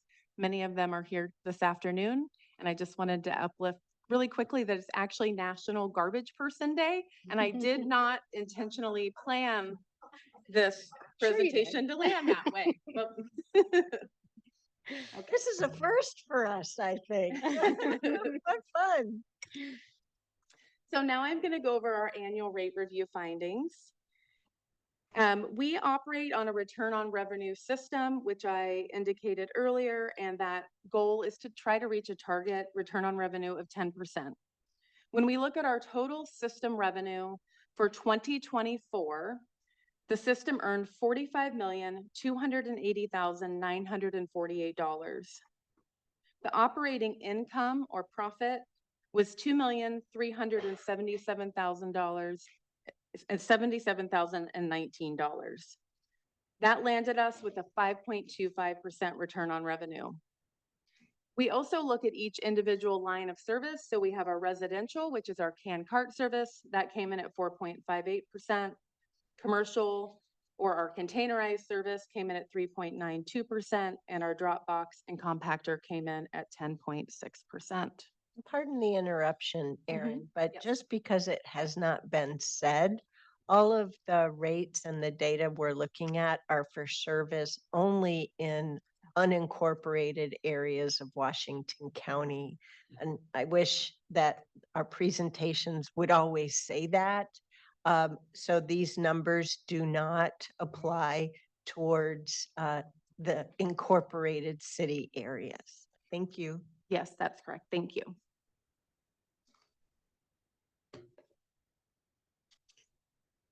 Okay, I'm going to briefly discuss some of the contributing factors to the low return on revenue. Overall, we did see that we had revenue come in. Sorry, I've lost my place in my notes.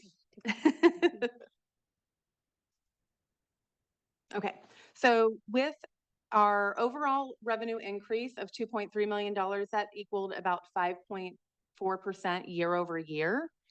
But we did also see an increase in our direct operational costs. So our operating costs went up $1.8 million, so about 4.2% year over year. We look at our indirect and our direct costs to assess where the challenges are. And for our direct operating costs, this included increased disposal and recycling processing costs, vehicle repairs, and purchases.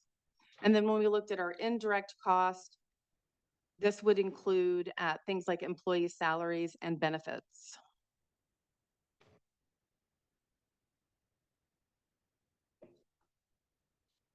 So as I stated earlier, if we want to get to our 10% return on revenue, staff has some recommended adjustments to do that. In order to return the residential line of service to a 10% ROR, we would need an additional $1,794 or a 6% rate increase. For commercial services, we would need an additional $600,000 in revenue or a 6.7% rate increase. And for Dropbox and compactor services, they actually slightly overperformed by $4,300, and staff are not recommending any rate changes at this time.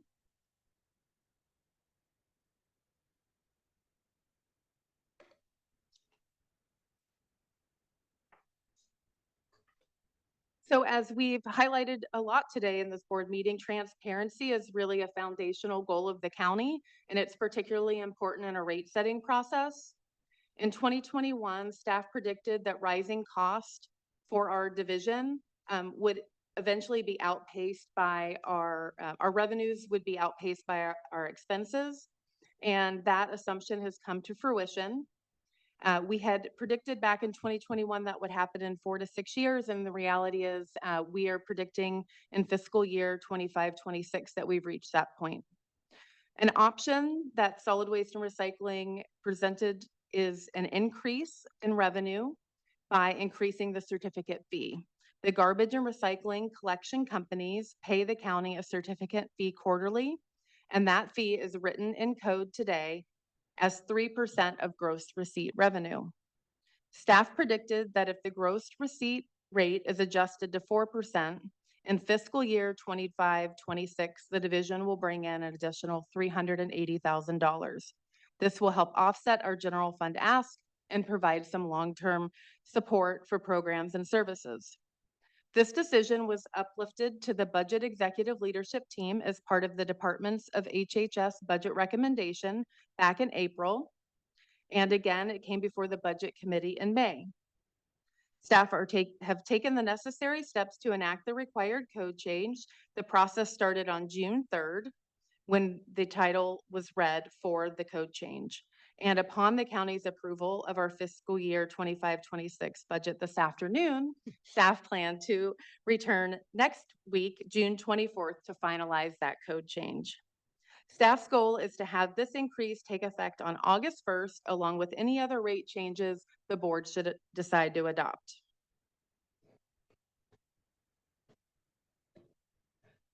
Acknowledging that any increase in fees does directly impact our ratepayers, I wanted to just touch briefly on those impacts. For some context, certificate fees are collected broadly on a regional level.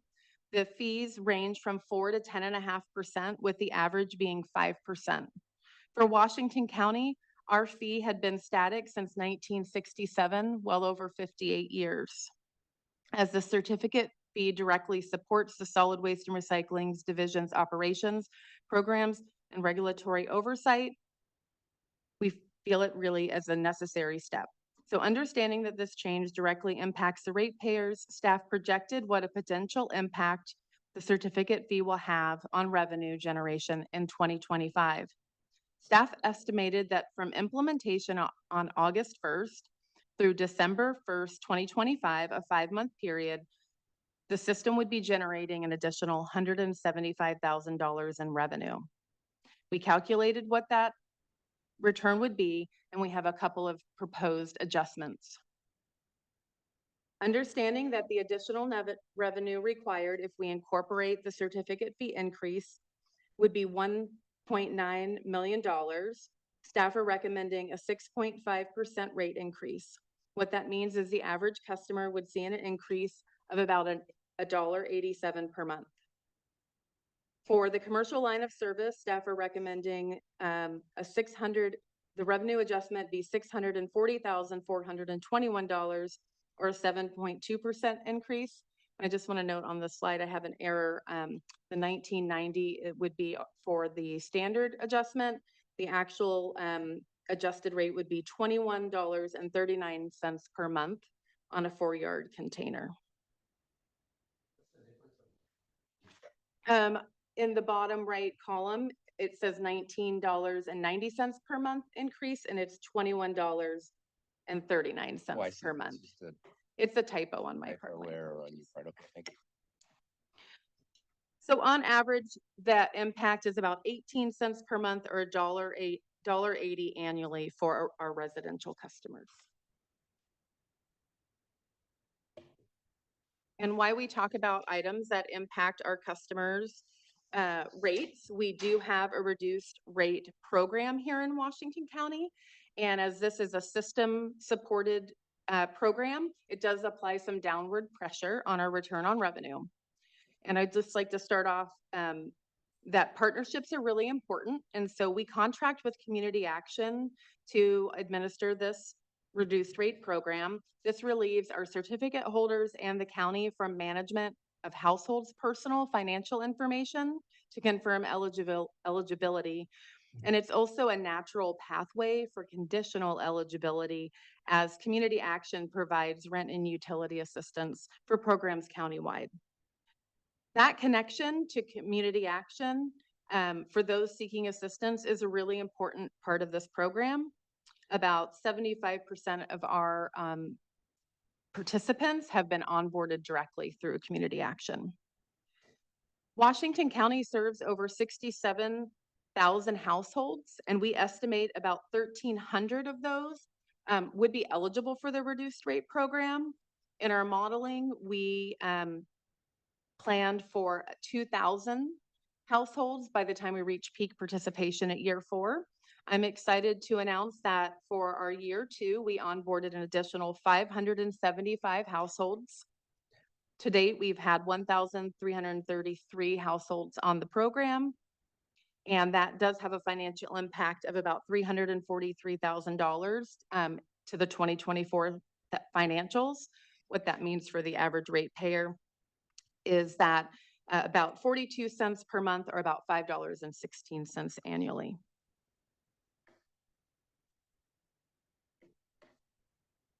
I think it's a general theme across our nation, just rising cost in general. And at our June 3rd work session, staff uplifted several items that the Garbage and Recycling Advisory Committee members listed as areas of interest or concern for staff's further consideration, and your board provided additional staff direction to incorporate plans to address these items. The first item is that the committee had recommended that staff take the necessary steps to assess potential variations in urban collection revenues and costs versus our rural collection system costs. And furthermore, your board provided direction at the June 3rd work session to prioritize this assessment, and staff will be incorporating planning for this project year. The committee also recommended that staff consider what impacts the Recycling Modernization Act will have on the system costs, considering that new funding is available from Circular Action Alliance, and staff will need to determine the impacts that will have on our collection system. And finally, the committee supported staff consulting with an economist as part of the rate review process to support an overall assessment of the county's garbage and recycling collection system health. And your board would like staff to consider the budgetary cost associated with that incorporation. So with that, I'll wrap up this afternoon with our final recommendations, which include considerations for the increase in certificate fee. Staff are proposing an rate increase for residential and commercial customers. The residential rate increase being 6.5%, the commercial rate increase being 7.2%, and the drop box and compactor actually having no adjustment at this time. And we would like those rates to take effect on August 1st of 2025.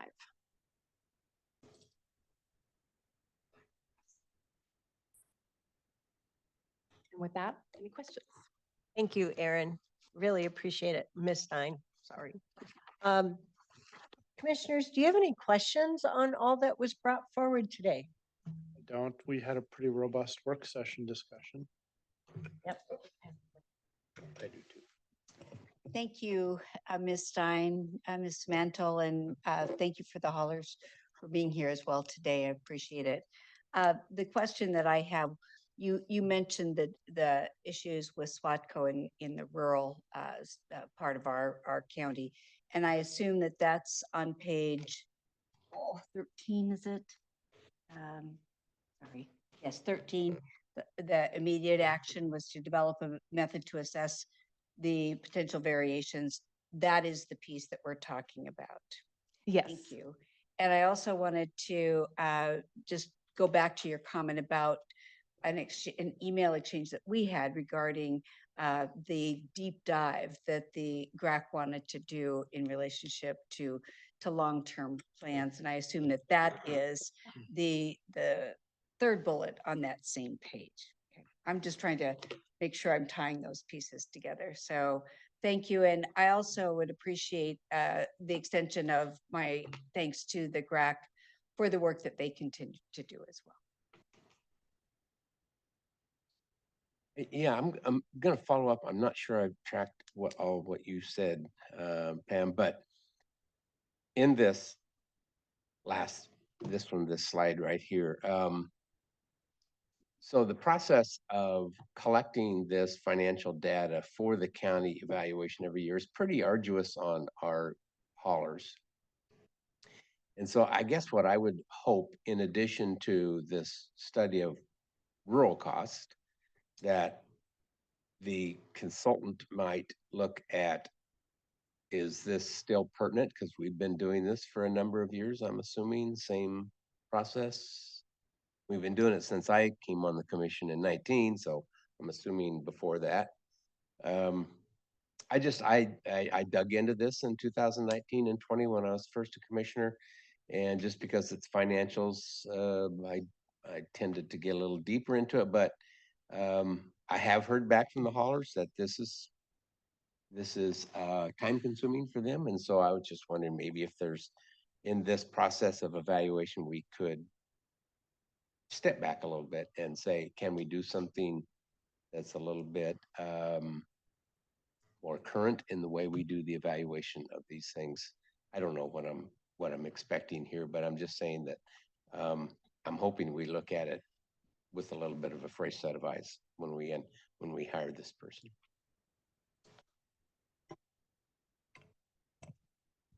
I don't have a question for you all. I think I agree with Commissioner Snyder. We did have a robust discussion.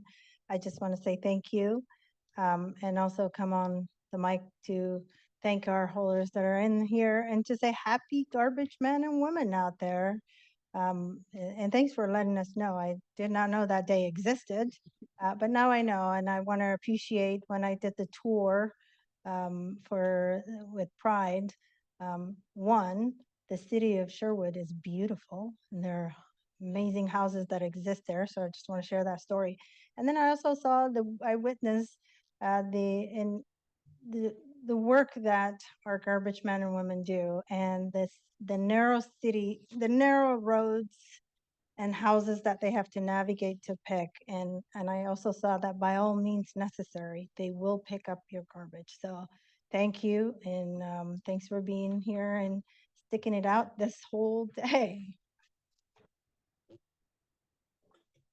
Yes, thank you to our haulers, and to Ms. Duncan as well, who works on behalf of the Haulers Association. Great small businesses here, not just small. We've got some pretty large corporations, but they have local presence and are providing good family wage jobs here in our area.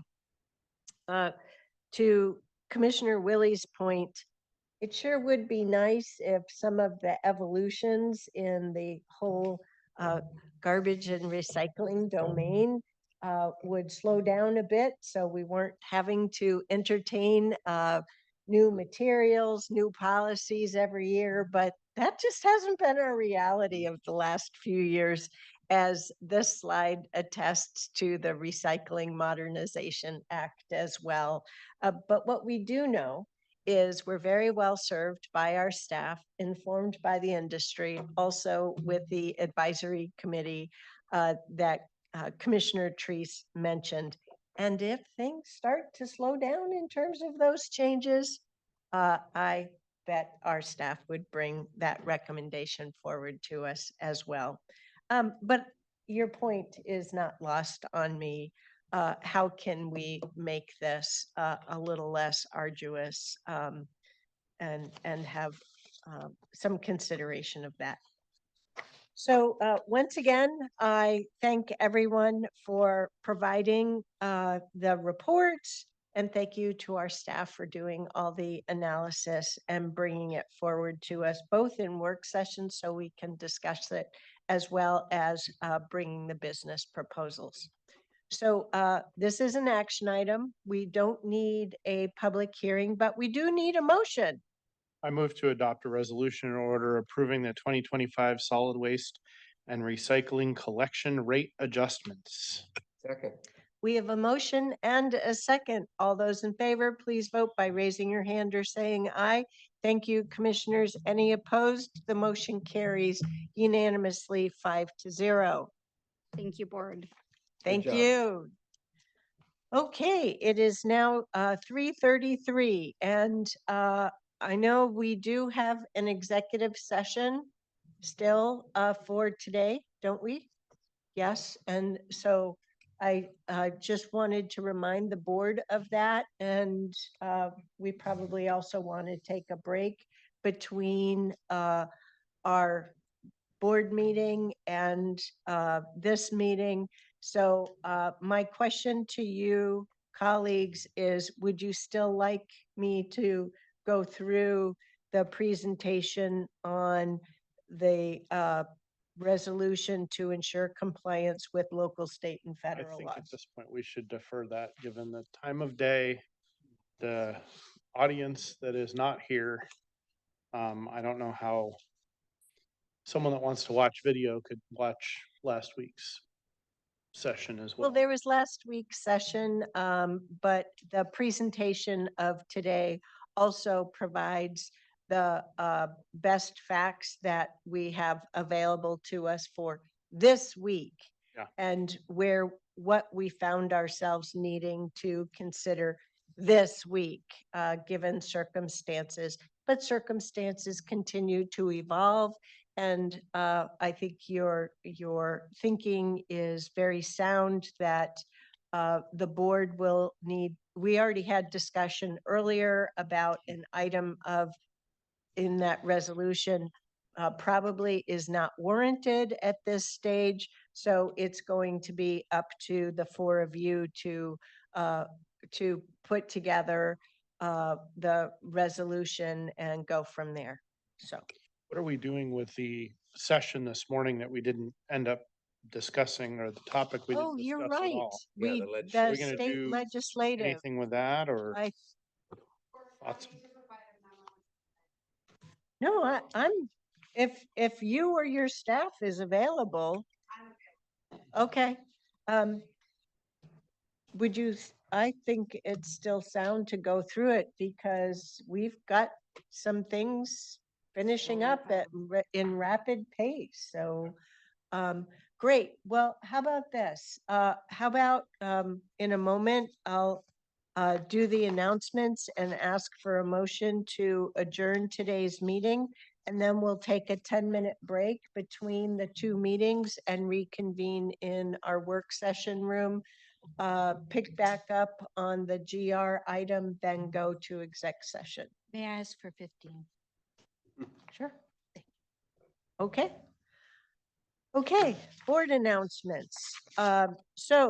Next Tuesday, there will be a work session according to my paper starting at 3 p.m. in the afternoon. Madam Chair, Yes, I don't believe we've asked for testimony at the end of the meeting. we're not having it. We're not? Okay. We agreed to that this morning, which is why we went through extending it to a half an hour, and we called all the people up who signed up to testify, and I talked to the one individual who had signed up for the 5-minute. Perfect. I don't have anyone signed up. I was just going to ask if there was someone in the room. Thank you. Do we have confirmation that next week's work session starts at 3:30?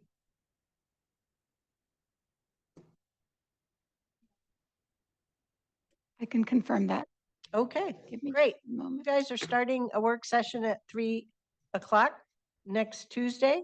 And I hope you have time between then and the end of the meeting to go over what you need to go through for your evening board meeting that starts at 6:30.